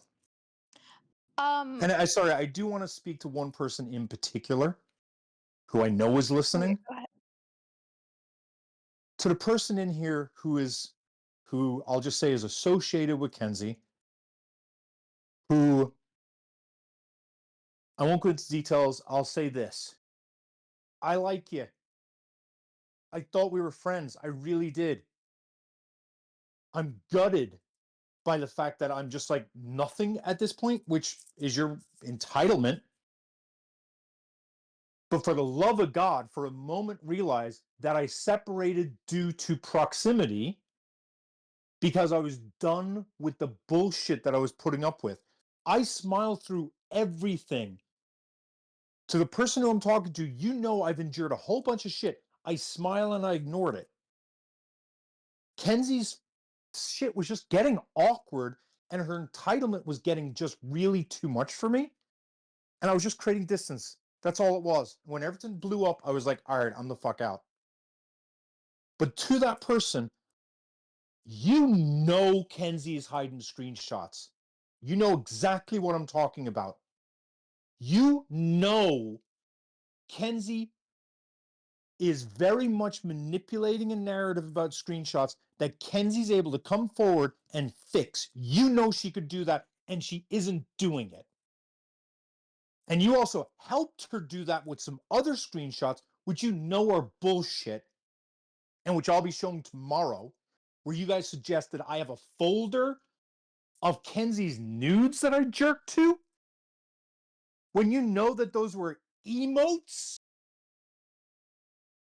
Those were emotes, not even collected by me, collected by someone who was trying to help. Someone in my server was trying to help, and which I have the screenshot of. I'll ask them if I could show their screenshot. They had those images. They collected them because they did the free labor to get those images of Kenzie for fucking emotes. And you allowed Kenzie to make it seem like I was collecting a folder of shit to jerk to. What the fuck, man? You know this and you're letting this happen? I get it. If yesterday you were like, well, Irish was taking advantage of this victim, that Irish had lied on this victim, and that you were like, we'll do anything to take it. All right, I get it, right? I get that. Now you know Kenzie's been the fucking problem from the beginning. I'm begging you to just reconsider and just chase the evidence. I'm not even asking you to flip sides. I'm asking you to look at the fucking evidence. Because, like, I don't understand why I'm the bad guy when Kenzie's done all this shit. So, to that person, I like you. I would love to be able to talk again. I really genuinely would. But, like, I don't understand why I was cut out like I was a fucking dog that got too big for the house or something. Sorry, Mike, you were going to say something. No, I was just gonna like mention that I mean it's a common like tactic that abusers use to whenever they're being called out, throw out a counter like accusation, especially within like people who commit sexual misconduct of any type. Very common tactic. I don't want to say that, by the way. I'm not going to accuse her of that, just to be clear. Well, that's fine. I'm just using it as like an umbrella. But that is a common tactic of abusers. So I do just want to point that out. So,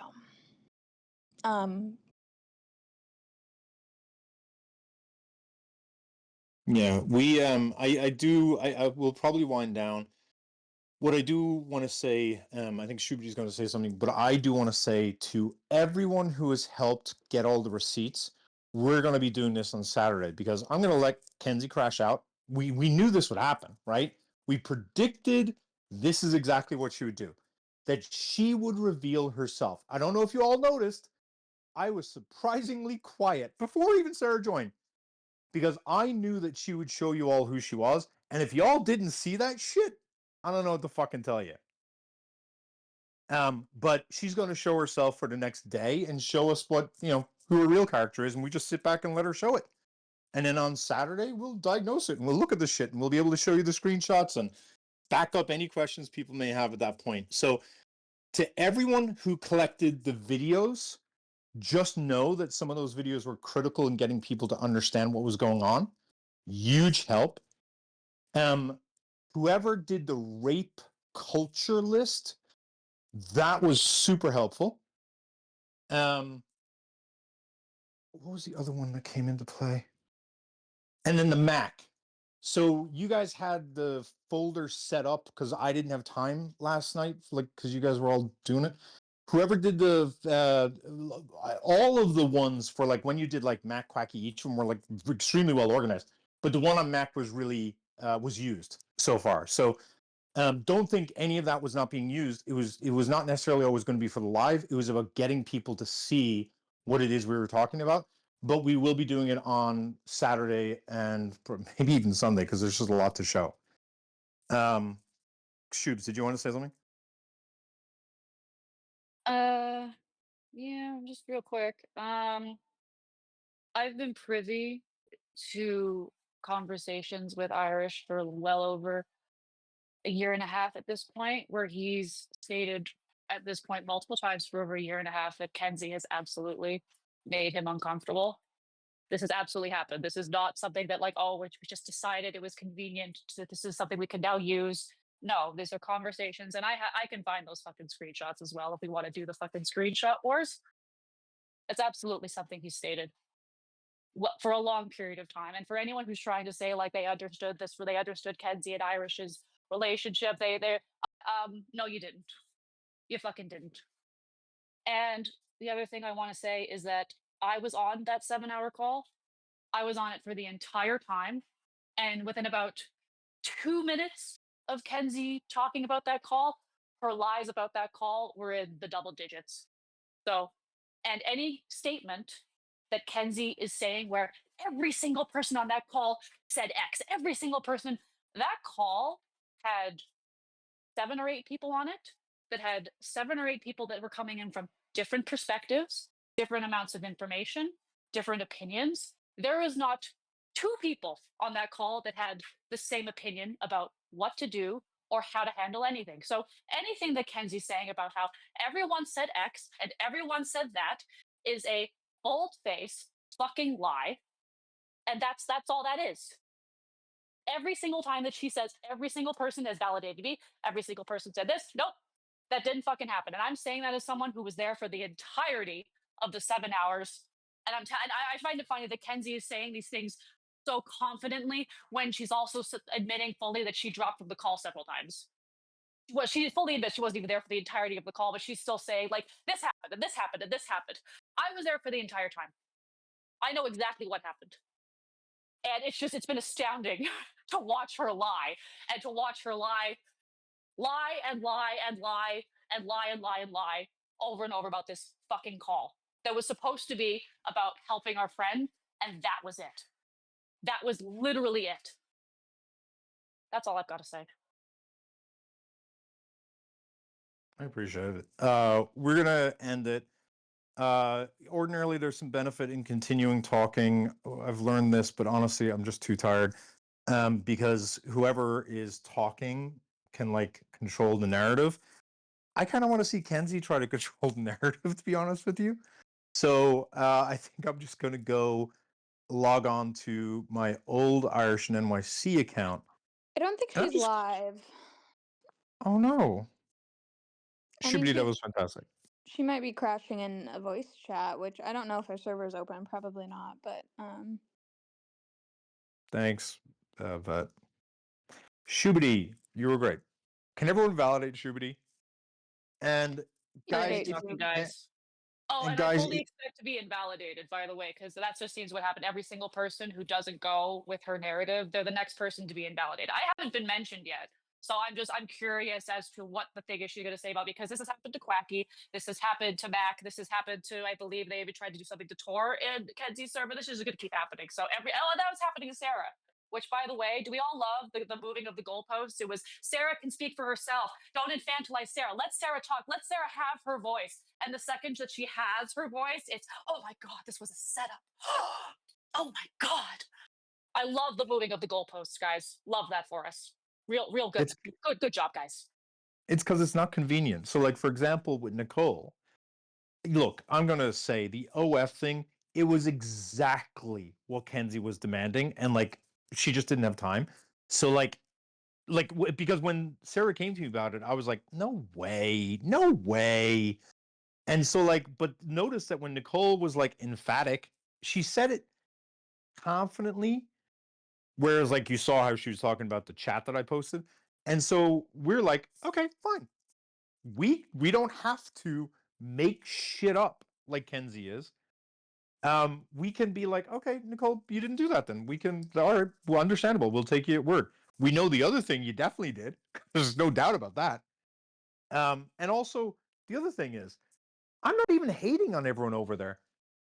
I think Nicole tries to do what she thinks is right. I think she is orientated towards doing good. I think she wants to do good. I do.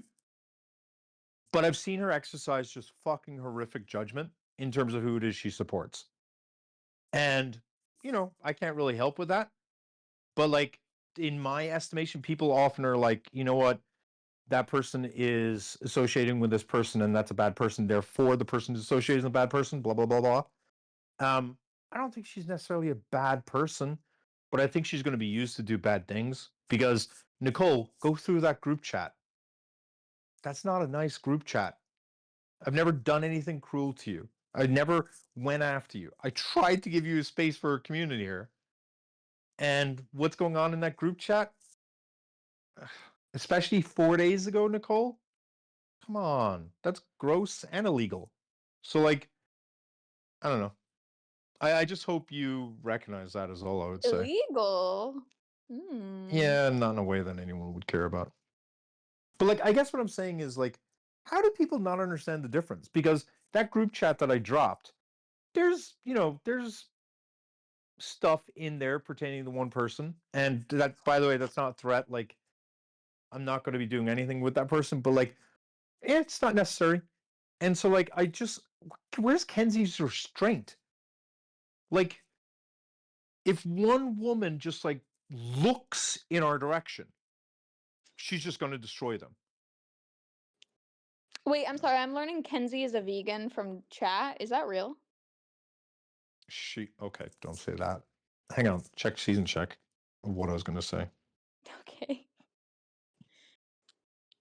Because that's honestly. Is that real? I don't think so. Ugh, I have beef with vegans. I don't know. Oh my god, Irish. That's hilarious. I think that she I mean maybe. Oh, she's not? Well, damn, you guys catfished me. I really thought she was low key. I could see it. I could see the vegan aspect. Yeah. I will be doing, there's so many different angles to go on this, like going through my DMs with her. I could do a day on the revenge porn thing. I could do a day on the victim shaming that she does. Yeah, the full-on narrative now is that Sarah pretended to be Kenzie's friend the entire time. It's not the fact that The Sarah entire time. eventually saw like that's not eventually that Sarah saw the light. Like like people learn and they like activate their brain cells. No, it was the entire time. Sarah was this manipulative bitch who concocted. Oh my god, poor Kenzie. No, Kenzie's that and like important. actually also just like one more mention. All of you who are in Kenzie server, like fuck all of you for saying, well, if this is how she treated Kenzie, I wonder about Harry. Like actually, like KYS. I don't know what to tell you. That's disgusting. Like genuinely. Like not us like missing the plot so much we go up to be like, oh my god, poor Harry. How did she treat Harry? I can't. Oh, I don't know how to use Hating, TikTok the one language hating, I anymore. can't with this shit. This is such Yeah. horse shit. I'm gonna give them a couple of days because like they I haven't won't. seen. They're gross. You can. Yeah, I've more grace Disgusting. than you do. Genuinely disgusting. Like, oh, like that's crazy. That's really crazy to me. Like, don't do that. There's no need. Maybe There's no think that need to do it. Kenzie's a bad person. Have you ever thought of that? Oh wait, guess not. I mean, look at what Let's match Kenzie up permits. Kenzie. Let's match up Get a group of Kenzie's video friends. series. Let's match up Kenzie's video series with what she's doing right now to Sarah. Let's match that up and see like how well that goes in terms of like I mean- deplorable fucking behavior. I mean, did you guys not see how she like treated those people on Alina's live? Come on now, let's be so for real. Oh, we will on Kenzie was Saturday. disgusting on that live.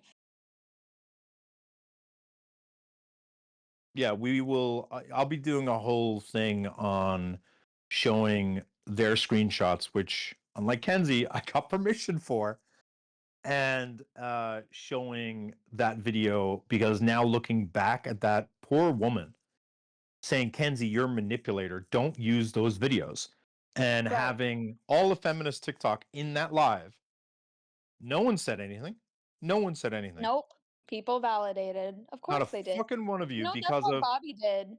That's what Bobby did, everyone. Use videos he wasn't given permission to use. Use clips he wasn't given permission to use. Use trauma that he wasn't supposed to talk about. Found information that he shouldn't have found. That's literally what Bobby did. So just so there's no confusion. Didn't it, like, I hope I'm not like whining on this point. It blows my mind. It can't be likability. Like, Kenzie's not likable. I don't even She's a think her parents bitch. like her. Yeah, She's always it's been a bitch. it's I'll say it. reputation, maybe. Like, She's what just is it that rude. allows? I don't know what to say. I don't know. She's She's incredibly. never struck me She's as empathetic. selfish. No, she's selfish, entitled, and just for everyone down there who's like, "What's going on? Why don't you like Kenzie and all that?" We've not liked her for a year. We've respected that she's important to the community. She's never But liked like, me, so I don't really care.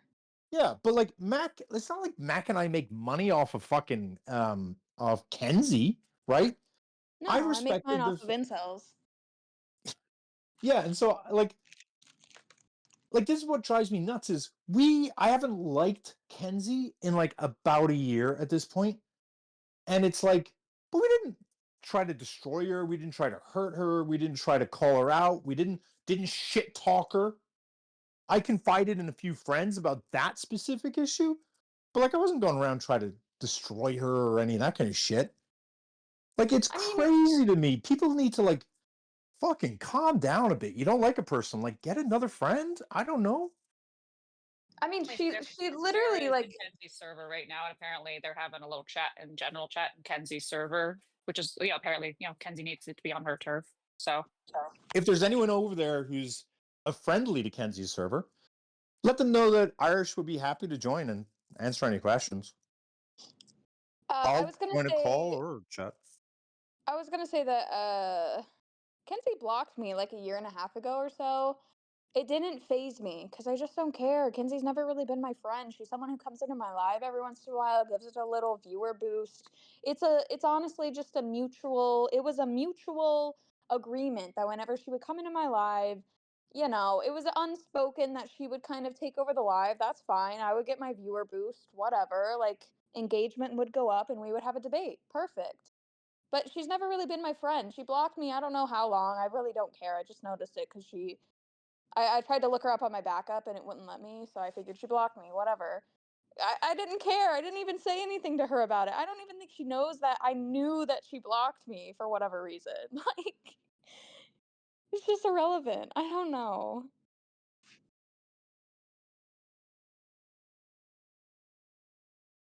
So. they lock down the general chat so that only Kenzie and certain mods can yap. So like, yeah. Of course. You took Irish's attention away. What do you mean? Why is Jen Dub literally saying? Oh, Jen Dub literally saying that's ironic as shit that you pretended to be her friend and plotted with Irish this entire time. You are foul to me, Jen Dub. What the fuck? I'm Did she honestly say kind that of in here? disappointed. No, I'm Jen really Dub said that in disappointed. Kenzie's server. She said Like what fucking in Kenzie's server? Here, I'll post it. It's fucking abhorrent. I thought Jen Dub was a fucking You took away Irish's attention. That's why fucking she villain. blocked you. I don't know why Oh, she's lying. I don't know why Jen is purporting to like.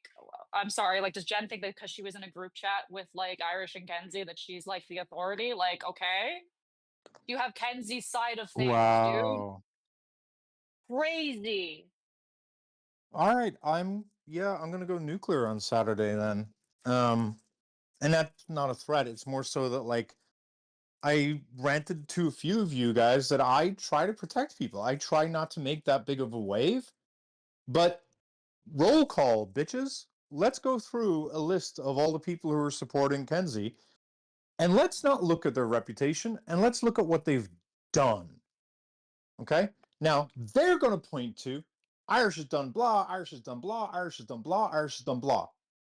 Great. Find me something that you want to be able to talk to me about, and I'll happily do it. As long as you let me bring up what it is you've done that I don't talk about. Because I seem to be the only one keeping my mouth shut and not making a big deal out of shit. And let's just see whether or not shit gets hot for you. I don't think it will, but at least people will know and they make up their own damn decision. I just think it's really telling of her character that she ran to her. She didn't even address Sarah, really at all. Like, she ran. She couldn't let Sarah finish, and then she ran to this lockdown chat. I don't know. I feel like this app is so toxic. I'm so glad that I stopped debating, like, Same. beginning But of TikTok, summer. but Discord lives are fun. This was a good first one. Let's see if we invite them in here and do it like that. Oh my gosh, Discord live. That's crazy, honestly. Isn't like I mean, that's I do just I mean, Kenzie's going to be going through all of my shit.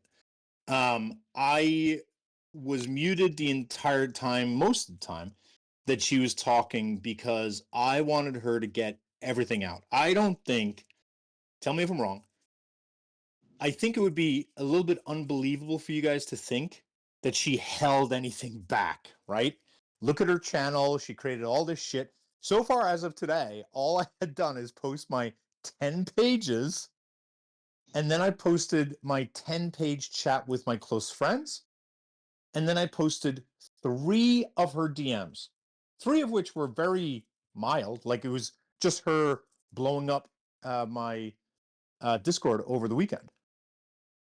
That's all I've posted so far. She's created multiple channels and all this kind of stuff.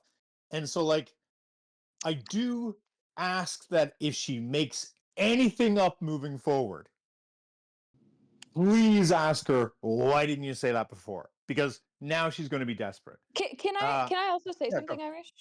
Yeah.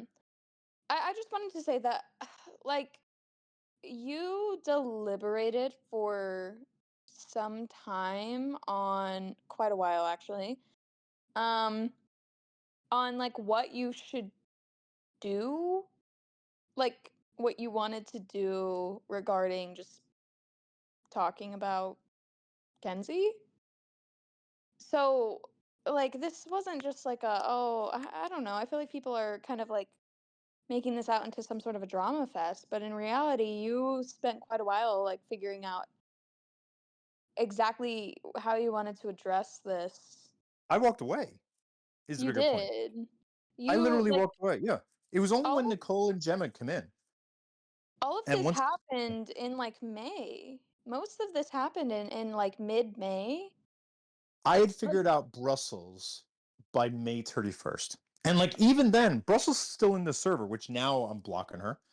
I kept her in the server as a courtesy because of the fact that I didn't want her to lose community. That's why I kept her in here. And now I don't give a fuck what her community is. I haven't even started showing the shit I have on her yet. I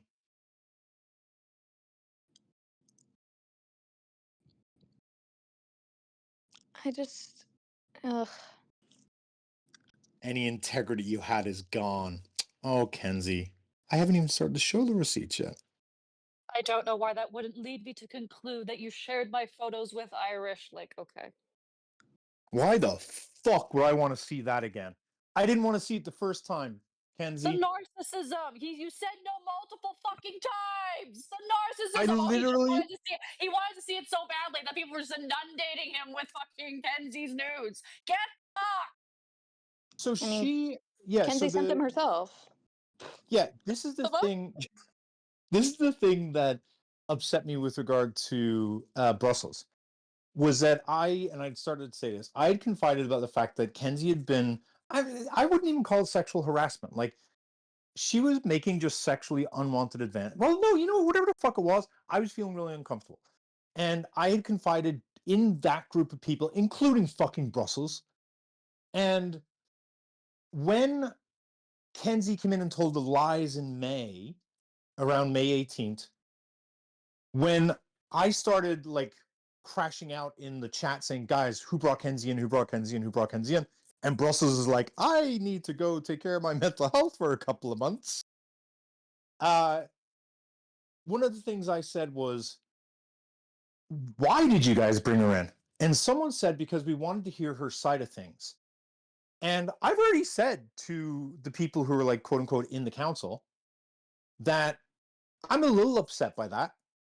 Because I was like, you guys fucking knew you knew my fucking side. This person had been sexually inappropriate. That I feel comfortable saying that. This woman had been sexually inappropriate with me multiple times. The people in my council or PR thing all knew that I was trying to create distance, but that she just reprimands you when you try to create boundaries. Like, she just does not take boundaries at all. And that I was working, I mean, to be fair, I wasn't as clear on this part, that I was working on creating better boundaries for myself. But I did say that in the chat that, hey, I've recently said goodbye to Kenzie and this person. I understand that this could be the option, but I really think it's about me setting better boundaries and not like, you know, chasing bad people and giving grace. And the very person I argued with in that was Brussels. And she was the one who was like arguing in favor of trying to like fight for Kenzie. And I was like, why would she be doing that? until I found out that apparently Sarah, that Kenzie was trying to motivate Sarah to get me to go back to Kenzie. She would do this shit so I would like plead back, come back on my hands and knees and say I'm so sorry and all this fucking nonsense. And what upsets me is that at some point I said, why would you do all this? You know she's been sexually inappropriate. You know that it's felt harassing. You know that I was trying to draw some sort of distance between us. And fucking Brussels took that information and told Kenzie. Brussels, who I have a screenshot where she's literally saying that she only prioritizes three things: victims, trauma-informed care, and ethics. And she said Irish no longer prioritizes them like I do. What kind of fucking person goes to the woman who's been repeatedly sexually inappropriate and tells that woman that the dude feels as though you're being deeply sexually inappropriate and that you're reprimanding him when he's drawing boundaries? Who the fuck does that and calls themselves a victim advocate? So when I heard Brussels did that, the consequence of Brussels' shitty action was that Kenzie then went through all of my DMs, and because I didn't know, she was clipping them out of context. So if you go over to her server right now, find any image right now you don't like that's from me to her, and almost certainly I'll be able to drop what the full receipts are. And I can remember some of them right now. One of them was, I said, tits or get the fuck out or shut the fuck up, something like that. Whatever the meme is, right? And she tried to tell Sarah that this is Irish. He was trying to take advantage of me during a really vulnerable time. And this was him. He knew I was really vulnerable. And he was asking me for a picture of my tits. I'm Sarah, I'm so hurt. Of course, she left out the next two screenshots and the screenshot before. So what's immediately above that you do see is she says, thank you, Irish, for being there for me and for doing a lot. It's really meant a lot to me this week, or something like that. Anybody who knows me knows I cannot take a sincere compliment. Can't do it. And so I'm going to say something out of pocket in order to relieve the stress that is caused by a sincere compliment. So she makes a sincere compliment, and I'm like, tits or get the fuck out. And underneath, I literally say, JK, just kidding. J/K, just kidding. And then she then says, she then offers to send them, right? So it looks like I'm looking for tit pics, and she says, yeah, game on. Now, I've already made a record of her server, so I'm able to compare what she's already said those say, because the next screenshot, you fucking liar, is where I tell you, no thanks, appreciate it, I'm all set here, buddy. For the sake of our friendship, I'm good to go. And what's below that, after I say, nope, I'm all good to go, is you making a second sales pitch. The audacity you have to take a screenshot of me saying a stupid thing in order to relieve the tension that I feel when someone says a sincere compliment, and for you to suggest that I'm trying to get your tits when the very next page you offer, I say no, and then you beg. You offer, I say no, and then you're like, well, they're not really nudes. If they're the same things you sent me, it's nude enough for me not to have wanted it. Quacky is having FOMO and she wants us to have a debrief. Like apparently there's a couple of audio issues. Before we do that, Why don't we just bring her up? Oh, No, she yeah, can't hear, she can't and her hear. phone's It's an overhearing. issue with stage. It's an issue with stage. She can't hear on stage. But for those who are here, I did put up a poll as far If as you play that godforsaken hear Palmer, that's how I swear to if they want to God, hear the poem or not, and I it's will kill 12 to myself 2. on this fucking We may stage. lose we may lose Shubity. Like I can't. so you guys may want to say goodbye and bid farewell to Shubity. This is my last day. I'm But Wait, is this sorry. the poll to see if I'm going? No, this is no, a the poll to see if people poem. want to hear the fuck ass poem. Oh, sorry. People want to hear Guys, the Because if you make me poem. hear this fucking because poem, I will I kill myself. said at the end of the live I was going to take a poll, and I had a screenshot. I mean, it's anticlimactic now, but I had a screenshot of basically like a stripper pole, and I was going to say to everyone in Kenzie's server, go slide down or go to fucking hell. And that was going to be how I ended it. So that's why I was wondering what you're saying. Oh my Sorry. God. No. Yeah. Go I ahead, just Shub. yeah, go ahead, Shubity. Since this is the last time we're gonna hear from you. Yeah, this is the last time. Yeah, this was real nice, guys. Yeah. Goodbye, cruel world. I guess. Okay, bye. Wait, who's playing the poem? I'm gonna play the poem. Oh, okay. Yeah.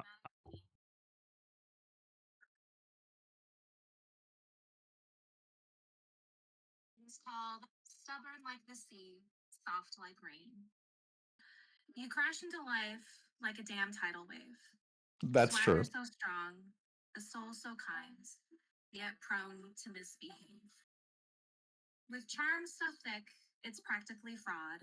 Did and I'm ChatGPT annoyed, write this? left mystified, and sometimes odd. Likely. You yell like a caveman, toxic masculinity at your side. I want percentages in the Yet chat. How somehow likely is this a you listen ChatGPT poem? with feelings deep inside. The boys think you're an alpha, a king, and a brute. But your love language? Acts of service. Oh, how cute. You argue for sport like it's foreplay with facts. Debating is our Netflix and chill. The ops are snacks. Self-righteous?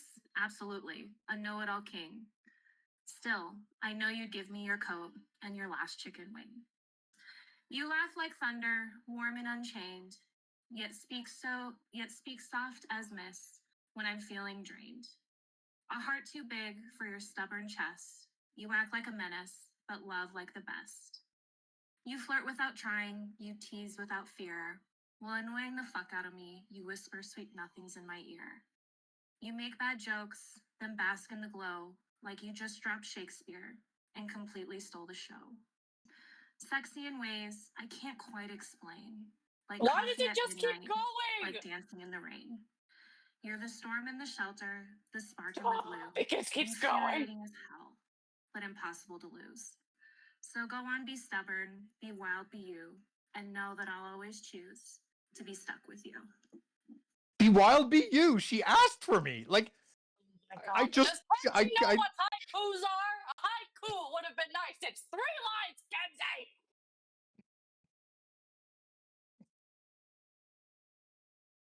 and like everyone, like, look, I'm always looked at as the monster. You guys got to understand, for not a year, it started in March 2024. That was the first time where it was like fucking awkward. It was a 4-hour call, and during that call, she brings up the fact that she's really horny. I'd be lying if I said that she had just masturbated or she wanted to masturbate. She talked about masturbation. I just don't remember which direction it was. I'd be lying if I told you I did. And then she started talking about how she really needs to get a fuck buddy again, and then bragged about someone who she thought she had a chance with. And I was like, yeah, okay, yeah, that person's been whispering sweet. Like she was bringing up this guy who, like, there's no way this guy has any interest. And she would talk about how, I don't know, Irish, this guy is kind of interested. And I'm like, I don't think he is. I'm pretty sure he's not. This is like gross. Because it's just sort of like pathetic when you think that like all these people are into you when they're not. And like Kenzie, holy shit. I can't wait for like Sarah to like talk in more detail. Like she'll back up. Like she just thinks everyone's into her. She thinks she's amazing. She thinks she's the best ever. She thinks she's like no one could stop her. She thinks she's just it's crazy. She thinks everyone is beneath her, which means any man would want her, which is just an insane take, for God's sake. I also want to say that, I said that the lies that she was telling about that call were in the double digits. The amount of times that she made you uncomfortable on live and you tried to play it off, the amount of time, that's also in the double digits because you did that a lot. And I find it funny people are using your behavior of trying to play it off as like validation that this shit didn't happen. I find that interesting. Yeah, and just for context, like people now know. Maybe I talked about the fact she would do these like little micro reprimands. I think I should go through them one by one, where like I would like draw a boundary or like call her out on what she's saying, and then she would do something negative towards me. And the little what certainly was immature of me, but I was like, I'm so fucking done with this.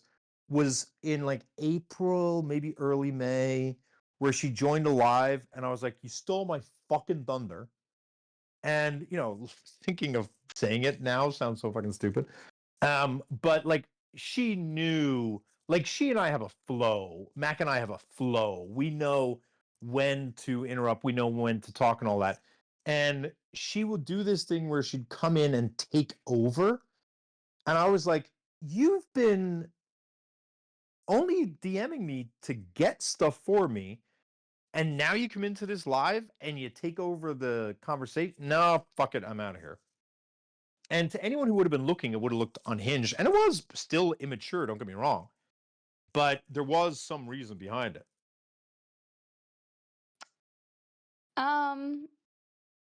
It's 12. Well, I guess for you it would be, or East Coast, it's 1.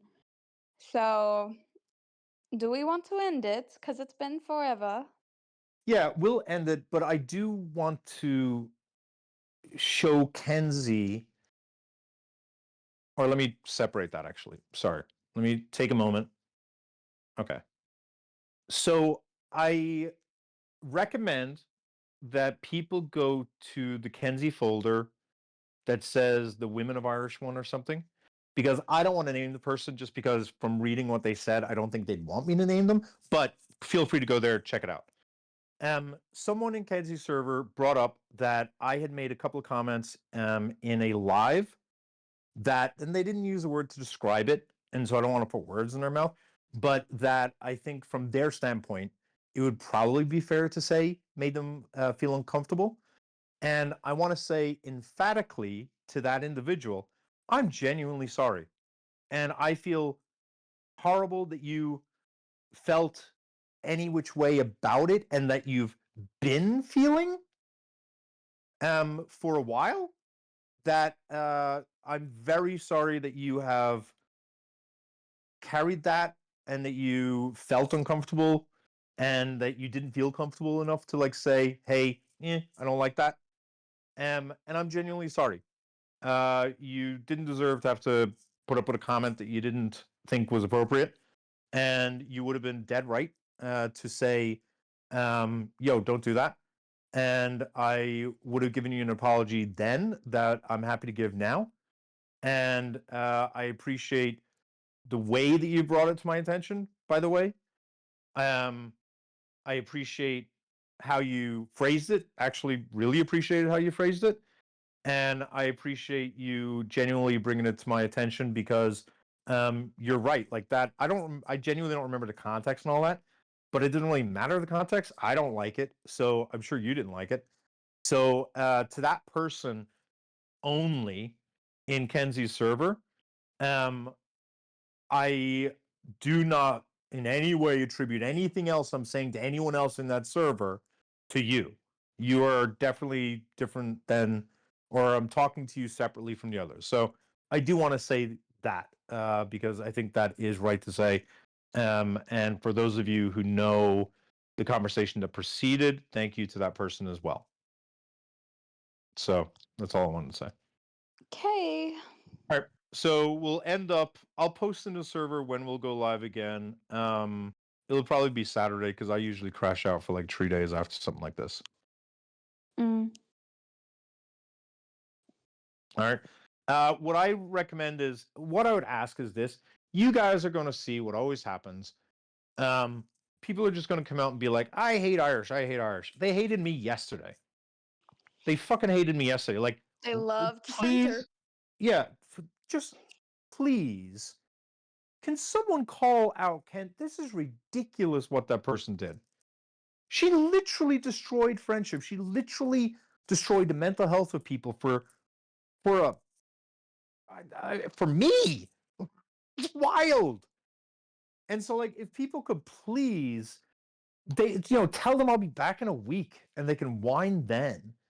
But like, it's ridiculous to me that when I come forward and I say, hey, this is a problem, that everyone is like, no, you opening your mouth is a problem. So if you could do anything, put some heat on them and let them know that this is fucking inappropriate. Because Kenzie's idea that I just played the long game, let's think about it. I recruited Sarah. Let's think about it. I recruited Sarah to be approached by Kenzie.